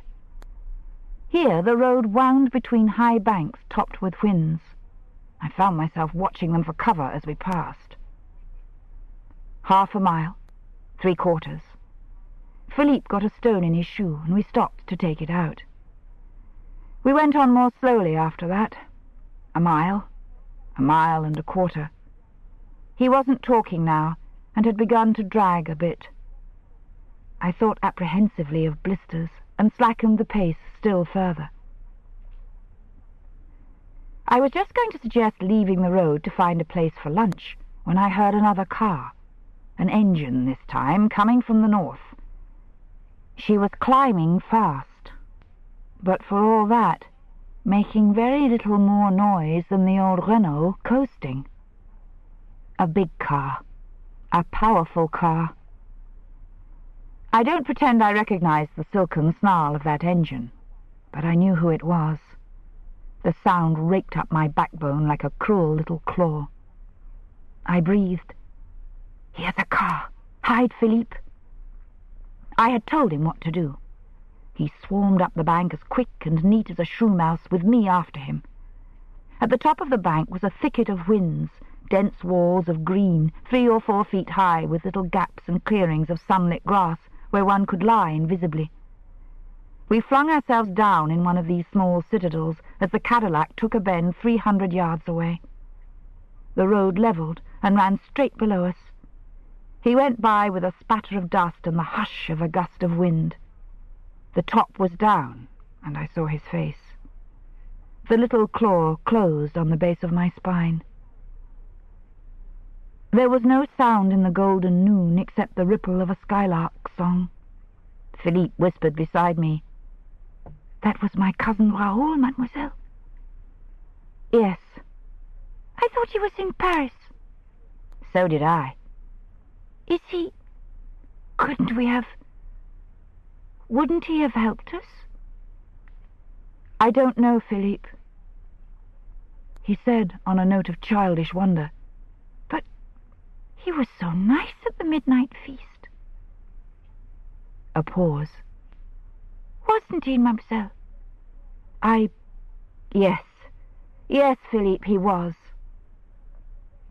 Another pause. Then, still on that terrible little note of wonder, "My cousin Raoul?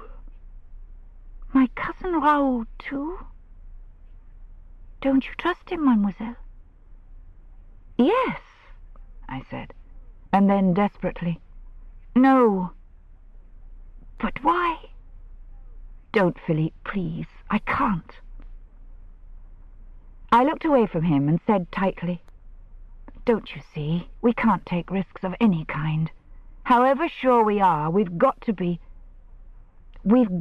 sure." I finished a bit raggedly. "Don't you see?" If he saw anything odd in this remarkably silly speech, he didn't show it. With a shy but curiously unchildlike gesture, he put out a hand and touched mine. "Mademoiselle?" "I'm not crying, Philippe. Not really. Oh, don't worry. It's only that I'm tired, and I didn't get much sleep last night, and it's long past time for food." Somehow I smiled at him and dabbed at my face while he watched me with troubled eyes. "Sorry, mon petit. You're standing this trek of ours like a Trojan, and I'm behaving like a fool of a woman. I'm all right now." "We'll have lunch," said Philippe, taking a firm hold of the situation. "Okay, Napoleon," I said, putting away my handkerchief. "But we'd better stay where we are for a little bit longer, just to make sure." "That he's really gone?" "Yes," I said, "that he's really gone." Philippe relaxed obediently into the shelter of the whins, and lay, chin on hand, watching the road below him through a gap in the thick green. I turned on my back so that the sun was on my face and closed my eyes. Even then I didn't want to face it. I wanted to go on, blind, cowardly, instinct-driven. But as I lay there listening for the engine of his car, the thing that I'd been trying to keep back, damned out of mind, broke over me. And before I had thought further than simply his name, I knew how very far I was, still was, from jettisoning him along with the others. Instinct might make me shrink from Léon de Valmy and keep me a chilly mile away from Héloïse, but it seemed, whatever evidence, proof I was offered, I still sprang without thought straight to his defense. "Because you want it that way. Haven't you been enough of a fool, Cinderella?" I stirred on the warm grass with sharp discomfort, but still, somewhere inside me hammered the insistent advocate for the defense. Everything that had happened since Raoul had entered the affair, everything he had said and done, could bear an innocent interpretation as well as a guilty one. Or so I told myself, groping wearily, confusedly back through the fogs of memory. A word here, a look there. Never did frailer witnesses plead more desperately. He hadn't known of the attempts to get a non-French-speaking governess. He hadn't been worried, only amused at the thought that I might have eavesdropped on his father's conversation. He had seemed as shocked as I was over the shooting in the wood. His sharp questions about William Blake, and that curiously touchy temper he had shown, might have been due to jealousy or some other preoccupation, and not to the realization that the friendless orphan was in touch with a tough-looking Englishman in the neighborhood. And that blast of the horn that brought Philippe out onto the balcony, that might have been fortuitous. Bernard hadn't spoken of it. As for Bernard's flat statement to Berthe that it had been Raoul who had shot at Philippe in the wood, I didn't regard that as evidence at all. Even in his drunken mood, and however sure he had made himself of Berthe, Bernard might well hesitate to admit that kind of guilt to her. Then, at the dance.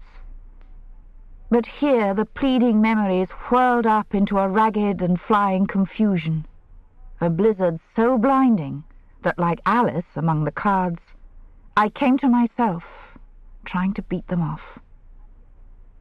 And I was asked to believe that these two were dead and painted like a pack of cards, something to put away now in a drawer and take out again years hence, dusty, to thumb over in a dreary game of solitaire. Yes, there it was. For Philippe's sake I had to assume Raoul's guilt. I couldn't afford to do anything else. The child had only one life to lose, and I couldn't stake it. Raoul was guilty till he could be proved innocent. In that, if in no other part of my crazy, fear-driven plans, I had been right.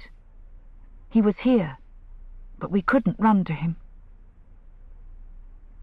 Close to my ear, Philippe whispered, "Mademoiselle."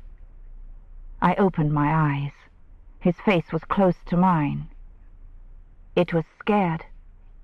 He breathed. "There's someone on the hilltop behind. He's just come through the wood. I think it's Bernard. Do you suppose he's in it too?" I nodded and put a swift finger to my lips, then lifted my head cautiously and peered through the screening whins toward the hill behind us. At first I saw nothing but the trees and the tangling banks of scrub, but presently I picked him out. It was Bernard. He was above us, about 200 yards away, standing beside a big spruce. There was no need to tell Philippe to keep close. We both lay as still as rabbits in our thickets of green. Bernard was standing motionless, scanning the slope below him. The moments dragged. He was looking our way. His gaze seemed to catch on us, to linger, to pass on, to return. He was coming quickly down the hill in our direction. I suppose a rabbit stays still while death stalks it, just because it is hoping against hope that this is not death. We stayed still. He had covered half the distance, not hurrying, when I heard the Cadillac come back. My hand pressed hard over Philippe's on the short turf. I turned my head and craned to stare up the road. My muscles tensed themselves as if they would carry me without my willing it straight down into his path. I don't know to this day whether I really would have run to him then or not, but before I could move I heard the brakes go on. The tires bit at the soft gravel of the road, and the car pulled up short some 50 yards away from us. I could see him through my screen of winds. He was looking uphill toward Bernard. The horn blared twice. Bernard had stopped. I saw Raoul lift his hand. Bernard changed course and walked quickly down the hill toward the car. He jumped the ditch and hurried up to the door. Raoul said something to him, and I saw Bernard shake his head, then turn with a wide gesture that included all the hill from where we lay back to Dieudonné. Then Raoul gave a sideways jerk of the head, and Bernard went around the hood and got in beside him. The Cadillac went slowly by below us. Raoul was lighting a cigarette, and his head was bent. Bernard was talking earnestly to him. I turned to meet Philippe's eyes. After a while I got up slowly and reached a hand down to him. "Come along," I said. "Let's get back from the road and find somewhere to have lunch." After we had eaten, we took to the woods again without seeing another soul, and sometime in the middle of the afternoon our path led us out of a wild tangle of hornbeam and honeysuckle onto a little green plateau, and there, not so very far to the north of us, we saw at last through the tops of the still bare trees the blue levels of Lac Léman. Chapter 18. Upon thy side, against myself I'll fight, and prove thee virtuous. Shakespeare, Sonnet 88. "This," I said, "is where we stop for a while." Philippe was surveying the little dell. It was sheltered and sun-drenched, a green shelf in the middle of the wood. Behind us the trees and bushes of the wild forest crowded up the hill, dark holly and the bone-pale boughs of ash gleaming sharply through a mist of birch as purple as bloom on a grape. Below the open shelf the tangle of boughs fell steeply toward Thonon. Those bright roofs and coloured walls were, I judged, little more than a mile away. I saw the gleam of a spire and the smooth sweep of some open square with brilliant flower beds and a white coping above the lake. Even in the town there were trees, willows in precise Chinese shapes, cypresses spearing up Italian fashion against the blue water, and here and there, against some painted wall, a burst of pale blossom like a cloud. At my feet a small stream ran, and a little way off, under the flank of a fallen birch, there were primroses. Philippe slipped a hand into mine. "I know this place." "Do you? How?" "I've been here for a picnic. There were foxgloves, and we had pâtisserie belge." "Do you remember the way down into Thonon? Where does it land us?" He pointed to the left. "The path goes down there like steps. There's a fence at the bottom and a sort of lane. It takes you to a road and you come out by a garage and a shop where they keep a ginger cat with no tail. Is it a main street? He wrinkled his forehead at me. Well, is it full of shops and people and traffic? Oh, no. It has trees and high walls. People live there. A residential area. So much the better. I said, could you find your way from there to the Villa Mireille? Of course. There's a path between two garden walls that takes you to the road above the lake, and then you go down and down and down till you get to the bottom road where the gate is. We always went by the funicular. I'm afraid we can't. Well, that's wonderful, Philippe. We're practically there. And with you as guide? I smiled at him. We can't go far wrong, can we? Later, we'll see how much I can remember of what you told me about the Villa Mireille. But just for the moment, I think we'll stop and rest. Here? Right here. He sat thankfully down on the fallen birch. My legs are aching. I'm not surprised. Are yours? Well, no. But I did miss my sleep last night, and if I don't rest this minute, I shall go to sleep on my feet. Like a horse, said Philippe, and giggled, albeit a little thinly. I flicked his cheek. Exactly like a horse. Now, you get tea ready while I make the bed. English tea? Of course. The grass was quite dry, and the sun stood hot overhead in the calm air. I knelt down beside the birch log and carefully removed 2 dead boughs, a thistle, and some sharp stones from our bed, then spread out my coat. Philippe, solemn-eyed, was dividing the last of William's biscuits into equal parts. He handed me mine, together with half a stick of chocolate. We ate slowly and in silence. Presently I said, Philippe. Yes, mademoiselle? We'll be down in Tournon pretty soon now. We really ought to go straight to the police. The big eyes stared. He said nothing. I said, I don't know where the nearest British consul is, or we'd go to him.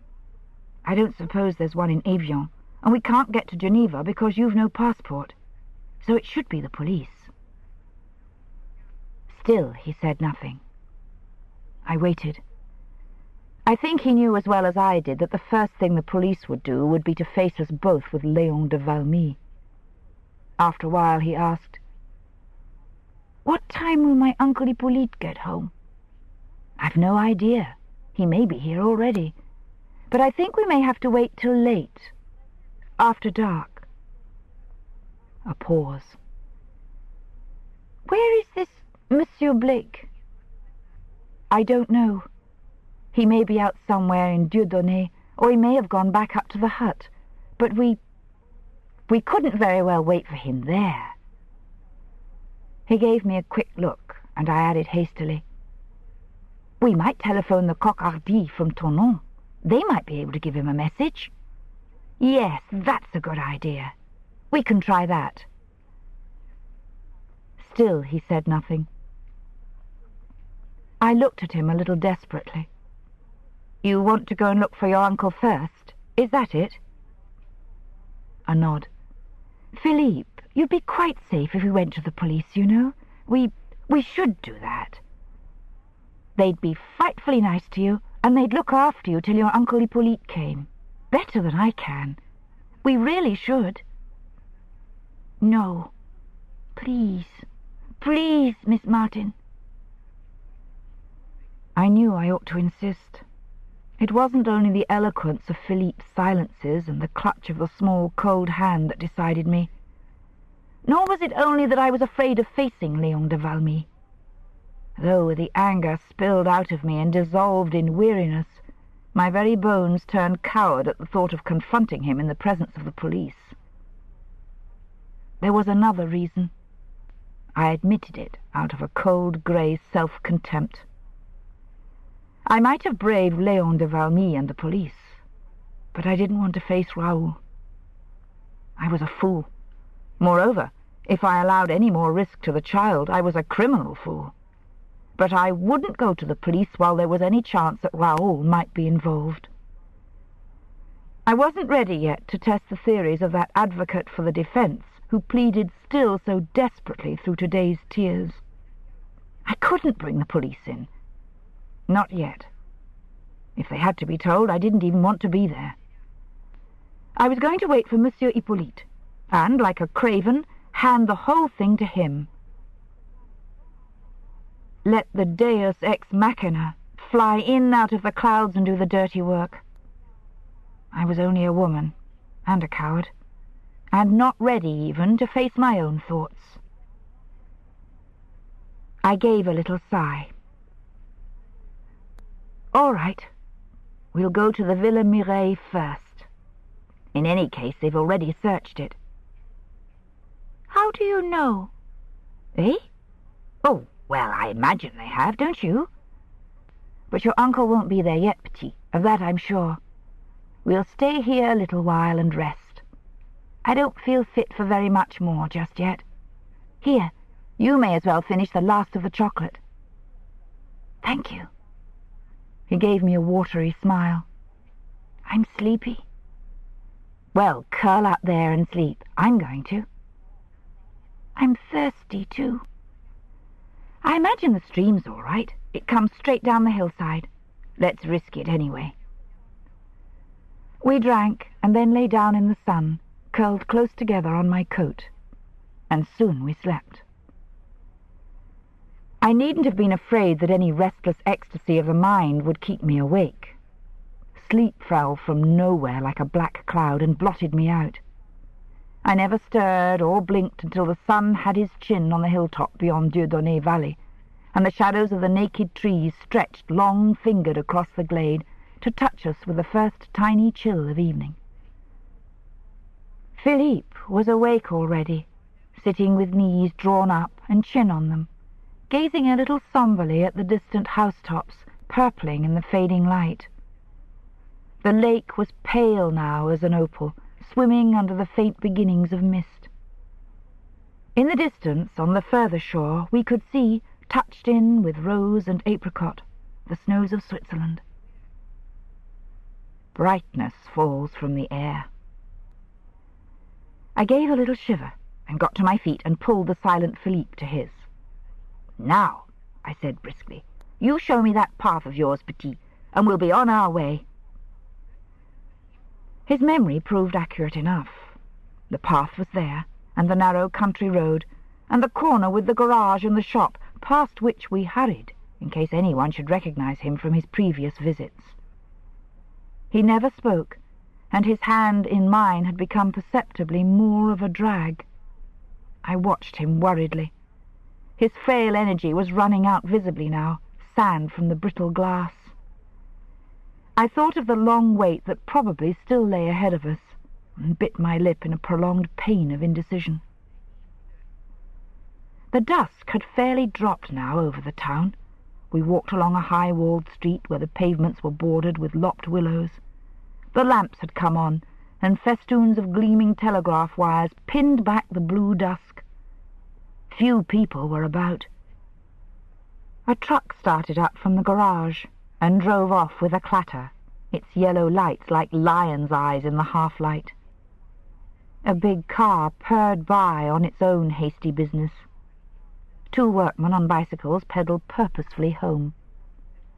From a side street came the raucous voice of a radio and the smell of frying. Philippe stopped. His face, lifted to mine, looked small and pale. He said, "That's the way, mademoiselle." I looked to my right, where a venel led off the street between two high, ivory-covered walls. It was narrow and unlighted, vanishing into shadow within 20 yards. A loose spray of ivy tapped the wall. Its leaves were sharp and black and clicked like metal. From the opposite side of the road came a burst of laughter, and a woman's voice called something shrill and good-natured. The cafe door clashed, and with the gush of light came once again the heavenly hot smell of food. That child's hand clutched mine. He said nothing. Well, what was luck for if it was never to be tempted? I turned my back on the black little alley.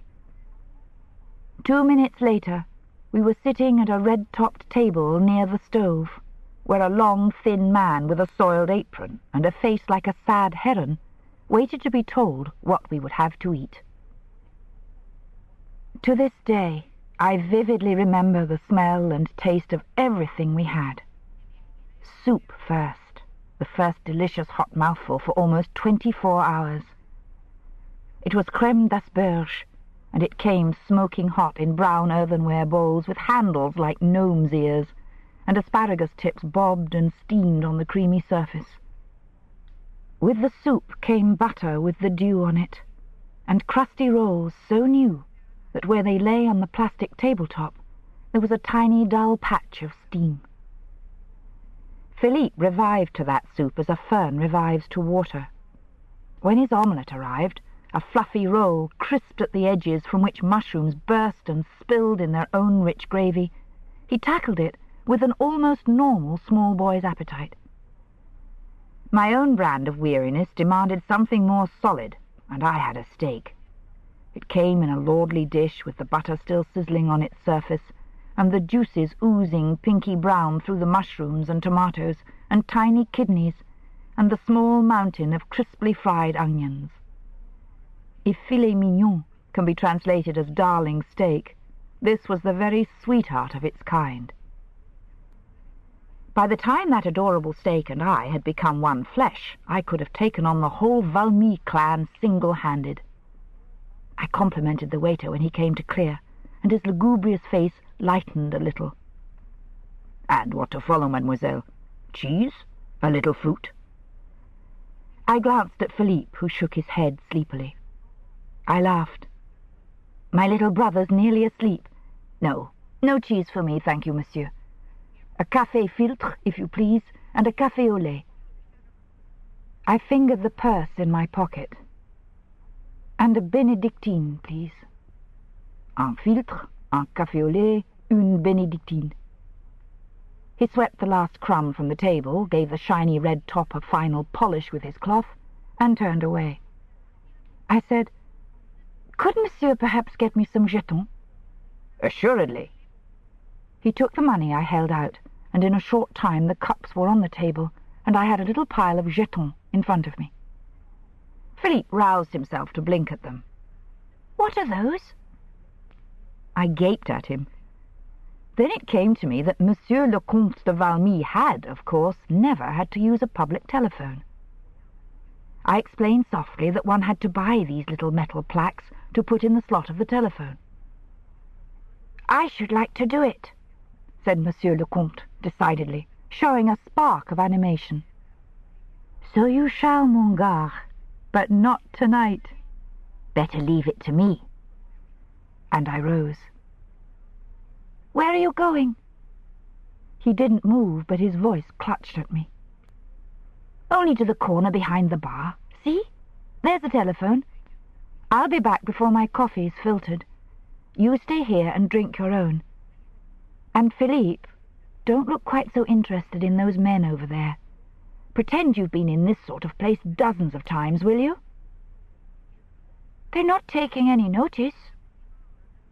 Nor were they. Yet.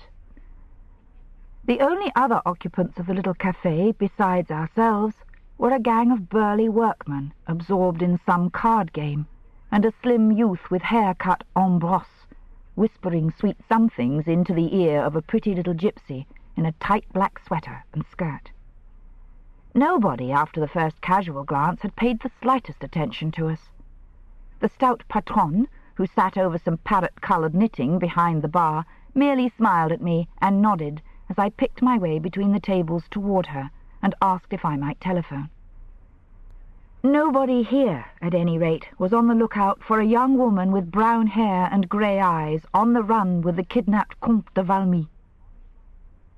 It wasn't only luck that protected us, I thought, as I fumbled with the half-forgotten intricacies of the telephone. It was common sense to suppose that the chances of our being seen and recognized now, here, were very small. One had read dozens of pursuit books from the classic 39 Steps onward, and in all of them the chief and terrible miracle had been the unceasing and intelligent vigilance of every member of the population. In sober fact, nobody was much interested. Here one of the card players raised his eyes from the game to look at me, and then he nudged his neighbour and said something. The latter looked up too, and his stare raked me. My heart, in spite of the soothing logic of my thoughts, gave a painful jerk, as with an effort I forced my gaze to slide indifferently past them. I turned a shoulder and leaned against the wall, waiting, bored, for my connection. From the corner of an eye I saw the second man say something and grin. I realized with a rush of amused relief that any pursuit that those two might offer would have other and quite natural motives that had nothing whatever to do with the errant Comte de Valmy. "Ici le coq hardy?" quacked a voice in my ear. I jerked my attention back to it, and my imagination back to the teeming little inn at Soubirous. "I want to speak to Monsieur Blake, please." "Who?" "Monsieur Blake, the Englishman from Dieudonné." I was speaking softly, and mercifully the radio was loud enough to prevent my being overheard. "I understand he stays with you. Is he there now?" There was some altercation, aside, that I couldn't make out. Then it stopped abruptly, as if cut off by a hand over the mouthpiece. To my fury, I found that my own hand was damp on the receiver. Then the voice said into my ear, "No, he's not here. Who's that wanting him?" "Is he likely to be, tonight?" "Perhaps."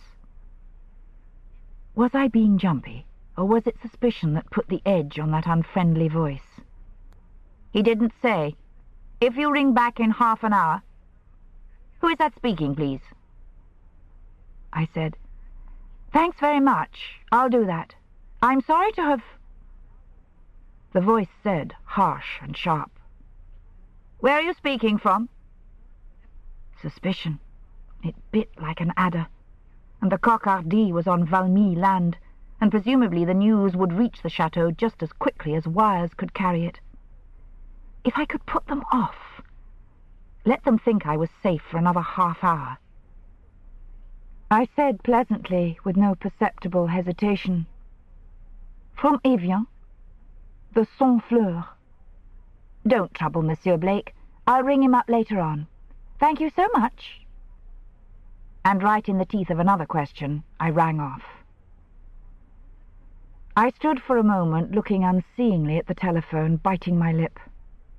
Needless to say, I had no intention of waiting to ring up again, but putting off pursuit, I had also put off William Blake.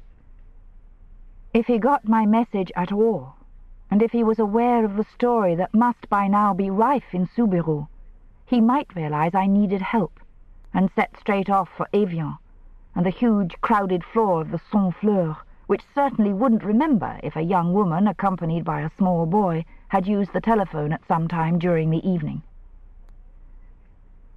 Somehow I was very sure of William Blake's desire and solid capacity to help. Now I had to cut myself off from that, and only now did I realize how much I depended on the comfort of his company when the inevitable showdown came. I was well aware that even the interview with Hippolyte wouldn't be altogether plain sailing. Never before had I felt so miserably in need of a friend, someone who, even if they could do nothing, would simply be there. I gave myself a mental shake. I mustn't start this. Just because for a few short hours I had laid flesh and spirit in other hands, I didn't have to feel so forsaken now. I'd hoed my own row for long enough. Well, it seemed I must go on doing just that. What one has never really had, one never misses. Or so they say. I went back to my table, unwrapped 3 lumps of sugar, and drank my coffee black, and far too sweet. The Benedictine I drank with appreciation, but, I'm afraid, a lack of respect, It was the effect and not the drink I craved. I took it much too quickly, with half a wary eye on the card players in the other corner. Then, just as they were nicely involved in a new round of betting, I quietly paid the waiter, nodded a good night to Madame, and went, unfollowed except by Philippe, out of the café.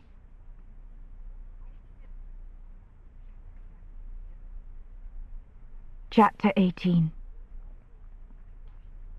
If thou wilt leave me, do not leave me last when other petty griefs have done their spite, but in the onset come. Shakespeare, Sonnet 90. The Villa Mireille stood right on the shore of Lac Léman. It was one of a row of large, wealthy houses, chateaux almost, which bordered the lake side, being served to landward by a narrow, pretty road some 200 feet below the town's main boulevards. Most of the houses stood in large gardens, plentifully treed, and guarded from the road by high walls and heavy gates. It was dark when we reached the Villa Mireille. The gate was shut, and as our steps paused outside, there was the rattle of a heavy chain within, and a dog set up a deep barking. "That's Beppo," whispered Philippe. "Does he know you?" "No. I don't know. I'm frightened of him." Here the door of the concierge's lodge opened, and the light from it rushed up the trees that made a crowded darkness beyond the gate. A woman's voice called something shrilly. The barking subsided into a whining growl. The door shut, and the trees retreated into murky shadow. I said, "Is there another way in?" "You can get in from the lake shore. The garden runs right down and there's a boathouse. But I don't know the way down along the lake." "We'll find it." "Are we going further?" His voice was alarmed and querulous. Tears of pure fatigue were not far away. "Only to find a way down to the lake. We can't go in past Beppo and Madame... What did you say her name was?" "What do?" "Well, unless you'd like to go straight to her." "No." I said, "You'd be safe, Philippe." "She would telephone my Uncle Léon, wouldn't she?" "Almost certainly." "And my cousin Raoul would come." "It's possible." He looked at me. "I would rather wait for my Uncle Hippolyte. You said we could." "All right, we'll wait." "Would you rather wait for my Uncle Hippolyte?" "Yes." "Then," said Philippe, swallowing, "perhaps we will find the way quickly." We did. 3 houses along from the Villa Mireille, a small wicket, swinging loose, gave on to a dim shrubbery, and as we slipped cautiously inside we could see the dim bulk of a house looming unlighted among its misty trees. No dog barked. We crept unchallenged down a long, winding path, along beside a high paling bordering an open stretch of grass, and eventually once again between big trees toward the murmur of the lake. Neither moon nor stars showed tonight. Over the water, mist lay patchily, here thick and pale against the dark distances, here no more than a haze veiling the lake's surface as breath mists the dark glass, here as faint as the sheen that follows a finger stroking dark velvet. Long transparent drifts of vapour wreathed up from the water and reached slow fingers across the narrow shore toward the trees. The water lapped hollowly on the shingle beside us as we crunched our way back toward the villa's garden. The night wasn't cold, but the water breathed a chill into the air, and the slowly curling veils of mist brushed us with a damp that made me shiver. "That's the boathouse," whispered Philippe. "I know where the key's kept. Are we going to go in?" The boathouse was a small, square, 2-storied building, set, of course, over the water, at the head of an artificial bay made by 2 curving stone jetties. The shore was very narrow here, and from the yard-wide strip of shingle rose the steep bank, crowded with trees that edged the grounds of the Villa Mireille. The rear wall of the boathouse was almost built up against this bank, and the beeches hung their branches right over the roof. Mist and darkness blurred the details, but the general effect of desertion, looming trees and lapping water, was not just exactly what the moment demanded for Philippe and me. I said briskly, "I want to go up through the garden and take a look at the house. For all I know, he's already here. Would you like to stay in the boathouse? You could lock yourself in, and we'd have a secret signal." "No," said Philippe again. "All right. You can scout up the garden with me. Very carefully, mind." "Madame Voiture is deaf," said Philippe. "Maybe, but Beppo isn't. Come on, Petit." The bank was steep and slippery with clay and wet leaves that lay in drifts between the roots of the beeches. Above it was the rough grass of a small parkland studded with more of the great trees. We crept softly from one huge trunk to the next. The spring grass was soft and damp underfoot, and there was, incongruously, the smell of violets. Elms now, and horse chestnuts. I could feel the rough bark of the one, and the sticky buds of the other licked at my hand. The hanging fronds of willow brushed us wetly, clung, hindered us. We pushed through into a grove of willows as thick as a tent, and paused. We were almost at the house now. The willows curtained the edges of a formal lawn. The terrace of the house lay beyond this, 30 yards away. Near us was the metallic gleam of a small pool, and I could see something that looked like a statue leaning over it. I took Philippe's hand, and we crept softly up behind the plinth of the statue, where the willows hung like an arras down to the water's surface. I pulled the trailing stems aside and scanned the facade of the house. None of the windows showed light, but there appeared to be a lamp over the front door, illuminating the drive. The door itself was out of our range of vision, but the glow of the lamp showed part of the circular gravel sweep and banks of rhododendrons. Up here the mist was still only a blurring of the air, a thickening of the lamplight that lay like hoar frost on the wet leaves. I said softly, "The windows on the terrace. What room's that?" "The salon. It's never used. My Uncle Hippolyte has his study upstairs, the end window. There's no light in it." I looked up at it. "Then I'm afraid he's not home yet." "Are we going in?" I thought for a moment. "Where's the back door?" "Round the other side, near the lodge." "And near Beppo. Then that's out. And I doubt if there are any windows open. And there's that light over the front door. No, Philippe, I think we'll wait. What do you think?" "Yes, There's a car!" His hand gripped mine almost painfully. The road wasn't more than 20 yards away on our right. A car was coming along it, slowing down rapidly through its gears. Brakes squealed. A door slammed. Footsteps. A bell clanged. Seconds later, through the clamour of the dog, we heard the chink of iron and the squeak of a hinge as Madame Voiture hastened to open the gates. Philippe's grip tightened. "My Uncle Hippolyte!" A man's voice said something indistinguishable beyond the banked shrubs. "No," I said on a caught breath. "Raoul." The cold hand jerked in mine. I heard the concierge say, in the loud, toneless voice of the very deaf, "No, monsieur. Nothing, monsieur. And has there been no trace found?" He said curtly, "None. Are you sure they couldn't have got in here? This is where they'll make for, that's certain. Is the back door locked?" "No, monsieur. But I can see it from my window.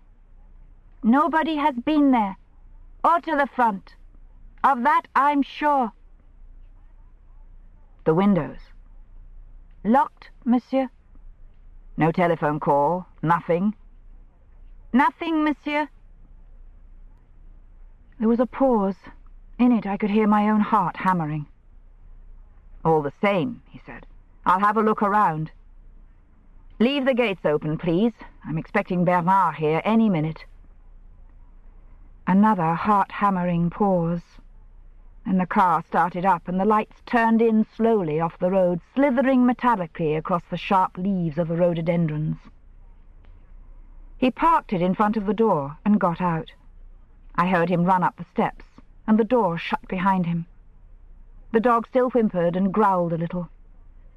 Back at the lodge, the concierge called something to it, and after a few moments it fell silent. I felt the cold hand twitch in mine. I looked down. The child's face was a blur with great dark pools for eyes. I whispered, "Keep close behind the statue. He may put some lights on." I had hardly spoken before the salon windows blazed to brilliant oblongs, and the light leapt out across the terrace to touch the lawn. We were still in shadow. We waited, tense, behind the statue. It was the figure of a boy, naked, leaning over to look at himself in the pool, a poised, exquisite Narcissus, self-absorbed, self-complete. Room after room leapt into light, was quenched. We followed his progress through the house, light and then black darkness. The windows on the terrace facing us remained lit. Finally, they were the only ones. He came to one of the long windows, opened it, and stepped out onto the terrace. His shadow leapt across the lawn to the edge of the water. He stood there for a minute or two, still, staring at the night. I put a gentle hand on Philippe's head, pushing it down so that no faint probe of light would touch his face. We were crouching now. My cheek was against the stone of the plinth. It was cold and smooth and smelt of lichen. I didn't dare lift my head to look at Raoul. I watched the tip of his shadow. Suddenly it was gone. In the same moment I heard another car come fast along the road. Light swept in at the gate. The salon windows went black, blank. I lifted my head and waited, straining my ears. Steps on the gravel. Raoul's voice, still on the terrace, saying, "Bernard?" "Monsieur." The newcomer came quickly around the corner of the house. I heard Raoul descending the terrace steps. He said in that quick, hard voice he had used to Madame Voitou, "Any sign?" "None, monsieur, but—" I heard Raoul curse under his breath. "Did you go back to the hut?" "Yes, they weren't there, but they'd been there. I swear they—" "Of course they had. The Englishman was up there last night till midnight. I know that. They'd go to find him. Have you found out where he is?" "He's not back yet. He went out with a party up to the plantation beyond Bois-Roussel early this morning, and they're not back yet. But, monsieur, I was trying to tell you. I rang up just now, and they told me she telephoned him at the Cocardi. She telephoned him?" The words flashed.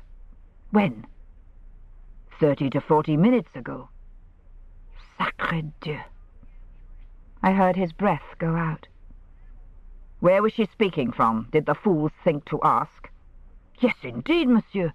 They had heard the scandal from Jules, you understand, and—" "Where was she speaking from?" "The Saint-Fleur in Evian. They said—" "Half an hour ago?" "Or 3/4. No more." "Then the Englishman can't have heard anything. He must be still away with the party. She's not with him yet." He turned away abruptly, and Bernard with him. Their voices faded, but I heard him say roughly, "Get over to Evian immediately with that car. I'm going myself. We have to find them, and quickly. Do you hear me? Find them." Bernard said something that sounded surly and defensive, and I heard Raoul curse him again. Then the voices faded around the corner of the house. Seconds later the Cadillac's engine started, and her lights swept their circle out of the driveway. The dog was barking once more. Madame Voiture must have come out of her cottage at the sound of the second car, for I heard Bernard speak to her, and she answered him in that high, over-pitched voice. "He said he'd be here at 12. 12 at the latest." Then Bernard, too, was gone. I lifted my head from the cold plinth and slid an arm around Philippe. I waited for a moment. Philippe said, with excitement colouring the thin whisper, "He's coming at 12. Did you hear?" "Yes. I don't suppose it's far off 9 now. Only 3 more hours to wait, mon garce. And they've gone chasing off to Evian." "He came down the terrace steps. He must have left a window open. Shall we go in?" I hesitated, then said dully, "No, only 3 more hours. Let's play it quite safe and go back and lock ourselves in the boathouse." The boathouse looked, if possible, rather more dismal than before. Philippe vanished around the back of it, and after a minute reappeared with a key which he displayed with a rather wan air of triumph. "Good for you," I said. "Lead the way, mon lapin." He went cautiously up the steep outside stair to the loft over the boats. The treads were slippery with moss and none too safe. He bent over the door, and I heard the key grate around in the lock. The door yawned, creaking a little, on a black interior from which came the chill breath of dust and desertion. "Refuge," I said, with a spurious cheerfulness that probably didn't deceive Philippe at all, and switched on the torch with caution. The loft, thank heaven, was dry, but that was its only attraction. It was a cheerless little black box of a place, a dusty junk-hole crowded with the abandoned playthings of forgotten summers. I found later that one of the concrete piers of the harbour had a flat platform in its shelter which in happier days made a small private lido. Here in the loft had been carelessly thrust some of the trappings that in July's sunshine were so amusingly gay. Striped canvas chairs, a huge folded umbrella of scarlet and dusty orange, various grubby objects which looked as if, well beaten and then inflated, they might be air cushions, a comical duck, a sausage-like horse with indigo spots. Seen by flashlight in the chilly April dark, with a vigil ahead of us and fear at our elbow, they looked indescribably dreary and grotesque. There was a small square window low down in the shoreward wall. I propped a canvas chair across it to conceal the flashlight from a possible prowler, then turned to lock the door. Philippe said dolefully behind me, "What are we going to do till 12 o'clock?" "Failing Peggotty and chess," I said cheerfully, "sleep. I really don't see why you shouldn't. You must be worn out, and there's nothing now to worry you and keep you awake." "No," he said a little doubtfully. Then his voice lightened. "I shall sleep in the boat." "Little cabbage, the boat isn't there. Besides, how wet. Now, up here," I said falsely, gesturing with the light toward the dreary pile. "It's much nicer. Perhaps we can find... Here it is." And Philippe had darted past me and was pulling out from under 3 croquet mallets, a half-deflated beach ball and a broken oar, a flat yellowish affair that looked like a cyclist's mackintosh. "What in the wide world?" I said. "The boat." "Oh! Oh, I see. Is it a rubber dinghy? I've never seen one." He nodded and spread his unappetizing treasure out on the unoccupied half of the floor. "You blow it up. Here's the tube. You blow into that and the sides come up, and it's a boat. I want to sleep in it." I was too thankful that he had found something to occupy him to object to this harmless whim. "Why not?" I said. "It's a good, solid, damp-proof ground sheet anyway. And after all, who minds a little dust?" "It's not a ground sheet. It's a boat." He was already rootling purposefully behind some dirty canvas in a corner. "Ça se voit," I said untruthfully, eyeing it. "You blow it up," explained Philippe patiently, emerging with an unwanted spot of colour in his face from between an oil drum and the unspeakable spotted horse. "Darling, if you think either of us has got enough blow left in them, with this—" He was struggling with some heavy-seeming object. I took it from him. "What is it?" "A pump. It's easy. I'll show you." He was already down on the floor beside the dismal yellow mass, fitting the nozzle of the pump to the mouth of the tube. I hadn't the heart to dissuade him. Besides, I had been uneasily aware for some minutes now of the bitter little draught that crept under the door and meandered along the boards, cutting at my ankles. Philippe was busy with the foot-pump, which seemed remarkably easy to work. If the blessed boat really would inflate. It would. Presently, Philippe lifted a face flushed with pride and effort, and liberally festooned with cobwebs, from a business-like rubber dinghy whose fat sausage-like sides would certainly stem any wandering draughts. I praised him lavishly, managed to parry offers to blow up the horse, the duck, and the beach ball as well, just to show you, and finally got us both disposed in our draught-proof but decidedly cramped bed, curled up for warmth together in our coats, and preparing to sit out the last 3 hours or so of our ordeal. The ghastly minutes crawled by. The night was still, held in its pall of mist. I could hear the occasional soft drip of moisture from the boughs that hung over us, and once some stray current of air must have stirred the trees, for the budded twigs pawed at the roof. Below, in the boat-house, the hollow slap and suck of water told of darkness and emptiness, and a world of nothing. Compared with this burial in the outer dark, last night's lodging had had a snug, homey quality that I found myself remembering, Bernard or no Bernard, with longing. And it was cold. Philippe seemed warm enough, curled in a ball, with his back tucked into the curve of my body, and my arms over him. At any rate, he slept almost straight away. But as the minutes halted by, I could feel the deadly, insidious cold creeping through me, bone by bone. It struck first at my exposed back, then slowly slithered through my whole body, as if the blood were literally running cold through the veins and arteries that held me in a chilled and stiffening network. Cramped as I was, I dared not move for fear of waking the child. He had had, I judged, just about as much as he could take. Let him sleep out the chilly minutes before the final rescue. So I lay and watched the darkness beyond my canvas barrier for a glimpse of light from the villa, and tried not to think about anything at all. It was the beach ball that put an end to the beastly vigil, disturbed from its winter's rest and moved, I suppose, by some erratic draught.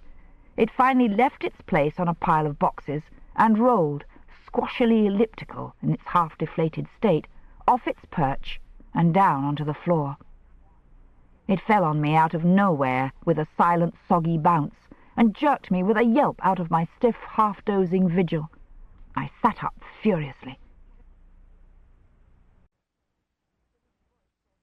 Philippe's voice said, sounding scared, "What was that?"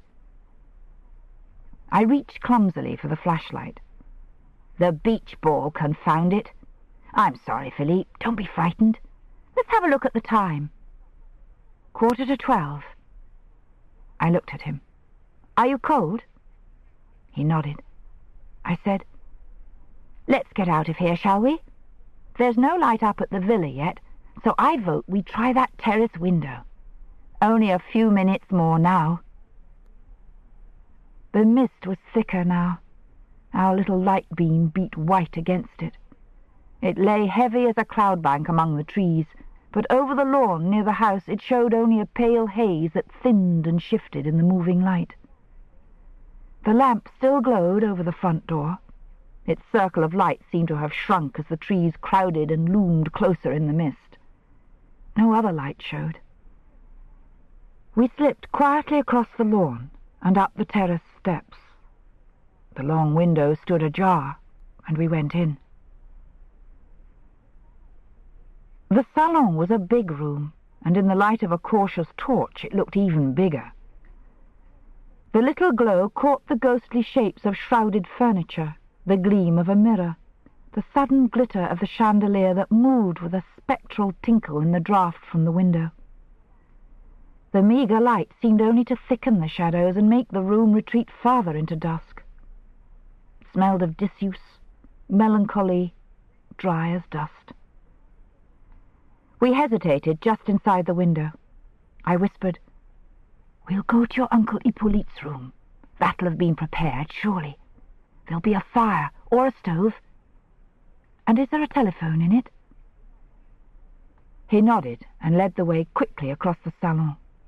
If he was scared, he didn't show it.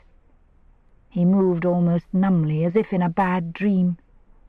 He pushed open a massive door that gave onto the hall and slipped through it without a look to right or left into the shadowed corners. I followed.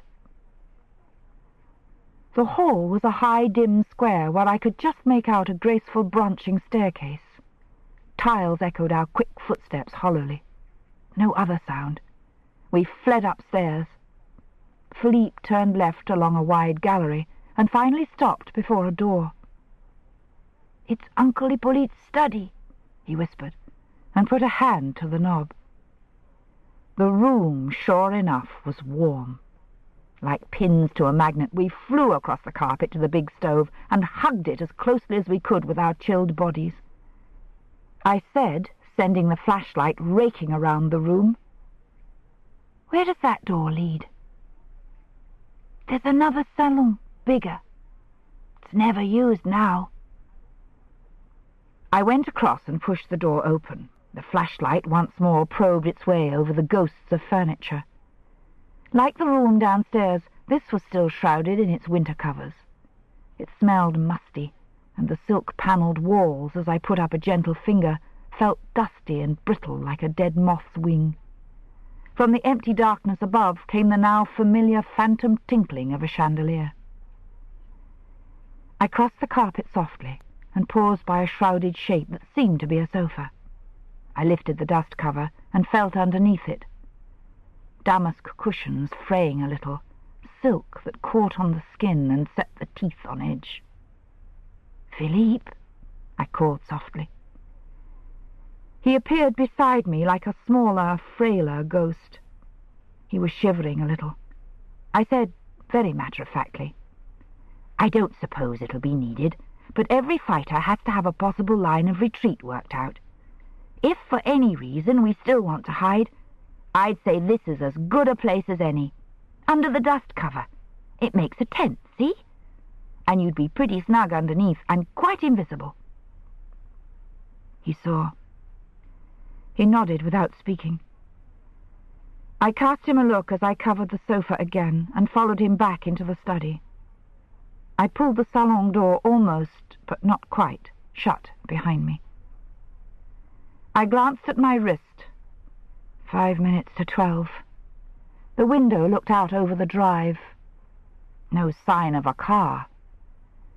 I turned to Hippolyte's desk and picked up the telephone.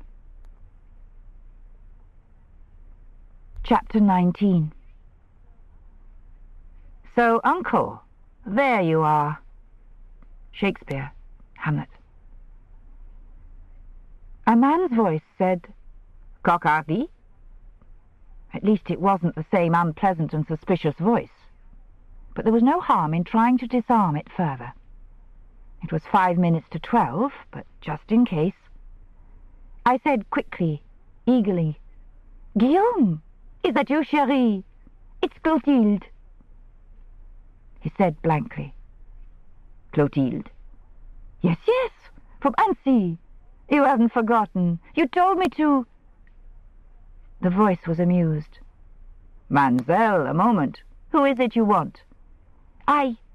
Isn't that Guillaume? Oh, mon Dieu, how silly of me." I gave a nervous giggle. "I'm sorry, monsieur. Perhaps if he isn't in bed, if you will fetch him." He was patience itself. But of course, with the greatest of pleasure. But Guillaume who, Mademoiselle Clotilde? Guillaume Rouvier? No, I told you, Monsieur Blake, the Englishman. Is he there? He did tell me. Yes, he's here. Content yourself, Mademoiselle Clotilde. He's not gone to bed. I'll fetch him. I heard him laugh as he moved away from the telephone. No doubt William's stock would soar at the Coq-Hardy. Philippe had moved up close to me. In the faint glow that the front door light cast up through the uncurtained window, his face looked small and pale, the eyes enormous. I winked and made a face at him, and he smiled. William said in my ear, sounding bewildered and suspicious, "Blake here? Who is that, please?" "I'm sorry if I've embarrassed you," I said, "but I had to get you somehow, and that seemed the best way. Linda Martin." "Oh, it's you. The barman said it was a petite amie. I couldn't think. What's been going on? Where are you? Are you all right? And the boy?" "For heaven's sake! Can anyone hear you, William?" "What? Oh, yes, I suppose they can. But I don't think they know English." "Never mind. Don't risk it. I daren't call you for long because it mayn't be safe, but I need help, and I thought—" He said quietly, "Of course. I heard the local version of what's happened, and I've been expecting you'd get in touch with me. I've been terribly worried. I mean, you being on your own and all that. What is it? What can I do?" I said gratefully, "Oh, William. Listen, I can't explain now. It would take too long. Don't worry any more. We're safe, both of us. And I think the whole thing will be over in a few minutes, but I'd be awfully grateful if you'd come along. There's no danger now, but there'll be scenes, and I don't somehow feel like facing them alone. I know it's a lot to ask of someone you hardly know, and it's a shocking time of night, but I wondered—" "Tell me where you are," said William simply, "and I'll come. I've got the jeep. Is it the Saint Fleur?" No. So they told you I'd rung up before?" "Yes, I've just got back from Evian." "Oh, William, no." "Well," he said reasonably, "I thought you were there. I didn't know anything about this business till we got in tonight, you know. I was up at the hut till late last night working, but I was due today to go with a couple of men over to the South Plantations, and we had to make an early start. So I slept at the pub. We were out all day and got back latish, and then I was told you'd rung up from the Saint Fleur, and of course I'd heard all the stories that were going around. I rang up the Saint Fleur, and they didn't remember you, so I skated down to Evian in the jeep." "Did you see Raoul de Valmy there?" "Don't know him from Adam," said William simply. "Is he looking for you too?" "Yes." "Oh, I thought you might have... someone said—" He stopped, floundering a little. I said, "Whichever of the stories you heard, it isn't true. We're on our own." "Oh. Ah. Yes.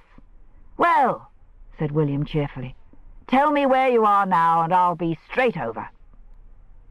"We're in Tonon, at the Villa Mireille. That's Hippolyte de Valmy's place. He's the brother." "I know. Have you seen him?" "He's not back yet. Expected any minute. We're waiting for him. I'll explain when I see you why we didn't go straight to the police. Just for the time being, will you not say anything? Just come." "Sure. I'm halfway there already. Repeat the name of the place, please." "The Villa Mireille. Anyone will tell you. It's on the lakeside. Take the lower road. Mireille. Got it?" Yes, thank you. Sherry? What? Oh, I see. Is the barman listening? Yes. Then you'll have to say goodbye nicely, I'm afraid. I don't know how. Say, à bientôt, chérie. À bientôt, Sherry, said William grimly, and then laughed. I'm glad you're in such good spirits anyway, he added. Yes, I said drearily. See you soon. And thank you, William. Thank you a lot. It's nice not to be quite on one's own. Think nothing of it, said William, and rang off. The handset was hardly back in its cradle when the car came down the road. We stood together, just back from the dark window, and watched the lights. It slowed and changed gear for the gate. Its lights swung around in the mist and slid across the study ceiling. Philippe's hand slid into mine and gripped. My own was shaking. He said inadequately, "Here he is." "Yes." "Oh, Philippe," he said wonderingly.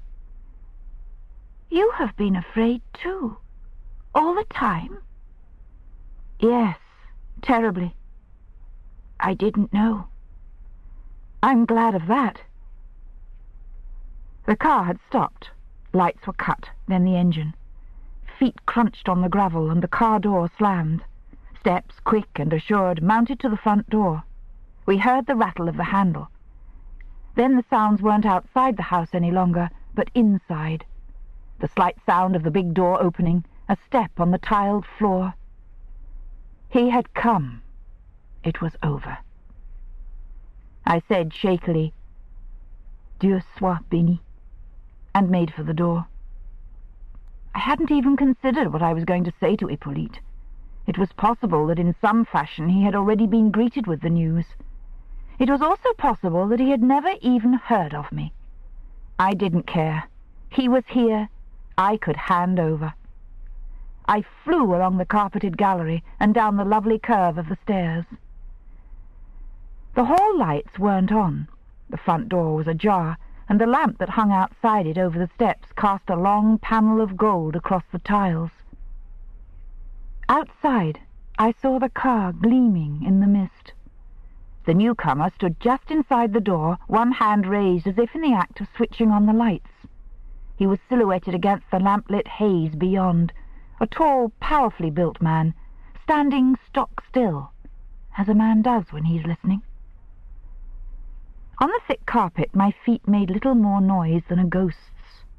I reached the centre stair and hesitated, one hand on the balustrade. I started slowly down the last flight toward him. Then he saw me and raised his head. "So you are here," he said. That was all, but it stopped me as if he had shot me. I stood clutching the banister till I thought the wood would crack. For one crazy moment I wanted to turn and run, but I couldn't move. I said, in an unrecognizable voice that broke on the word, "Raoul." "Lui-même." There was a click as the lights came on, a great chandelier that poured and flashed light from 1,000 glittering crystals. They struck at my eyes, and I flinched and put up a hand, then dropped it and looked at him across the empty hall. I had forgotten all about Philippe, about Hippolyte, about William Blake, even now tearing down from Soubirous. I could see nothing but the man who stood there with his hand on the light switch, looking up at me. There was nothing except the thing that lay between us. He dropped his hand and shut the door behind him. He was quite white, and his eyes were hard as stones. There were lines in his face I hadn't seen before. He looked very much like Léon de Valmy. He said, "He's here, Philippe." His voice was very even and quiet, but I thought I could hear the blaze of anger licking through it that he didn't trouble to suppress. The question was answered by Philippe himself. He had followed me as far as the gallery, and there had stopped, prompted by a better instinct than my own. At his cousin's question he must have moved, for the stir in the shadows above him made Raoul lift his head sharply. I followed his look just in time to see Philippe, a small, silent wraith, melt back into the darkness of the gallery. Then Raoul moved, and fast. He took the hall in 4 strides and was coming upstairs 2 at a time. His leap out of immobility had been so sudden that I reacted without reason, a blind thing in a panic. I don't remember moving, but as I let go the banister I fled, was swept up the stairway in front of him, only to check desperately on the landing and whirl to face him. I shrieked, "Run, Philippe!" and put up frantic, futile hands to break the tempest. They never touched him. He stopped dead. His arms dropped to his sides. I moved back till I came up against the curve of the banister rail and leaned there. I don't think I could have stood unsupported. He wasn't looking after Philippe. He was looking at me. I turned my head away. Behind me, along the gallery, I heard the study door shut, very softly. Raoul heard it too. He lifted his head. Then he looked back at me. "I see," he said. So did I. I had seen even while shock reacting on weariness had driven me stupidly and headlong from him up the stairs. And now I saw the look that came down over his face, bleak, bitter pride shutting down over anger, and I knew that I had burned my world back to cinders, sunk my lovely ship with my own stupid, wicked hands. I couldn't speak, but I began to cry, not desperately or tragically, but silently and without hope, the tears spilling anyhow down my cheeks, and my face ugly with crying. He didn't move. He said, very evenly, "When I reached the Chateau Valmy this morning, and my father told me that you had gone, he seemed to think you would have come to me for help. I told him no, you thought I was in Paris till Thursday, but I'd left my apartment there on Tuesday evening, and you couldn't know where I was. It was only later that I found you hadn't tried to get in touch with me there at all." His voice was quite expressionless. "There was only one reason I could think of why you hadn't telephoned me. When I put this to my father, he denied that any harm had come to you. I didn't believe him." He paused. I couldn't look at him. I put up a hand to wipe away the tears that streaked my face, but they kept falling. "I told him then I intended to make you my wife, and that if anything happened to you, or to the boy, and through him to you, I would kill him, my father, with my own hands." I looked at him then. "Raoul." But my voice died away. I couldn't speak. He said slowly, answering my look, "Yes, I believe I did mean it," and added one word, one knell of a word. "Then." We had neither of us heard the other car. When the hall door swung open to admit 2 people, a man and a woman, we both jumped and turned. The woman was Héloïse de Valmy. The man was a stranger to me, but even if I hadn't expected him, I would have known that this was Hippolyte. In him, too, the Valmy likeness was strong. He was a younger, gentler edition of Léon de Valmy, Lucifer before the fall. He looked kind, and his voice, as he addressed some remark to Héloïse, sounded pleasant. But for all the gentleness and the marks of anxiety and fatigue, I thought I could see in him the same hard force as in the other men. Cooler, perhaps, and slower, but in the circumstances none the worse for that. My deus ex machina would be capable enough, thank God. Neither he nor Madame de Valmy had seen us above them on the landing, because at that moment Madame Voitou, who must this time have seen the lights of the car, came bustling into the hall from the back regions, vociferous with welcome. "Monsieur, but you are welcome. I was so afraid that with this mist—" "Oh!" She stopped, and her hands went up as if in horror. "Tiens, Madame, she is ill. What is the matter? Of course, of course. What horror! Has there still been no word?" I hadn't noticed till she mentioned it, but Héloïse de Valmy was indeed clinging to Hippolyte's arm as if she needed its support. In the merciless light from the chandelier, her face looked ghastly, grey and haggard like the face of an old woman. The concierge surged forward with cries of commiseration. The little boy, nothing was heard yet, no? And of course Madame was distracted. La pauvre! Madame must come upstairs. There was a stove lit, a drink, some bouillon perhaps. Hippolyte de Valmy interrupted her. "Monsieur Raoul is here?" "Not yet, monsieur. He came this evening, then left for Evian. He said he would be back at midnight to see you. It is after—" "His car's outside." Raoul moved at that, almost idly. He said, "Good evening, mon oncle." Madame Voitou gaped up at him, at last stricken dumb. Hippolyte turned, eyebrows raised. Héloïse said, "Raoul," just as I had done, and with no less horror in her voice. New lines etched themselves in her face, and she swayed on her feet, so that Hippolyte tightened his grip on her arm. Then she saw me shrinking behind Raoul against the banister, and she cried my name almost on a shriek. "Miss Martin!" Madame Voitou found her voice again at that. She echoed the cry. "La voilà! There she is, in this very house, Monsieur Raoul." Hippolyte said curtly, "That will do. Leave us, please." There was silence until the door had shut behind her. Then he turned again to look up at us. He surveyed me without expression. Then he gave a formal little nod and looked at Raoul. "You found them?" "Yes, I found them." "Philippe?" "He's here."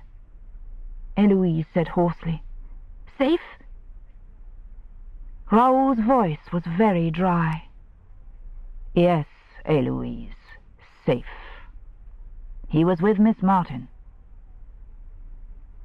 Her eyes fell before his, and she gave a little moaning sigh. Hippolyte said, "I think we had better talk this thing out quietly. Come up to the study. Héloïse, can you manage the stairs, my dear?" No one looked at me or spoke. I was a shade, a ghost, a dead leaf dropped by the storm into some corner. My story was over. Nothing would happen to me now. I wouldn't even be called upon to explain to Hippolyte.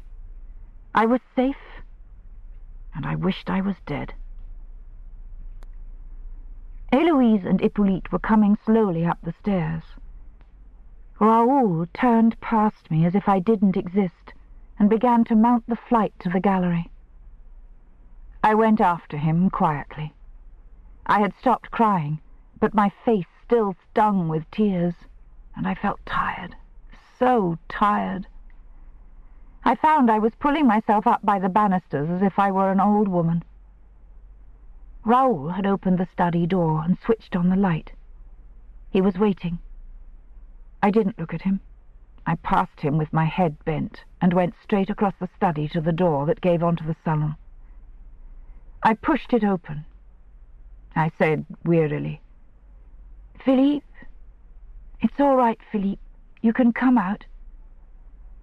I hesitated, conscious that Raoul too had crossed the room and was standing just behind me.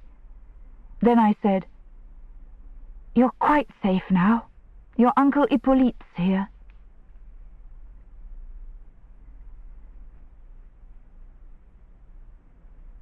For some reason, No reason at all. The others had followed us into the salon, ignoring the comfort of the study stove. Hippolyte had taken the cover from the sofa, and now sat there with Philippe in the crook of his arm. On the other side of the empty grate, Héloïse sat huddled in a small chair of golden brocade. Someone had twitched the dust sheet off that, and it lay in a bundle at her feet. With its light on, the salon seemed more ghostly than ever.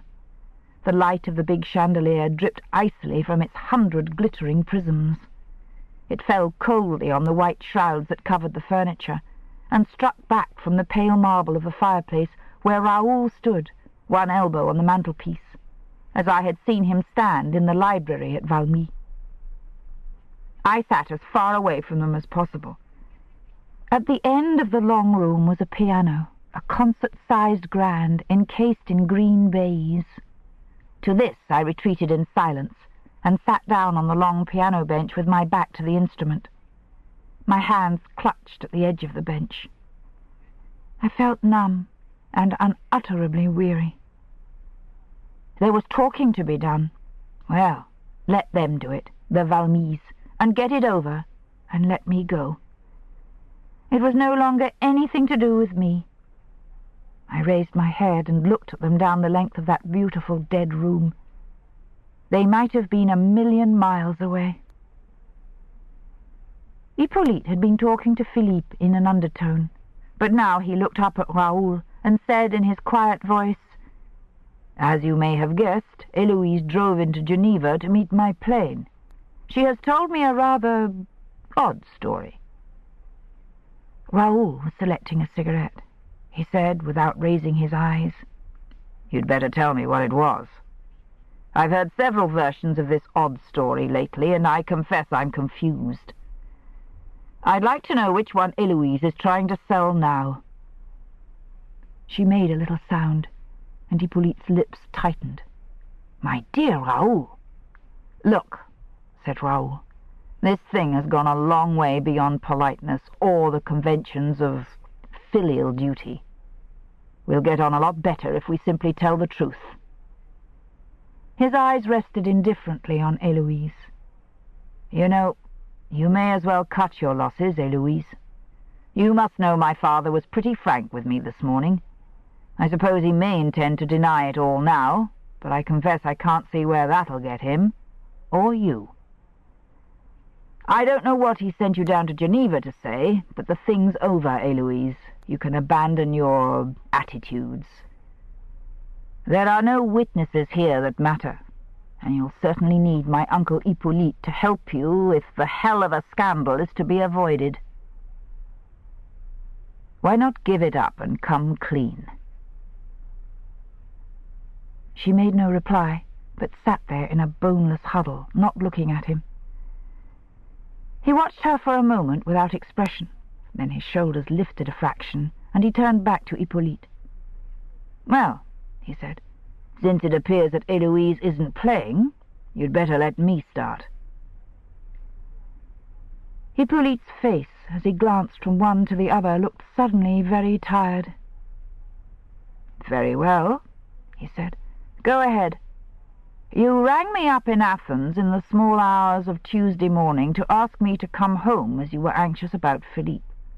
You spoke of accidents, and insisted that Philippe might be in some danger. You also said something not very clear about Philippe's governess. Héloïse, too, spoke of her tonight, also not very clearly. I take it that this is the young woman in question, and that there have been recent and alarming developments which Héloïse has been attempting to explain to me. I must confess to some confusion. I'm also tired.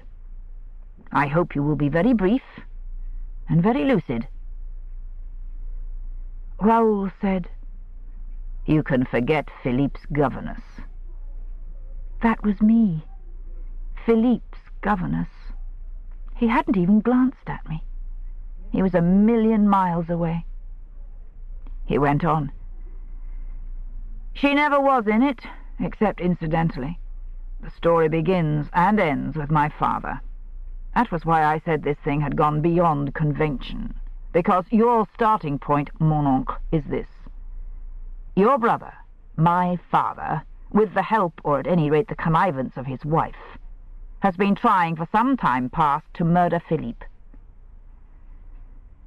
I heard Héloïse give a faint sound like a moan, and I saw the child turn his head to look at her from the shelter of Hippolyte's arm.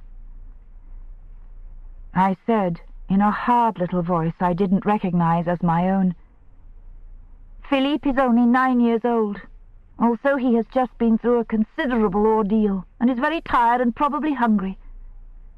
I suggest that you allow me to take him downstairs to some reliable person in the kitchen."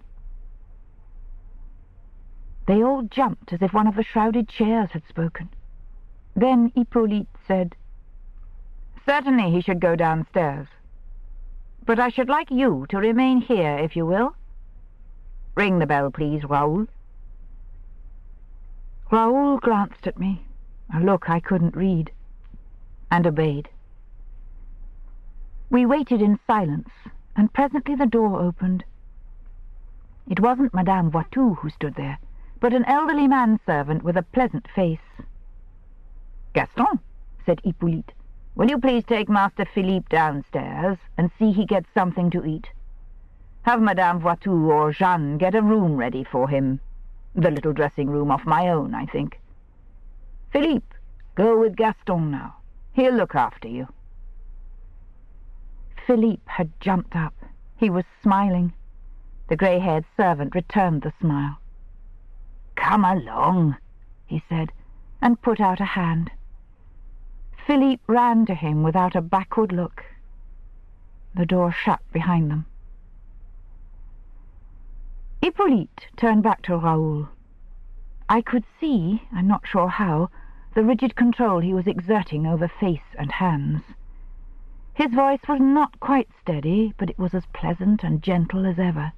He said, "Well, Raoul, you'd better go on with your story. And I advise you to be sure of your facts. He's my brother, remember?" "And my father," said Raoul harshly. He knocked the ash off his cigarette into the empty fireplace with an abrupt movement. "As for my facts, I haven't a great many, but you can have them.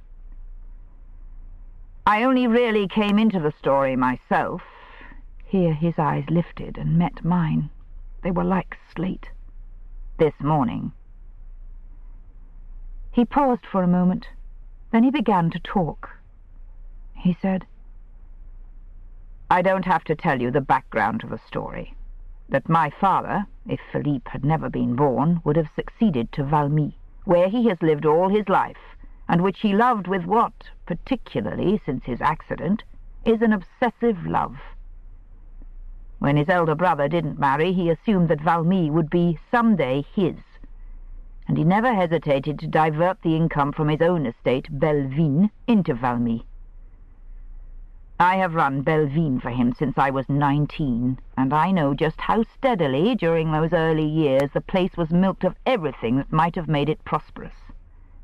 My father and I have fought over it time and again.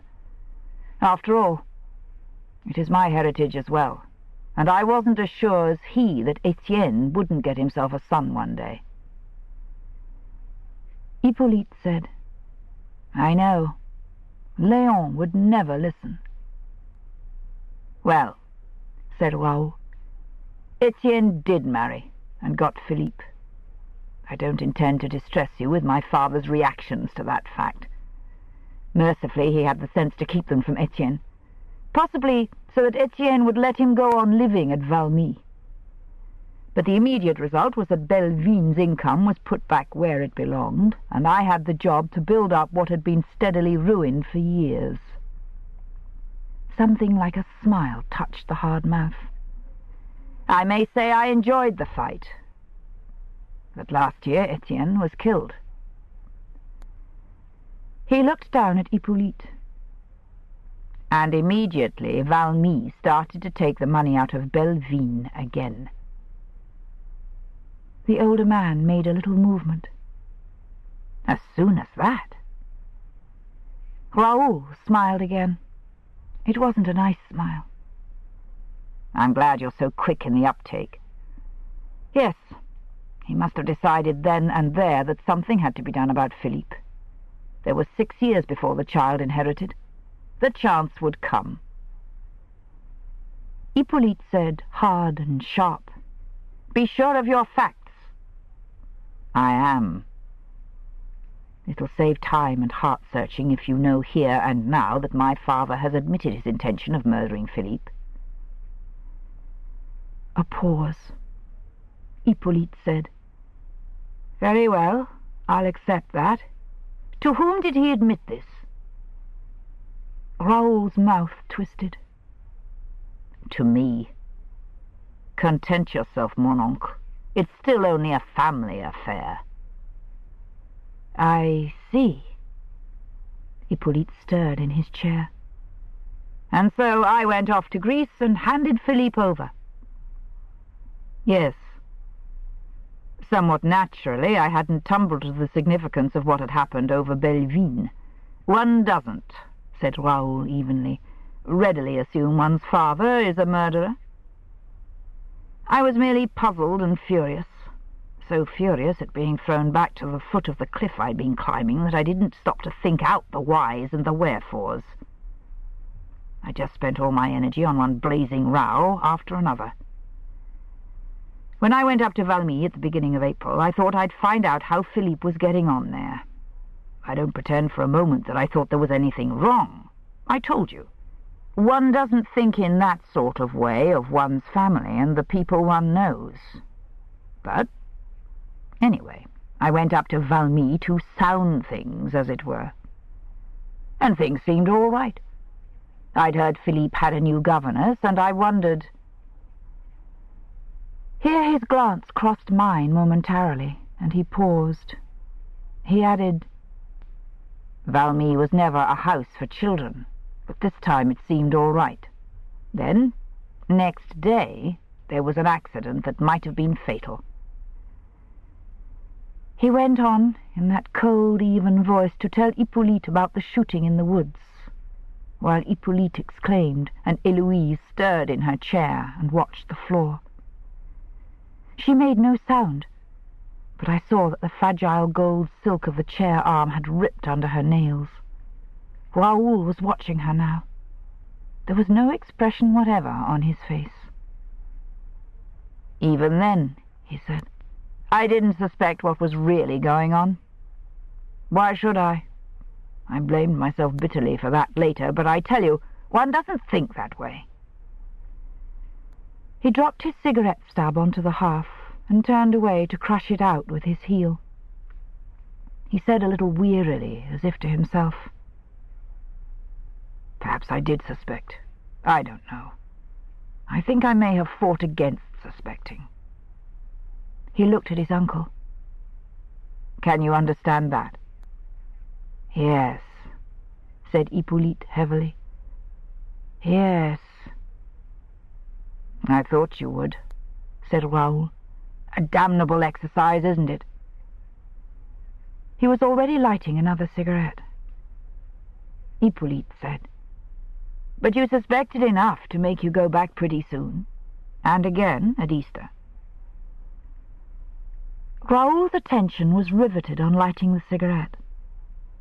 "It wasn't altogether suspicion that drove me back, nor did I see anything to rouse me into active worry until the Easter ball, the night I rang you up. But that night 2 things happened.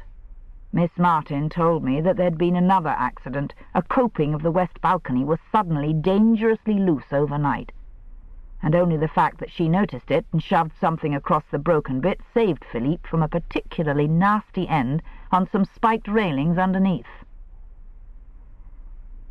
This had the effect of making Hippolyte turn and look at me. The expression on his face made me wonder, for the first time, what Eloise had been telling him about me on the way from Geneva. From the look on his face, it had been nothing to my credit. As Raoul went on to speak of the midnight feast with Philippe, I saw the expression deepen, as if Hippolyte were being given a very different picture of me from the one he had got from Eloise. "And there was something so odd about Eloise that night," said Raoul. "She seemed frightened, if that were possible. And then there was Miss Martin's talk of nightmares. But it was really the second accident that shook me. I went straight to the telephone in the small hours and eventually got hold of you. It seemed the best thing to do, for us to tackle him together and find out what was going on and force him to see reason. I thought you might also hand the child over to my care if you had to leave again. I've no authority at all where Philippe's concerned, and for obvious reasons I preferred not to enlist official help at that point. Hence, the SOS to you. He gave his uncle that fleeting, joyless smile. In any case, as far as the police were concerned, my father still held the winning card, which was that nothing had happened. He had, and has, committed no provable crime.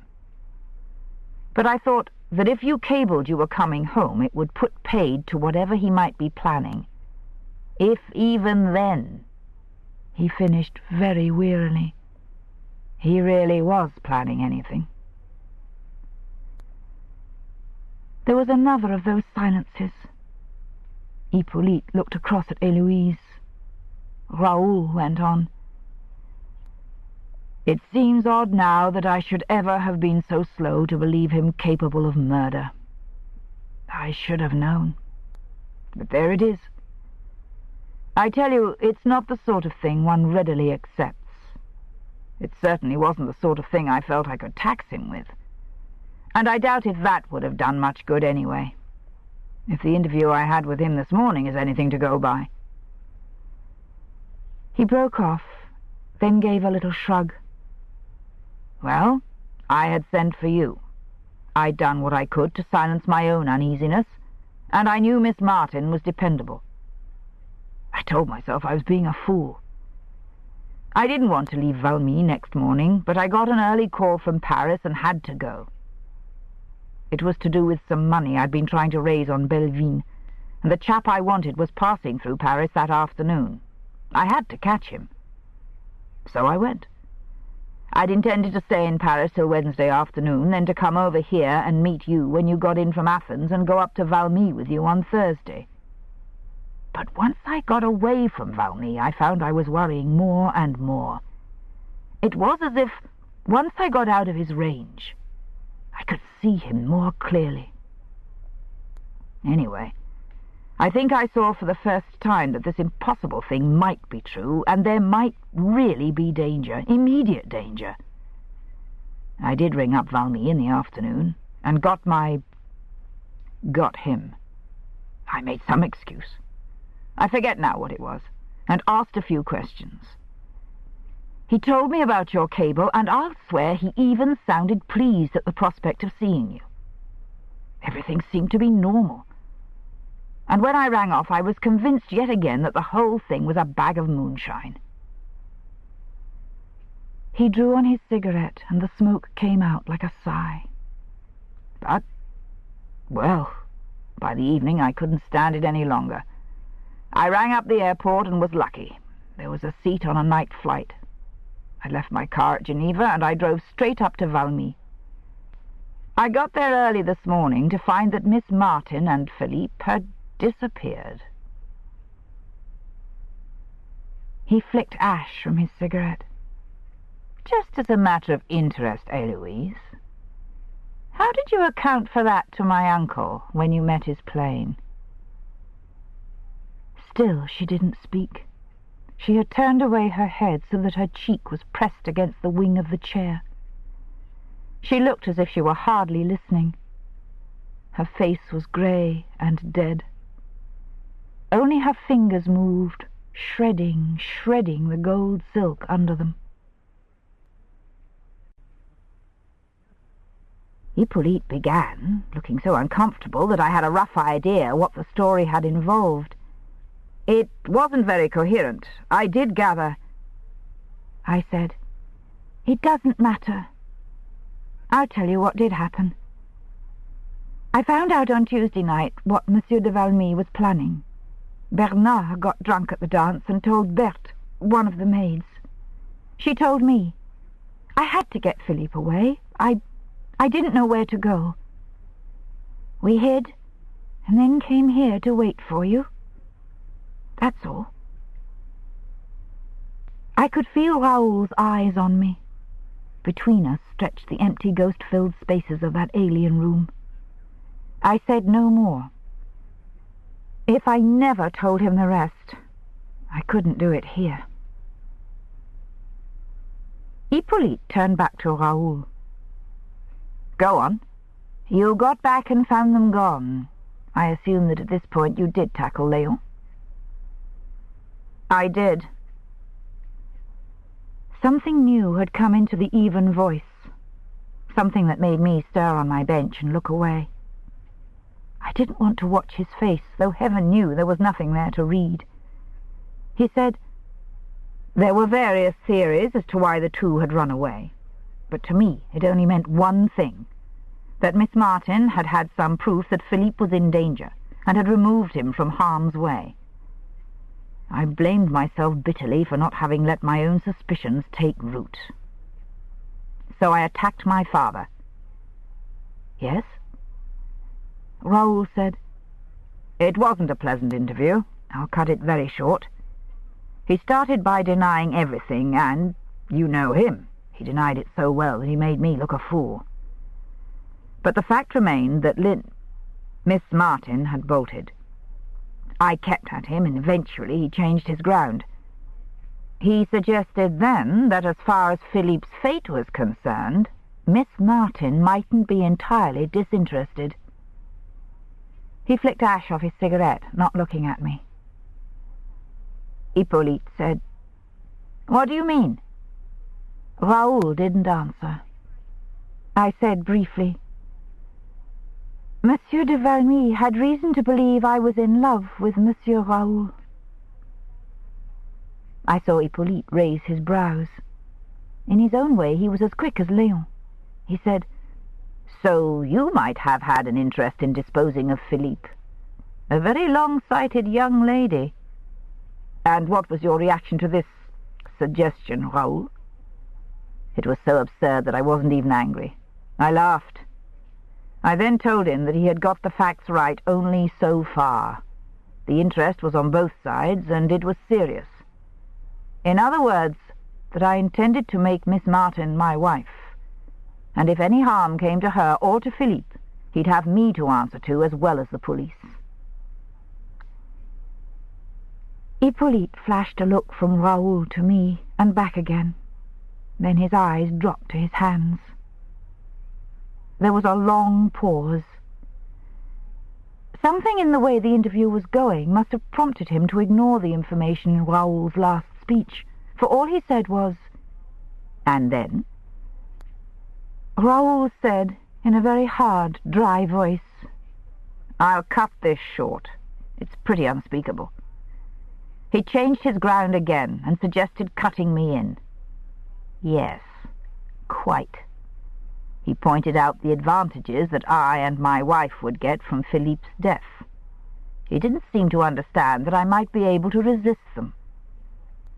And he was convinced I would be able to persuade her, too, as my wife, to acquiesce in his plans. Between us, we could pacify you when you arrived, see you back to Greece, then take our time over Philippe. We could cook up some story of Linda's having run away to me. Everyone was saying that anyway. And get through the bigger scandal by making it a purely sex affair. He then suggested that I find Linda and allow people to believe she had run off to meet me. Yes? It was perhaps the most horrible thing about the interview that neither Léon's son nor his brother showed surprise. Distress, yes. Horror, perhaps. But not surprise. Not even at a wickedness that couldn't conceive of disinterested good. Raoul said, I didn't say much. I couldn't, or I'd have laid hands on him. I merely said that neither of us would ever connive at harming Philippe, and we had better stop talking nonsense and find the pair of them, or there might be a scandal he'd find it hard to get out of. I thought Linda might have tried to get in touch with me in Paris. and rang up there and then in front of him. But there hadn't been a call. I left a message with the concierge in case Linda rang up later. But I'd been so sure she'd ring me up that I thought my father had lied about their escape from Valmy, and that something had happened to them, so... Oh well, never mind that now. I knew I was wrong almost straight away, because Bernard, you know his man, came in. Apparently he'd been out looking for them. He got a bit of a surprise to see me, and I lost no time in making it very plain that it was in his best interest to find Linda and Philippe quickly. I thought they might have gone for help to the Englishman who works over on Dieudonné. I discovered that Linda knew him, and was glad she'd had at least one friend in the district. I rang up the Coq Hardy at Soubirous, where he sleeps sometimes, but he'd already gone out, and he wasn't expected back till dinner time. I told Bernard to go up to the hut where the Englishman keeps his things, but he said he'd been already, and they weren't there. He told me where else he'd been. I sent him out again with instructions to report to me, and some sort of plan of search, the best I could devise with the little I knew. Well, none of this matters now. He knew very well he'd better play in with me and play safe. When he'd gone, I told my father again quite plainly that if any harm came to those two, even if it looked like the most obvious accident in the world, I would kill him. Then I went out with the car.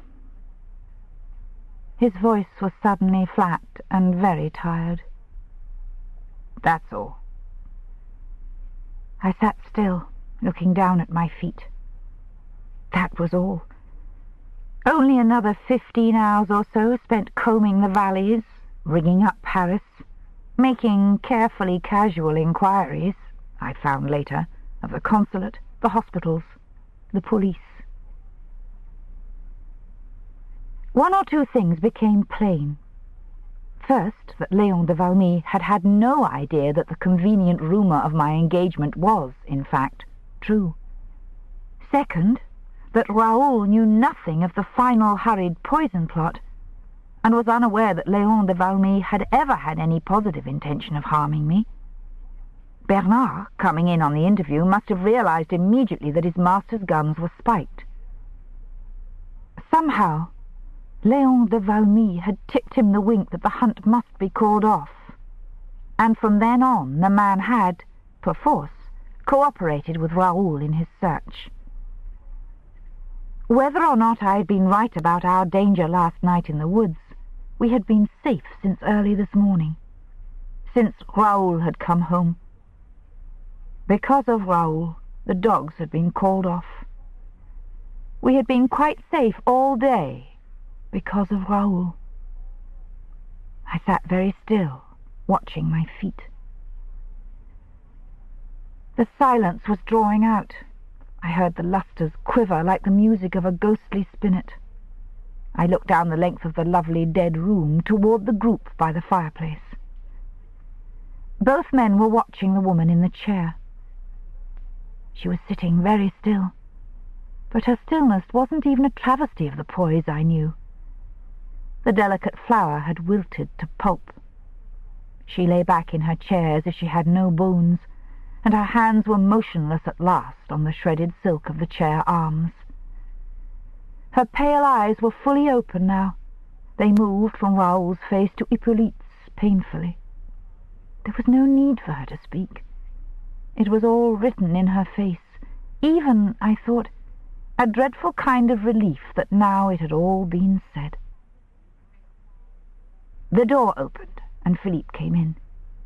He was carrying a steaming cup of bouillon very carefully between his hands. He brought it to me and held it out. "This is for you. You had an ordeal, too." I said, "Oh, Philippe." And then my voice broke shamefully. But he didn't appear to notice this. He was looking at Héloïse, silent and slack in her chair.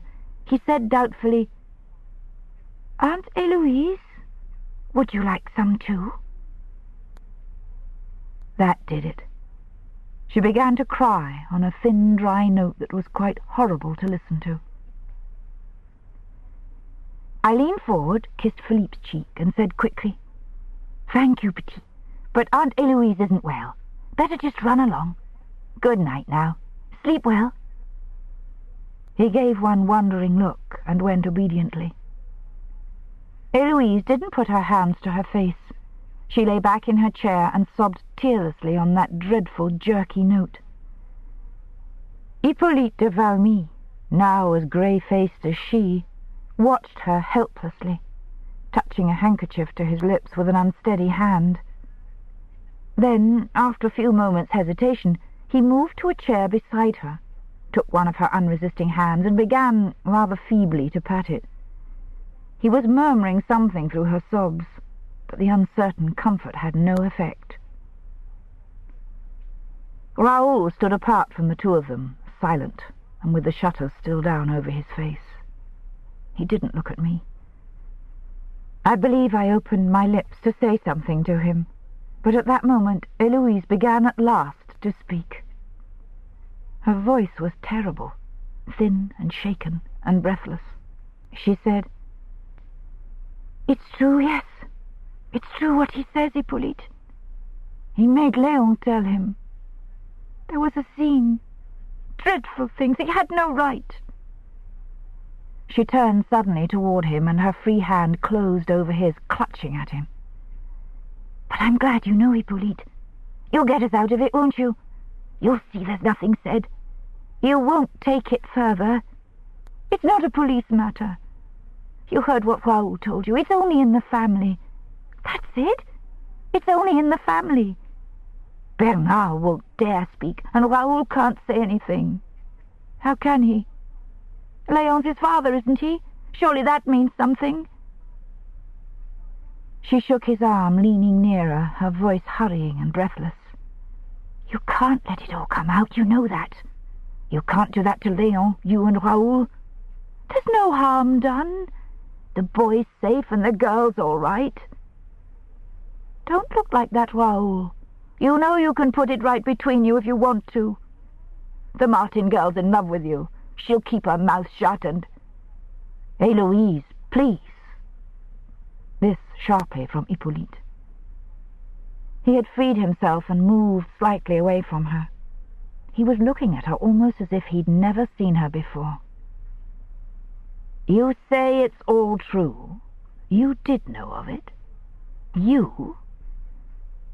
She had sunk back in her chair. She swallowed another of those sharp, convulsive sobs and moved her head to and fro against the chair back. "Yes, yes, yes. Everything he told you. I'll admit everything. If only you'll help."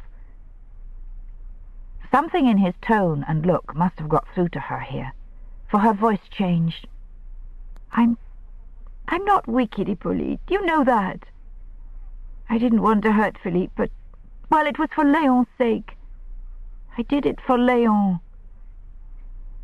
She met his stony look and added sharply, "You know as well as I do that Valmy should be his. Surely he has the best right to it. It's his home. You know that. Why, you've said so yourself. And he's not like other men. You know that too. You should realize he's not like other people. He should have had Valmy. He should. He'd had enough to bear without being turned out of his home." Her brother-in-law moved uncomfortably. "I cannot see that Léon would be grateful for this special pleading, Eloise. And at the moment it's beside the point. What we're discussing is a good deal more serious.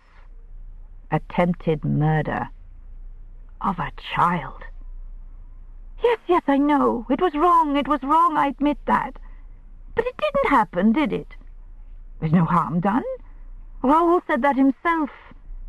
That doesn't have to be taken any further. Oh, you'll have to talk to Léon about it. I can see that, but you'll see he stays on at Valmy, won't you? There's no reason why he shouldn't. People are talking, but it'll soon be forgotten if you stand by us and don't bring things into the open. And I know you won't. You know how Léon feels. You'll see he keeps Valmy, won't you? He should have talked to you before. I wanted him to, instead of trying to arrange things this way. I was sure you'd see his point of view, and you do, don't you? I'm sure there's some way things can be fixed. You can come to some arrangement, can't you? Can't you? He started to say something, then bit it back, saying instead, calmly enough, "It's no use discussing it any more here. This is getting us nowhere, Eloise. Only promise me you won't take it to the police." "I can't promise anything. All I can say is that we'll try and compromise between what's right and what's best." She seemed not to be listening. Something had broken in her, and now she couldn't stop. She was out of control. Her hands and lips were shaking. The pleading voice poured on, admitting with every desperate syllable what must never, even in her mind, have been in words before.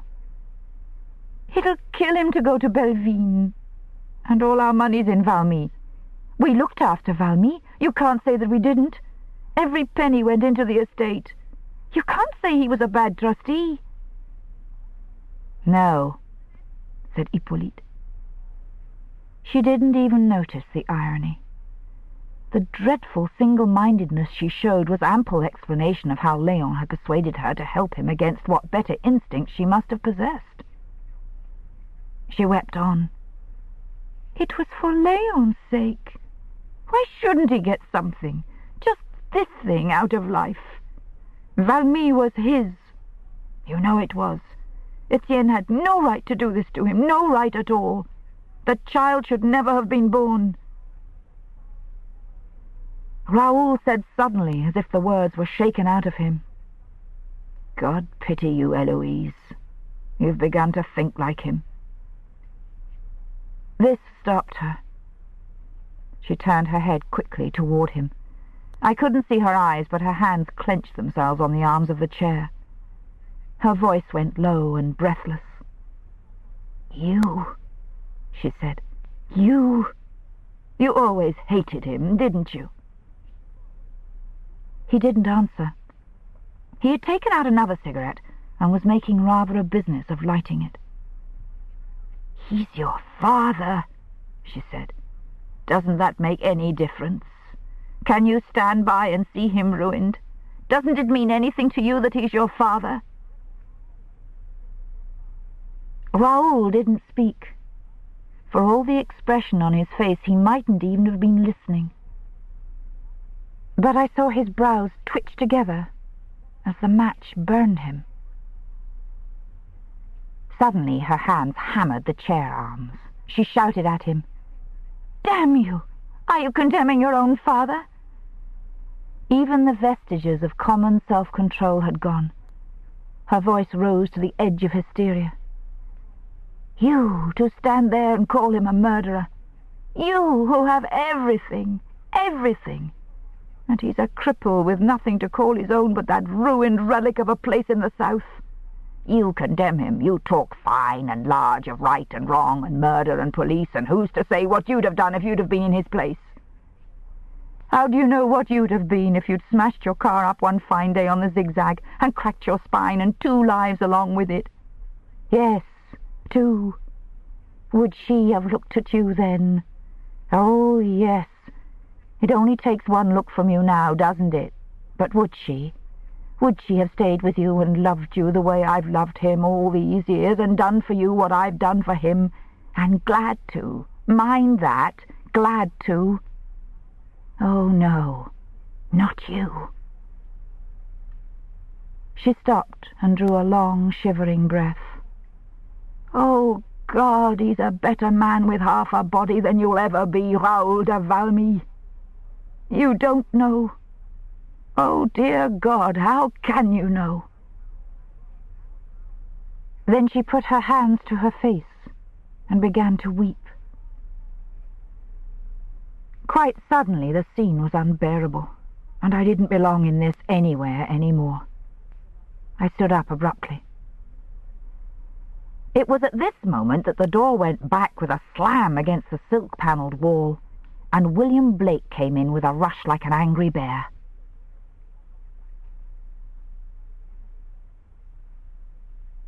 Eighth Coach, Chapter 20. Death has done all death can. Browning, after. "Who the devil are you?" said Raoul. Since he said it in French, William Blake took not the slightest notice. He stopped just inside the door, breathing hard. He looked as ever enormous, very English, with the untidy blonde hair, and very safe. He looked down the room at me, ignoring everyone else. "Linda, what's going on here? Are you all right?" I said, between a laugh and a sob, "Oh, William," and ran to him down the length of the room, bouillon and all. He didn't exactly fold me in his arms, but he did catch me, and with some presence of mind hold me away from him, so that the bouillon didn't spill all over his ancient jacket, but only on the priceless Savonnerie carpet. "Here, steady on," he said. "Are you sure you're all right?" "Yes, quite all right." Hippolyte had turned and risen in surprise at the interruption, but Eloise was past caring for the presence of a stranger. She was weeping freely now, the sobs tearing at the atmosphere of the beautiful, over-civilized room. Hippolyte paused, looking helplessly from the newcomer back to her. Raoul said without moving, "It's the Englishman. I told you about him." I saw William wince from the sound of sobbing, but he stood his ground, his jaw jutting dangerously. "Did they hurt you?" "No, oh no. It's not them, William. It's all finished, honestly." "Anything I can do?" "Not a thing, except take me out of here." Behind me I heard Hippolyte say with a kind of controlled desperation, "Eloise, please. My dear, you must try and pull yourself together. This is doing no good at all. You'll make yourself ill. Eloise." William said, "Okay, we'll get you out of this, and fast." He put an arm around my shoulders and turned me toward the door. "Let's go." I saw Hippolyte take a half-step towards us. "Miss Martin." But here Eloise sobbed something incoherently and caught at his sleeve, a desperate little gesture that broke something inside me. I said, "I can't stand this, William. Wait." I thrust the half-empty pot of bouillon into his hands and went back to Madame de Valmy. Hippolyte stood aside, and I went down on my knees in front of the little gold chair. I was kneeling at Raoul's feet. I didn't look up at him, and he never moved. Her hands were still over her face. The sobs were less violent now. I took her wrists gently and pulled them down and held her hands. I said, "Madame, don't cry any more. We can talk this thing over quietly when you're feeling better. It won't do any good to make yourself ill." Then, to Hippolyte, "Can't you see she's beside herself? There's no point in letting this go on. She doesn't know what she's saying. She must be got to bed." "Madame, there'll be some way to arrange everything, you'll see. Don't cry any more, please." The sobbing caught in her throat. She looked at me with those pale, drowned eyes. The beauty had all gone. The delicately rouged cheeks sagged slack and grey, and her mouth was loose and blurred with crying. I said, "There have been enough tears over this, Madame. Don't distress yourself any more. Nothing's going to happen to you. It's all over now. Here, take my handkerchief. Why, you're cold. I don't know why you're sitting here when there's a stove in the study, and you haven't been well lately, have you? Shall we go in there, and perhaps we can get Gaston to bring some coffee? Can you get up? Let me help you." She got to her feet slowly, stiffly, and I led her across to the study door.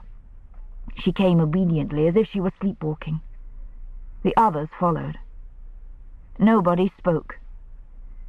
She was weeping still, but quietly, into my handkerchief. I put her into a chair near the stove and knelt again beside her on the rug. I don't know quite what else I said to her, but the sobbing stopped, and presently she lay back in the chair quietly and looked at me. She looked exhausted, dazed almost.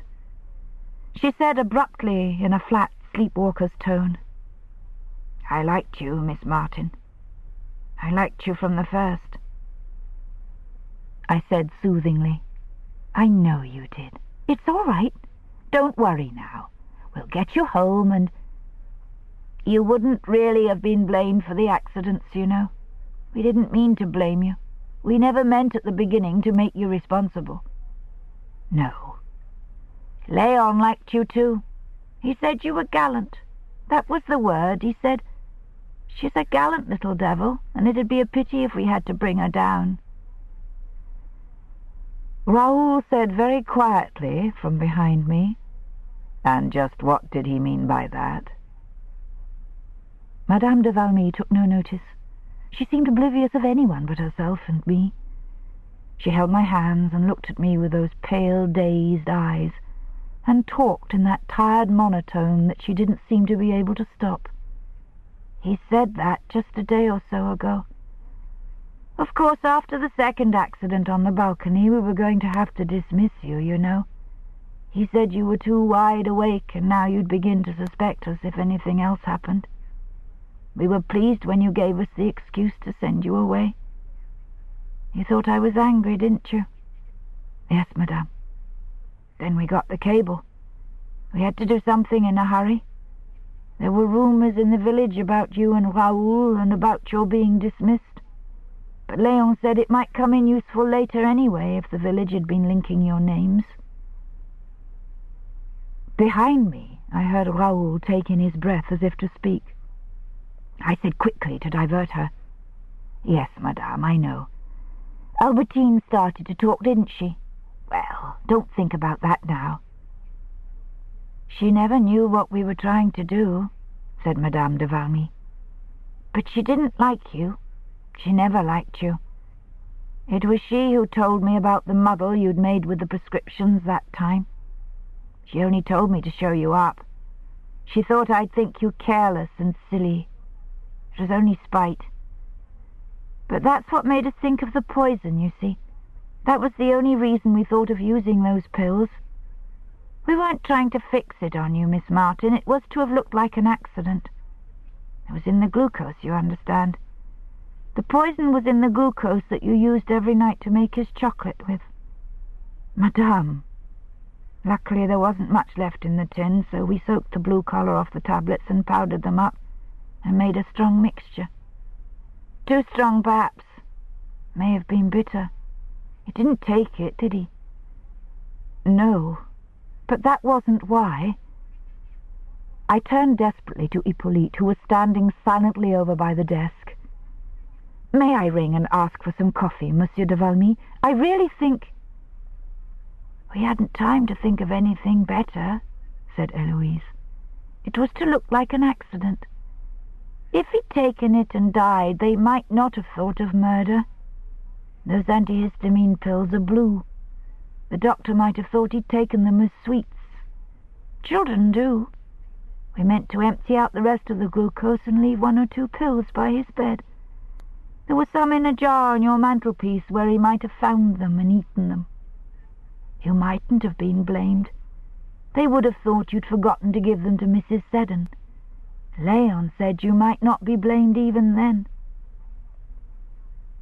Behind me, Raoul said, "Just what are you talking about, Eloise?" She looked up at him with that dead sleepwalker's look. She seemed to have forgotten her outburst. She answered him mechanically. "The poison? It wasn't a very good plan, but we had to be sure, and it was all we could think of that might look like an accident.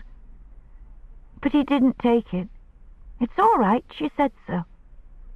I was just explaining to her that we didn't mean her any harm. I like her. I always did." I said quickly, "Madame, you're upset. You don't know what you're saying. Now we're all going to have some coffee, and we'll see you home."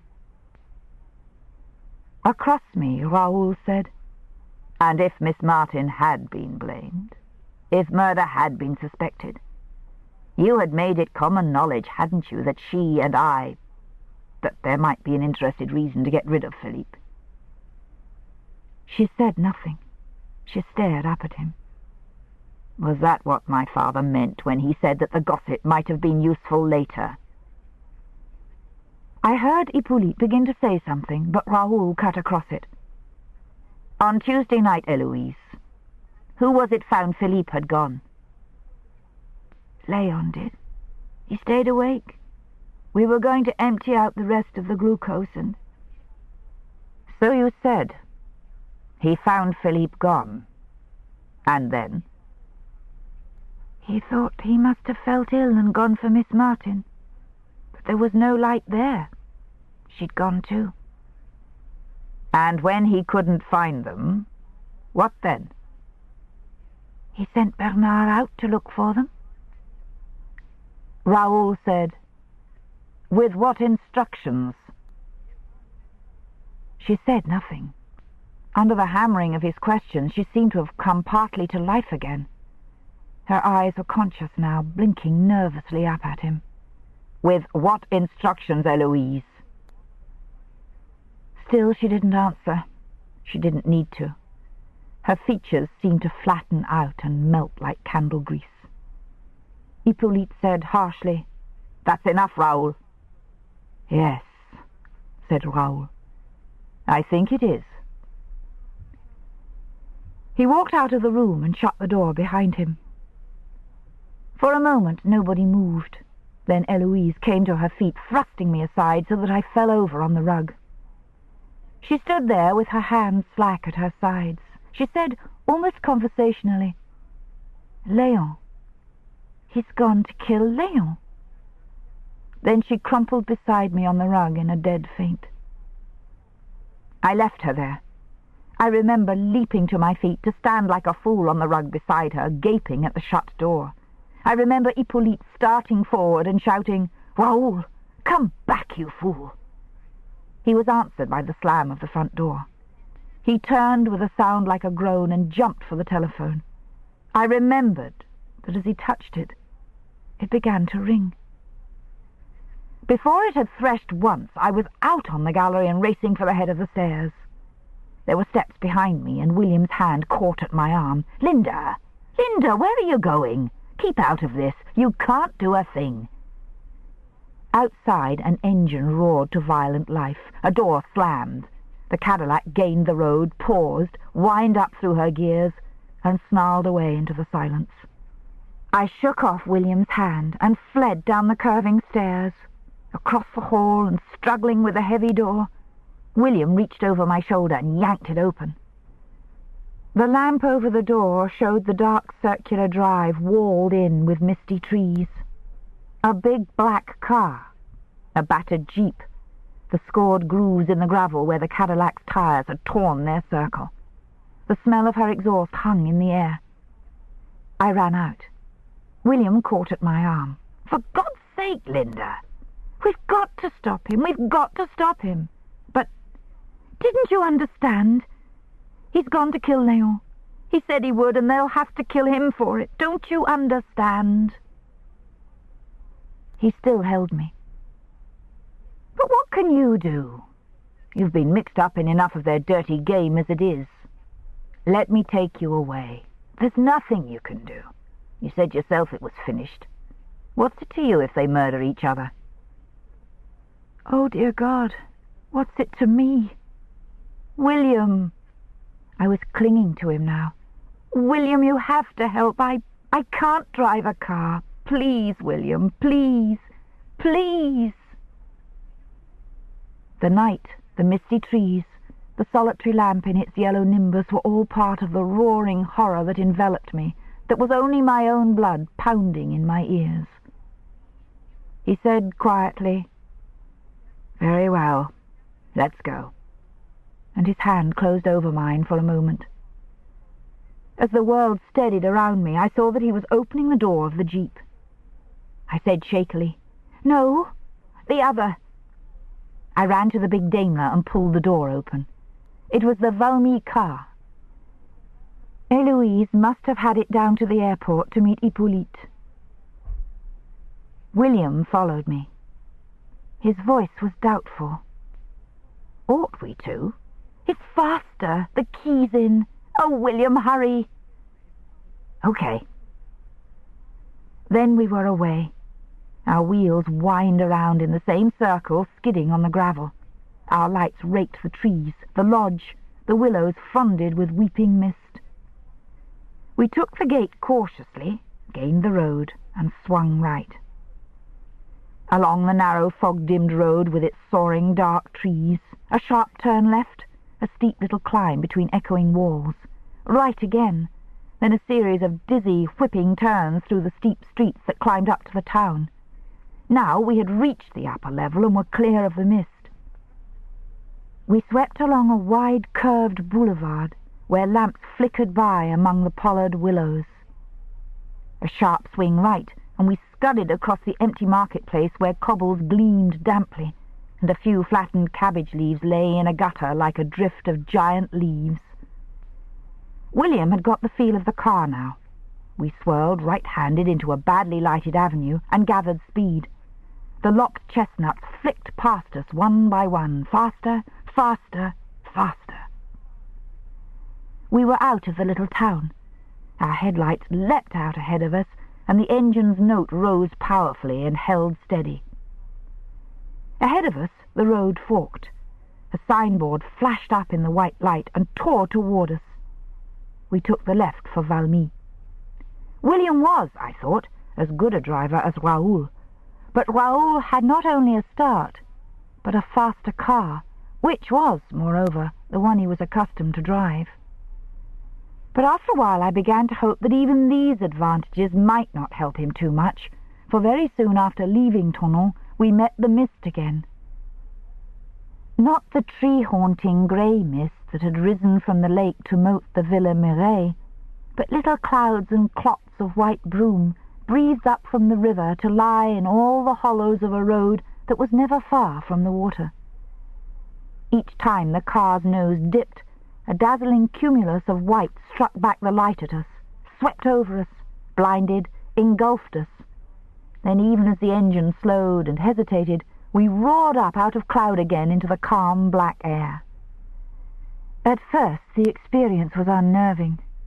The moment of blindness was like a great white hand thrust against your face, so that you flinched backward against the upholstery, and were conscious of your eyes' cat-like dilation. But with each succeeding dive into the cloud, the car's hesitation became less apparent, and after a while I realized that William was losing very little speed.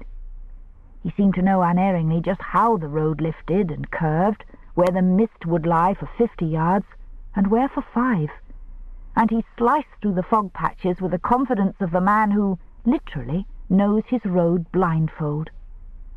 He must have driven up and down it scores of times in the course of his job. It was even probable that he knew it better than Raoul, who for some time had lived most of his year between Belleville and Paris. We might catch him yet.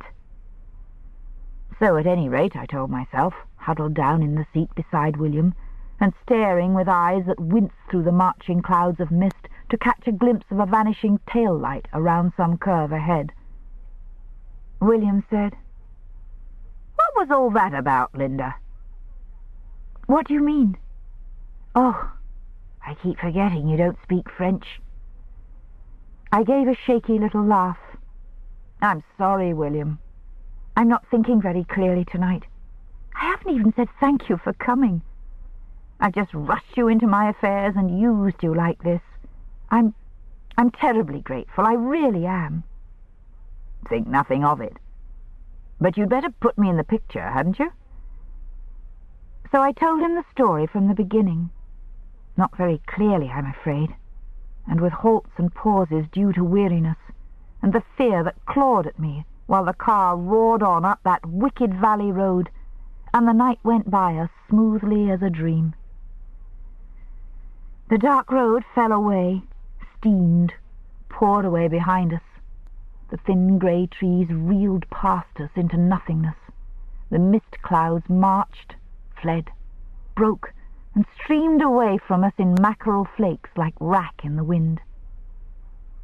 The red tail light struck at my eyes like a dagger. I said hoarsely, "There, William! Look, there!" He didn't answer, but I knew he'd seen it. Then it vanished, and a moment later the blinding white swamped us again.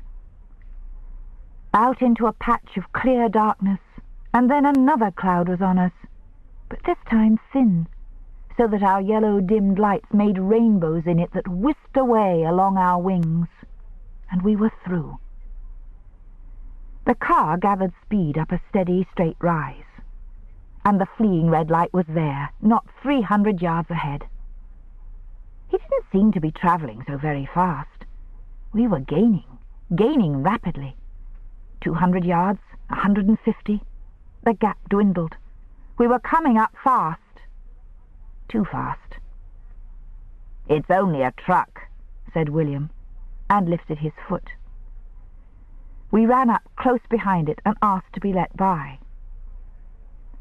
It was one of those appalling monsters so common in France, far too high and wide for any road, and far too fast for their size. And it became obvious very soon that this one had no intention of allowing us the road. Ignoring the flickering of our lights, it roared along, rocking a little on the bends, but never yielding an inch of the crown of the road. I don't know how long we were behind it. It seemed a year. I sat with my nails driving holes into the palms of my hands, and my teeth savaging my lip while I stared with hatred at the dirty blackboard of the truck held in our lights. It was carrying gravel, which dripped through the cracks onto the road. Someone had chalked a face like a gremlin on the left-hand panel. To this day I can see the license plate with the chip off the corner, and read the number, 920DE75. I stared at it without consciously seeing it at all, and thought of the Cadillac roaring on ahead, of Raoul and Léon, and the terrible little scene that unbelievably was so soon to be acted out in the Valmy library. I said again, "William." "If the caddie passed him," said William calmly, "we can. Hold on." There wasn't even a trace of impatience in his voice. He drew out to the left, flickered his lights again, and waited. The truck lumbered on. We were on an upgrade now, and the truck was slowing. It held the road, and once again we drew patiently in behind it. So we went in procession up the hill. A sob rose and burst in my throat, and I put the back of my hand hard against my teeth in an effort for self-control. The truck slowed again, and checked as it was rammed into bottom gear. We crawled toward the head of the rise. The trees that crowned the hilltop swelled into light that soared toward us. Lights were coming up on the other side of the hill, and coming fast. Their grey aurora spread, splayed brighter, lifted into gold. The truck topped the crest of the road, black against the approaching glare, and swung sharply over to its right to make way for the oncoming car. Our own lights flashed once and dimmed. Something hit me in the small of the back as the Daimler shot forward like a torpedo into the gap. Lights met lights with a clash that could be felt. Then we whipped to the right, almost under the truck's front bumper. I heard the yell of a horn and something that might have been a shout, but we were through with a little to spare and dropping downhill with the rush of a lift. "Oh, you honey," said William affectionately to the car, and then sent me a grin. I had bitten the back of my hand, but his breathing wasn't even ruffled. "It's nice," he said mildly, "to have the horses." The road lifted once more to shake itself clear of mist. William's foot went down, and those horses took hold. My eyes strained through the darkness ahead for the telltale light among the trees. But no light showed till we rounded the curve where the road begins the long drop to the Valmy Bridge, and saw the lurch and sway of lights that cut their way up the zigzag nearly half a mile ahead. I must have made some small sound, for William gave me a glance and said, "Don't fret, my dear, they'll talk it over, surely." But he didn't sound convinced, and neither was I. We'd both seen Raoul's face, and the way those distant headlights now slashed their way up the zigzag was some indication that the mood still held. I saw them vanish at the top under the chateau's bright windows. William accelerated, and we shot down the last hill, met a wall of mist hood-high, slowed, sang down to second for the turn onto the bridge, then stopped short with brakes squealing. I said breathlessly, "What is it?" "Can 2 cars pass on that road?" "The zigzag? No, but—" He nodded toward it. I followed his gaze and said, "Oh, dear Lord," on a dreary little sob. A car had nosed its way down off the driveway and was taking the first hairpin with some caution. It got around and came on its decorous way down. "Where are you going?" asked William sharply. I was fumbling with the door. "There's a path straight up from the bridge through the wood. Steps. I think I could—" He reached across, and his hand closed over mine. "Don't be silly. You'd break your heart, and I'd still be there before you." "Sit still." "But William—" "My dear girl, I know. But there's nothing else to do." His voice was calm. "Look, he's nearly down. Sit still." I was shaking uncontrollably. "Of course, it doesn't matter to you, does it?" His eyes were grave and gentle. "And it does to you?" "It really does." I said nothing. The descending car swung around the last bend, and her lights sank toward the bridge. There was mist lying, as it had lain that night. William said gently, "I'm sorry, Linda." The car was crossing the bridge, nosing through the mist. It paused and moved out into the road with a lamentable crash of gears. William's hand shifted, and the Daimler leapt for the gap and went over the bridge with the mist flying out from the headlamps like spray in the teeth of a destroyer. For a fleeting second, before the cliff cut it off from view, I lifted my eyes and saw the Chateau Valmy, brightly lighted against the night sky. That was what William meant. I knew it. The castle in the air, the Cinderella dream. Nonsense for a night. Banquets abroad by torchlight, music, sports, 9 coaches waiting. Not for you, Linda, my girl. You get yourself back to North London. The Daimler lurched up and around the final curve, and skidded wildly as her wheels met the gravel of the drive. She came to a rocking halt just behind the parked Cadillac. There was another car in the drive, and a van of sorts, but I hardly noticed them. I had my door open before our wheels had shrieked to a stop, and was out and stumbling up the steps to the great door. Seddon was in the hall. He started forward when he saw me, and I heard him say, "Oh, Miss Martin." But I fled past him as if he didn't exist, and down the long corridor that led to the library. The door was slightly ajar, and a light showed. As I reached it, my panicked courage spilled out of me like wine from a smashed glass, and I stopped dead with my hands actually on the panels ready to push. Inside the room there was no sound. I pushed the door open softly, took 3 steps into the room, and stopped short. There were several men in the room, but I only saw 2 of them. Raoul de Valmy was standing with his back to the door, staring down at his father. For once, Léon de Valmy wasn't in his wheelchair. He had fallen forward and out of it onto the floor. His body lay clumsily, pulled a little crooked by whatever harness he wore under his clothes. His head was turned to one side, his cheek against the carpet. His face was smooth, emptied clean of every line and shadow. Beauty and evil had emptied themselves from it together. Now there was nothing there at all. From where I was, you could hardly see the blackened hole in the temple. I would have fallen where I stood, but that William's arms came around me from behind and swept me up and out of the silent room.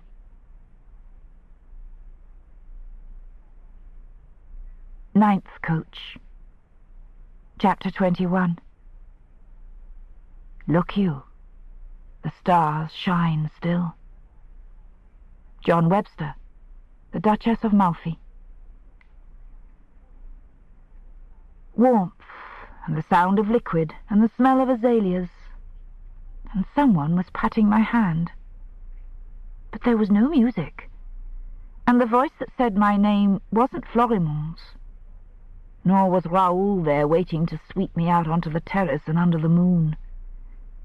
William said, "Here, Linda, drink this." The liquid burned sourly on my tongue and made me gasp. I opened my eyes. I was in the small salon, lying on the sofa before the fire. Someone had made this up recently. Tongues of pale flame licked around the new logs. I stared at them dazedly. I'd never fainted before, and the memory of that roaring dizziness frightened me, and I put an unsteady hand up to my eyes. The salon still swam around me, too bright and out of focus. "Finish it," urged William. I obeyed him meekly. It was detestable stuff, whatever it was, but it ran into my body warm and potent, so that in a few moments more my eyes and fingers and even my brain were mine again. And my memory. "How do you feel now?" asked William. I said drearily, "Oh, fine, just fine. I'm sorry, William. That wasn't a very useful thing to do." He took the glass from my hand and put it on the mantelpiece. Then he sat down on the sofa beside me.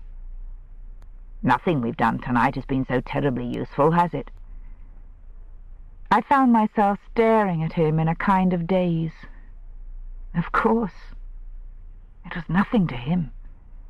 I said, dragging the words up from the depths, "Have they taken him away yet?" "Not yet."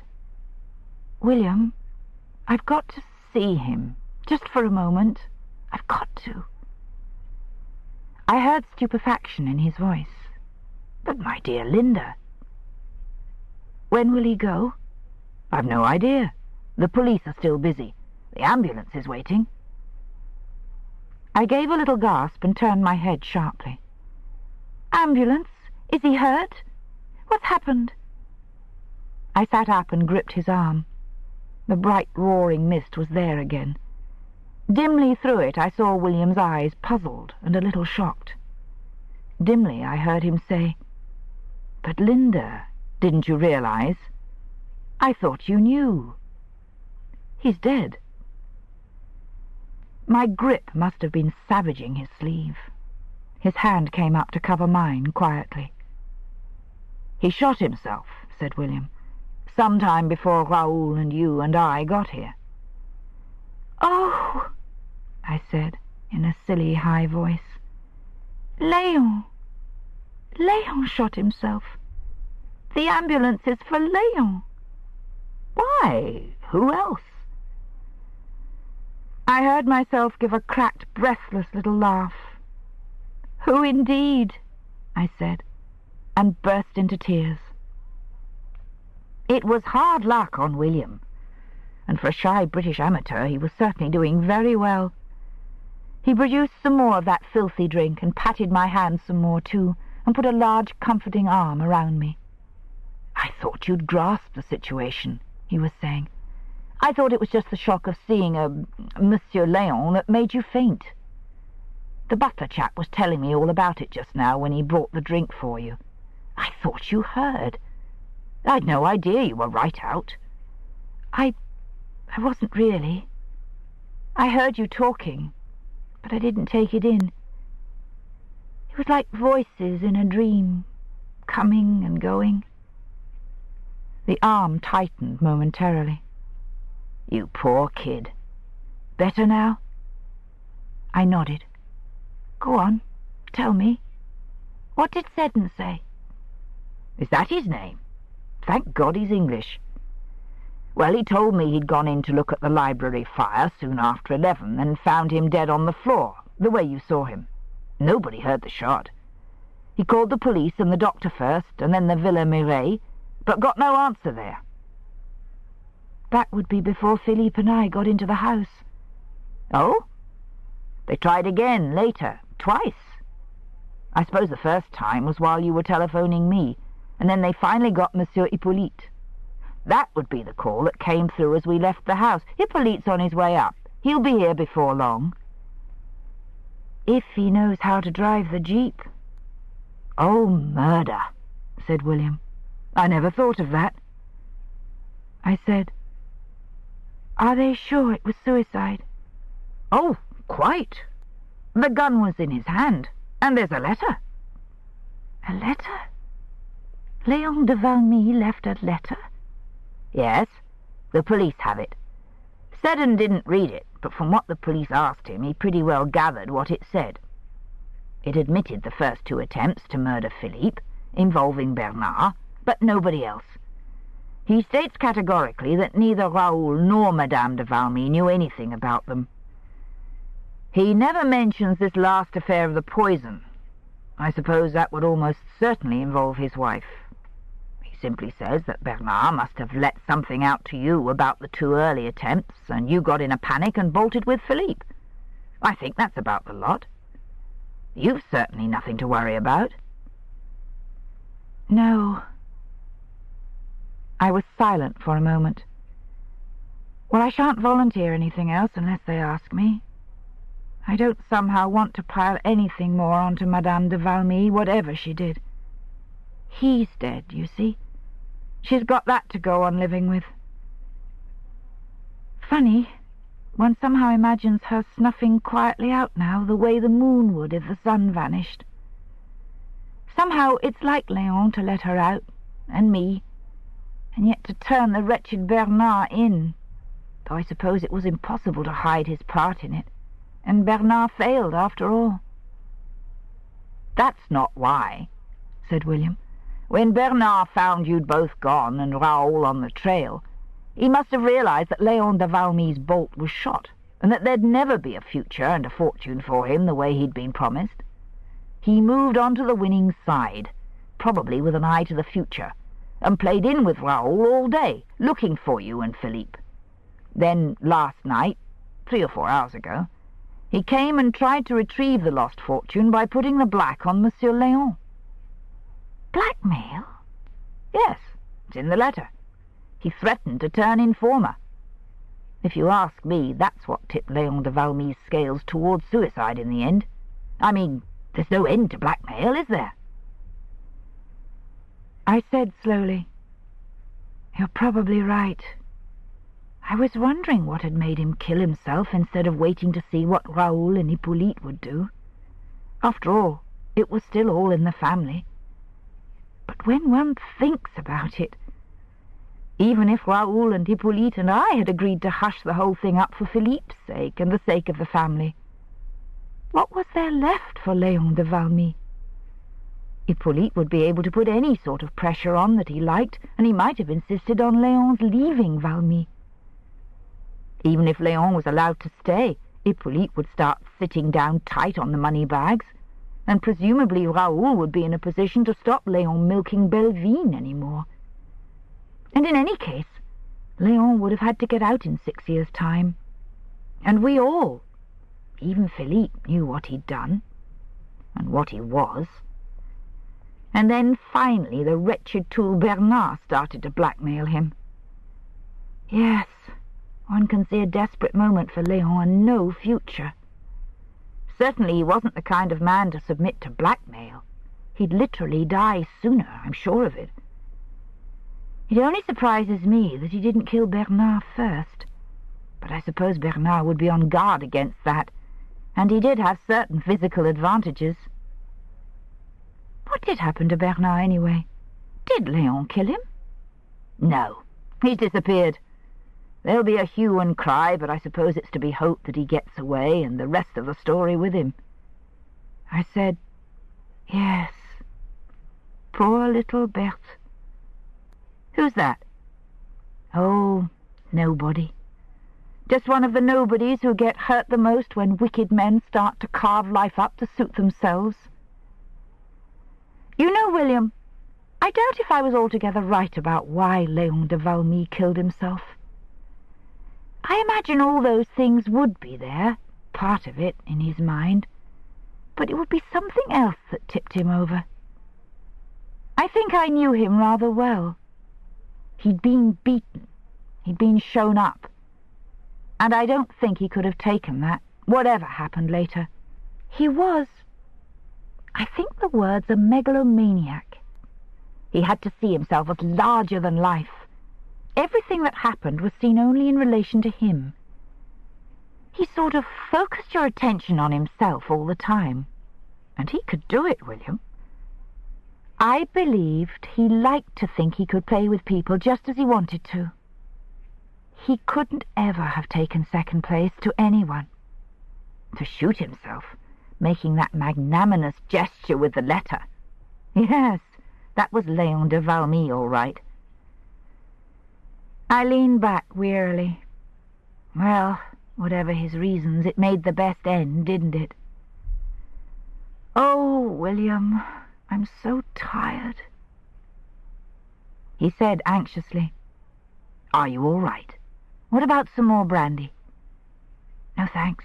It's all right. Just the anticlimax hitting me. Do you want to go now? Perhaps we could... Go? Where to? He pushed his fingers through his hair.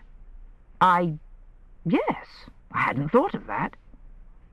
They didn't exactly get the red carpets out at the Villa Mireille, did they? Though if you ask me, they owe you a ruddy great vote of thanks, and I'll tell them so myself if nobody else does. They know, for what it's worth, I said. But you don't want to stay here, do you? What else can I do? When Monsieur Hippolyte gets around to it, he'll see that I get my passage paid home. You'll go home? Yes. I looked at him and gave a smile of a sort. You see, when you're in my position, you can't afford to make the grand gesture, William. I can't just sweep out. I'm afraid I must wait here till the police have asked all their questions. I think I'll go along and see Berthe now, and then come back here and wait for them. Hang on, here's someone coming, said William. Yes, here they are. I must have still been in a semi-dazed condition, because although I remember quite well exactly what the police inspector looked like, I can't recall our interview with any accuracy. I did gather that after Léon de Valmy's death, the frightened servants had poured out the story of Philippe's and my disappearance, and all the accompanying rumours, but that the suicide's letter, together with what Hippolyte de Valmy had said over the telephone, and, finally, an interview with Raoul, had strangled stillborn any doubts about myself. This much I understood soon enough. The inspector's manner with me was gentle and even respectful, and I found myself answering his questions readily and without any anxiety other than the dreadful obsessional one, the fox under my cloak that kept my eyes on the open door all through the half-hour or so of question and answer, and made my heart jump and jerk every time anyone passed along the corridor. The inspector left us eventually when Hippolyte arrived. I saw them pass the door together on the way to the library. Hippolyte was still pale and tired-looking, but very composed. It was easy to suppose that, once the shock was over, the news would prove a relief. I wondered fleetingly about Héloïse, and then again sharply about Berthe. But as I got to my feet to go in search of her, Seddon came in with coffee, and in response to my inquiries, told me that the police had dealt with her very kindly and had, when the interview was over, sent her in one of their cars down to her mother's house in the village. I supposed this was the car that had held us up at the zigzag. There was nothing more to be done for Berthe, except to hope that Bernard could be forgotten, so I sat wearily down again, while Seddon poured me some coffee. He lingered for a while, asking me about Philippe, to vanish at length in the direction of the hall, when Hippolyte came into the room. William got to his feet a little awkwardly. I put my coffee cup down on the floor, and made to follow suit, but Hippolyte said quickly, "No, please," and then, in English, to William, "Don't go." I began to say, "Monsieur de Valmy, we're awfully sorry." But he stopped me with a gesture, and coming over to the sofa, he bent over me and took both my hands in his. Then, before I knew what he was about, he kissed them. "That is for Philippe," he said. "We owe you a very great deal, it seems, Miss Martin, and I've come belatedly to thank you, and to ask you to forgive me for my rather cavalier treatment of you at the Villa Mireille." I said rather feebly, "You had other things on your mind, monsieur." I wanted to tell him not to bother about me, but to go back to his own worries and to his own personal tragedy. But I couldn't. So I sat and let him thank me again with his grave, courteous charm, and tried not to watch the door while he talked, or to think how like Raoul's his voice was. I realized suddenly that he had left the past and was talking about the future. "He will stay with me at the Villa Mireille for the time being. Miss Martin, dare I hope that after your very terrible experience you will stay with him?" I stared at him for some time, stupidly, before I realized what he was asking me. He must, in his own tragic preoccupation, have forgotten Raoul's confession concerning me. I said, I don't know. Just at the moment—" "I quite see. I had no right to put it to you now. You look exhausted, child, and no wonder. Later, perhaps, you can think it over." There was a queer sound from the corridor, a kind of slow, heavy shuffling. Then I knew what it was. Léon, leaving the Chateau Valmy. I looked down at my hands. Hippolyte was saying steadily, "If, under the circumstances, you prefer not to spend the night here, there's a place for you as long as you choose to stay at the Villa Mireille." "Why, thank you. Yes, I would like that." "Then, if we can find someone to take you down—" He had glanced at William, who said immediately, "Of course." Then he stammered and added awkwardly, "I say, sir, I'm terribly sorry about taking the car. We thought that is, we were in a hurry. I really am awfully sorry." "It's nothing."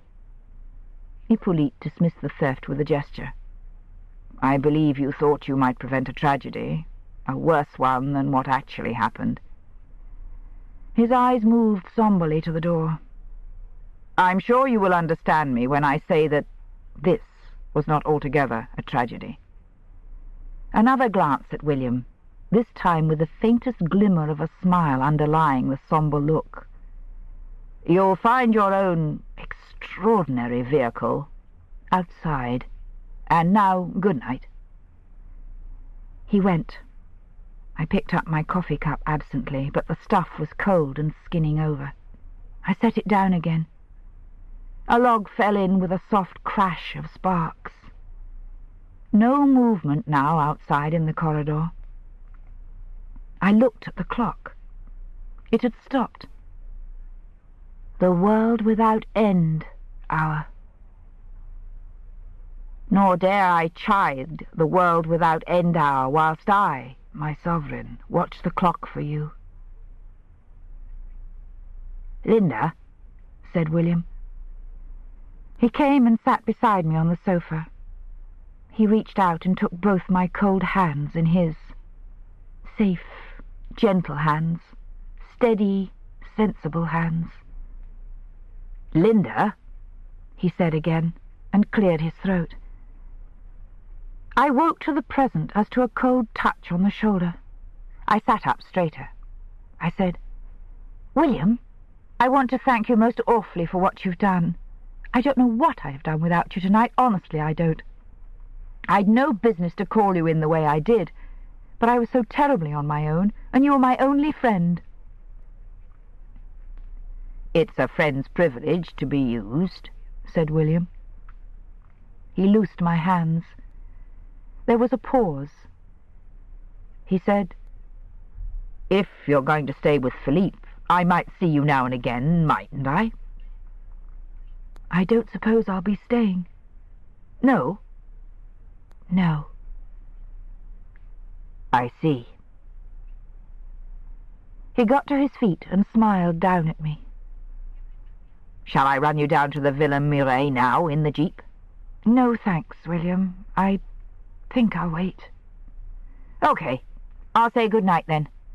You'll look me up before you leave, won't you? Of course. Good night. And thanks a lot, William. Thank you for everything. I forgot him almost as soon as the front door shut behind him. Someone had come out of the library. I could hear Hippolyte's voice and Raoul's talking quietly. They were coming along the corridor together. My heart was hurting me. I got up quickly and moved toward the door. Hippolyte was talking, saying something about Eloise. I shrank against the wall to the side of the door so that they wouldn't see me as they passed. A nursing home, said Hippolyte. I left her with Dr. Fauré. He'll look after her. There was something more, something about a small allowance, a pension, and somewhere away from Valmy, Paris or Cannes. And finally the words dimly heard as they moved away along the corridor. Her heart, and not very long, perhaps. They had reached the hall. Hippolyte was saying good night. I went softly out into the corridor and hesitated there, waiting for Hippolyte to leave him. I was shaking with panic. Léon and Héloïse might have faded already into the past, poor ghosts with no more power to terrify. But I had a ghost of my own to lay. Raoul's voice now, asking a question. Seddon's answer, almost indistinguishable. It sounded like gone. A sharp query from Raoul, and clearly from Seddon. Yes, sir, a few minutes ago. I heard Raoul say grimly, I see. Thank you. Good night, Seddon. Then I realized what he had been asking. I forgot Hippolyte's presence, and Seddon's. I began to run down the corridor. I called, Raoul! My voice was drowned in the slam of the front door. I had reached the hall when I heard the engine start. Seddon's voice said, surprised, Why, Miss Martin, I thought you'd gone with Mr. Blake. I didn't answer. I flew across the hall, tore open the door, and ran into the darkness. The Cadillac was already moving. As I reached the bottom of the steps, she was wheeling away from the house.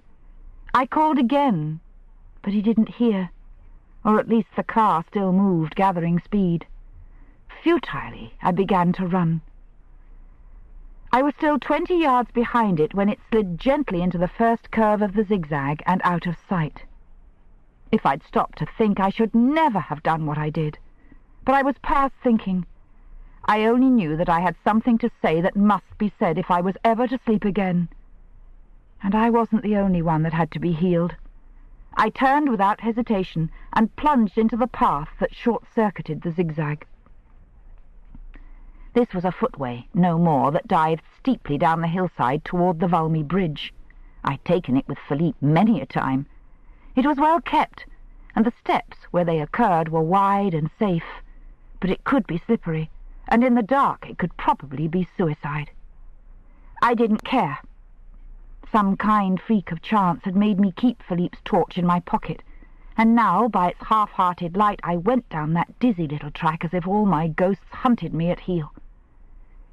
Off to the left, the Cadillac's light still bore away from me on the first long arm of the zigzag. The engine made very little sound. I hurtled, careless of sprains and bruises, down through the wood.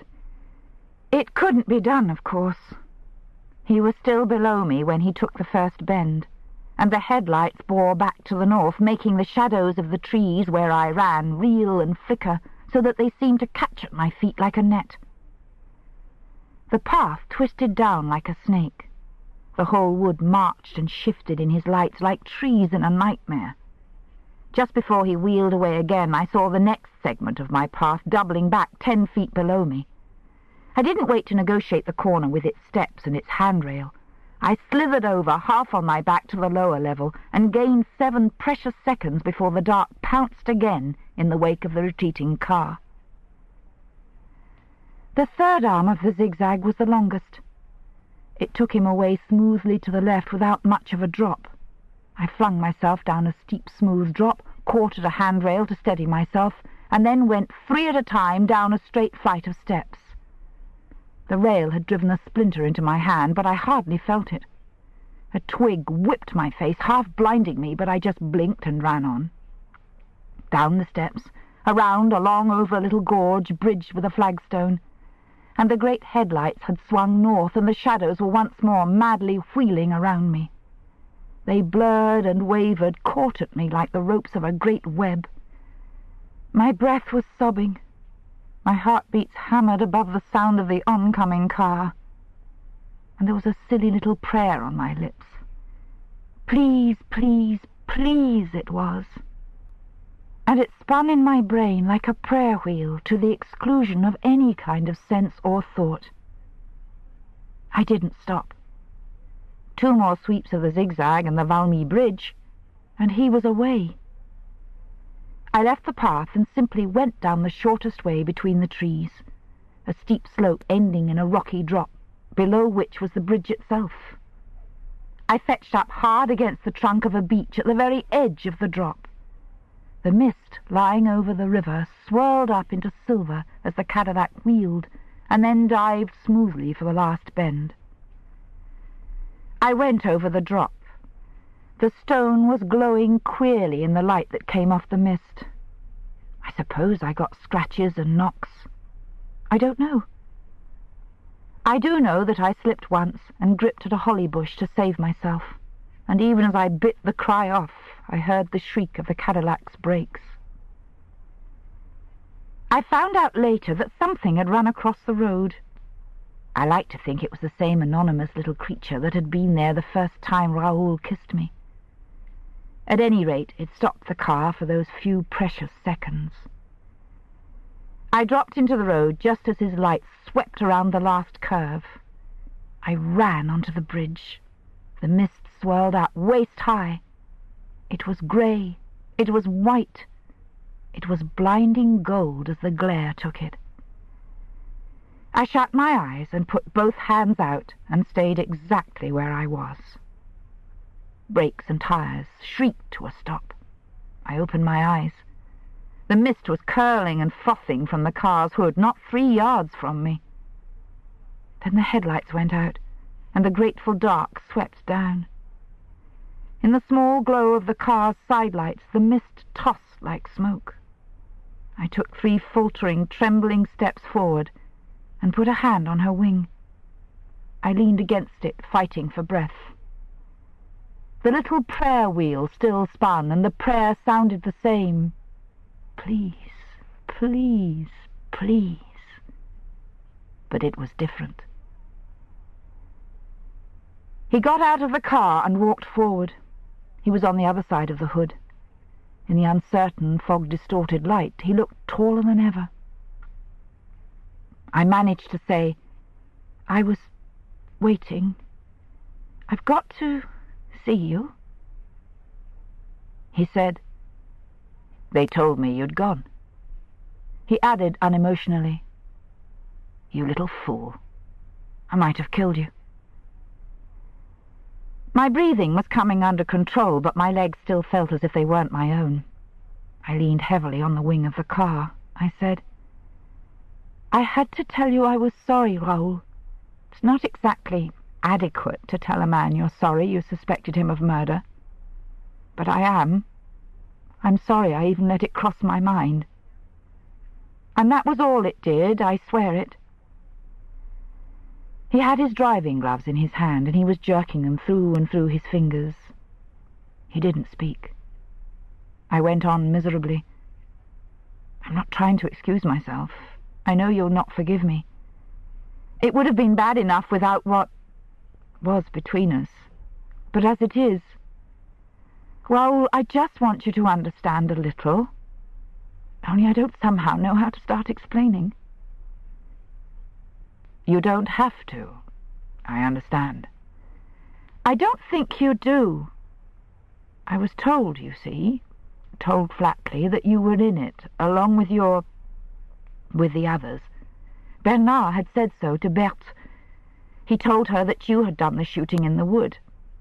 I imagine he realized, even when he'd gone so far, that he'd better not own to that. And he may have thought you would condone the murder once you saw the advantages of it. I didn't believe it, even when she told me flatly. I couldn't. But the rest was so obvious. Once I knew about them, I mean. And there was nothing to prove you weren't in it with them. Nothing except the way I felt about you." I paused, straining my eyes to see his expression. He seemed a very long way away. I said, "I don't expect you to believe it, Raoul, but I was fighting on your side. All the time. I've been through a very private, special little hell since Tuesday night. You called it a damnable exercise, remember? Everything conspired to accuse you, and I was half silly with unhappiness and doubt, till I couldn't even trust my own senses any more. Oh, I won't drag you through it all now. You've had enough, and you want to be done with this and with me. But I had to tell you before you go. It was simply that I couldn't take the chance, Raoul. You do see that, don't you? Say you see that." He jerked the gloves in his fingers. His voice was quite flat, dull almost. "You were prepared to take chances, once." "Myself, yes. But this was Philippe. I had no right to take a chance on Philippe. I didn't dare. He was my charge, my duty." The miserable words sounded priggish and unutterably absurd. I was all he had. Beside that, it couldn't be allowed to matter. What couldn't? "That you were all I had," I said. Another silence. He was standing very still now. Was it a trick of the mist, or was he really a very long way away from me, a lonely figure in the queerly lighted darkness? It came to me suddenly that this was how I would always remember him, someone standing alone, apart from the others, even of his own family. And I think, for the first time, I began to see him as he really was, not any more as a projection of my young romantic longings, not any more as Prince Charming, the handsome sophisticate, the tiger I thought I preferred. This was Raoul, who had been a quiet, lonely little boy in a house that was not a house for children, an unhappy adolescent brought up in the shadow of a megalomaniac father, a young man fighting bitterly to save his small inheritance from ruin, wild, perhaps, hard, perhaps, plunging off the beaten track more than once, but always alone. Wrapped up in my loneliness and danger, I hadn't even seen that his need was the same as my own. I said gently, "Raoul, I'm sorry. I shouldn't have bothered you with this just now. I think you've had about all you can take. What can I say to you about your father, except that I'm sorry?" He said, "Do you really think I would have shot him?" "No, Raoul." A pause. He said, in a very queer voice, "I believe you do understand." "I believe I do."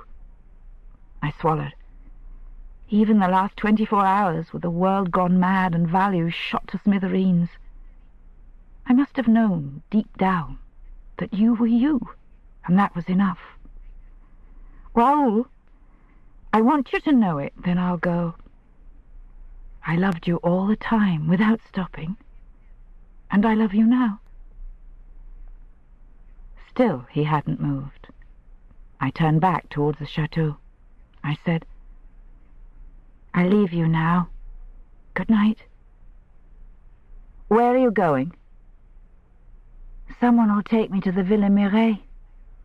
Your uncle Hippolyte asked me to go there. I don't want to stay at Valmy." "Get into the car. I'll take you down." Then, as I hesitated, "Go on, get in." "Where did you think I was going?" "I didn't think. Away." "I was going down to the Villa Mireille to look for you." I didn't speak, didn't move. My heart began to slam again in slow, painful strokes. "Linda?" Under the quiet voice was a note I knew. "Yes." "Get in." I got in. The mist swirled and broke as the door slammed, swirled again as he got in and slid into the seat beside me. It was dark in the car. He seemed enormous and very near. I was trembling. He didn't move to touch me. I cleared my throat and said the first thing that came into my head. "Where did you get this car? Roulette?" "Écarté." "Linda, do you intend to stay at Villa Mireille for a while with Philippe?" "I don't know. I haven't thought things out yet. I'm awfully fond of him, but—" Raoul said, "He'll be lonely, even with Hippolyte. Shall we have him with us at Belleville?" I said breathlessly, "Raoul, Raoul, I didn't think—" I stopped. I put shaking hands up to my face. "What is it, sweetheart?" I said very humbly into my hands, "You mean you'll still have me?" I heard him take a quick breath. He didn't answer. He turned suddenly toward me and pulled me to him, not gently. What we said then is only for ourselves to remember. We talked for a long time. Later, when we could admit between us the commonplace of laughter, he said, with the smile back in his voice, "And you've still not made me own it, my lovely. Don't you think it's time I did?" "What are you talking about? Own what?" "That I love you. I love you. I love you." "Oh, that." "Yes, damn it, that." "I'll take a chance on it," I said, and those were the last words I spoke for a very long time. And presently the car edged forward through the mist and turned north of the Valmy Bridge.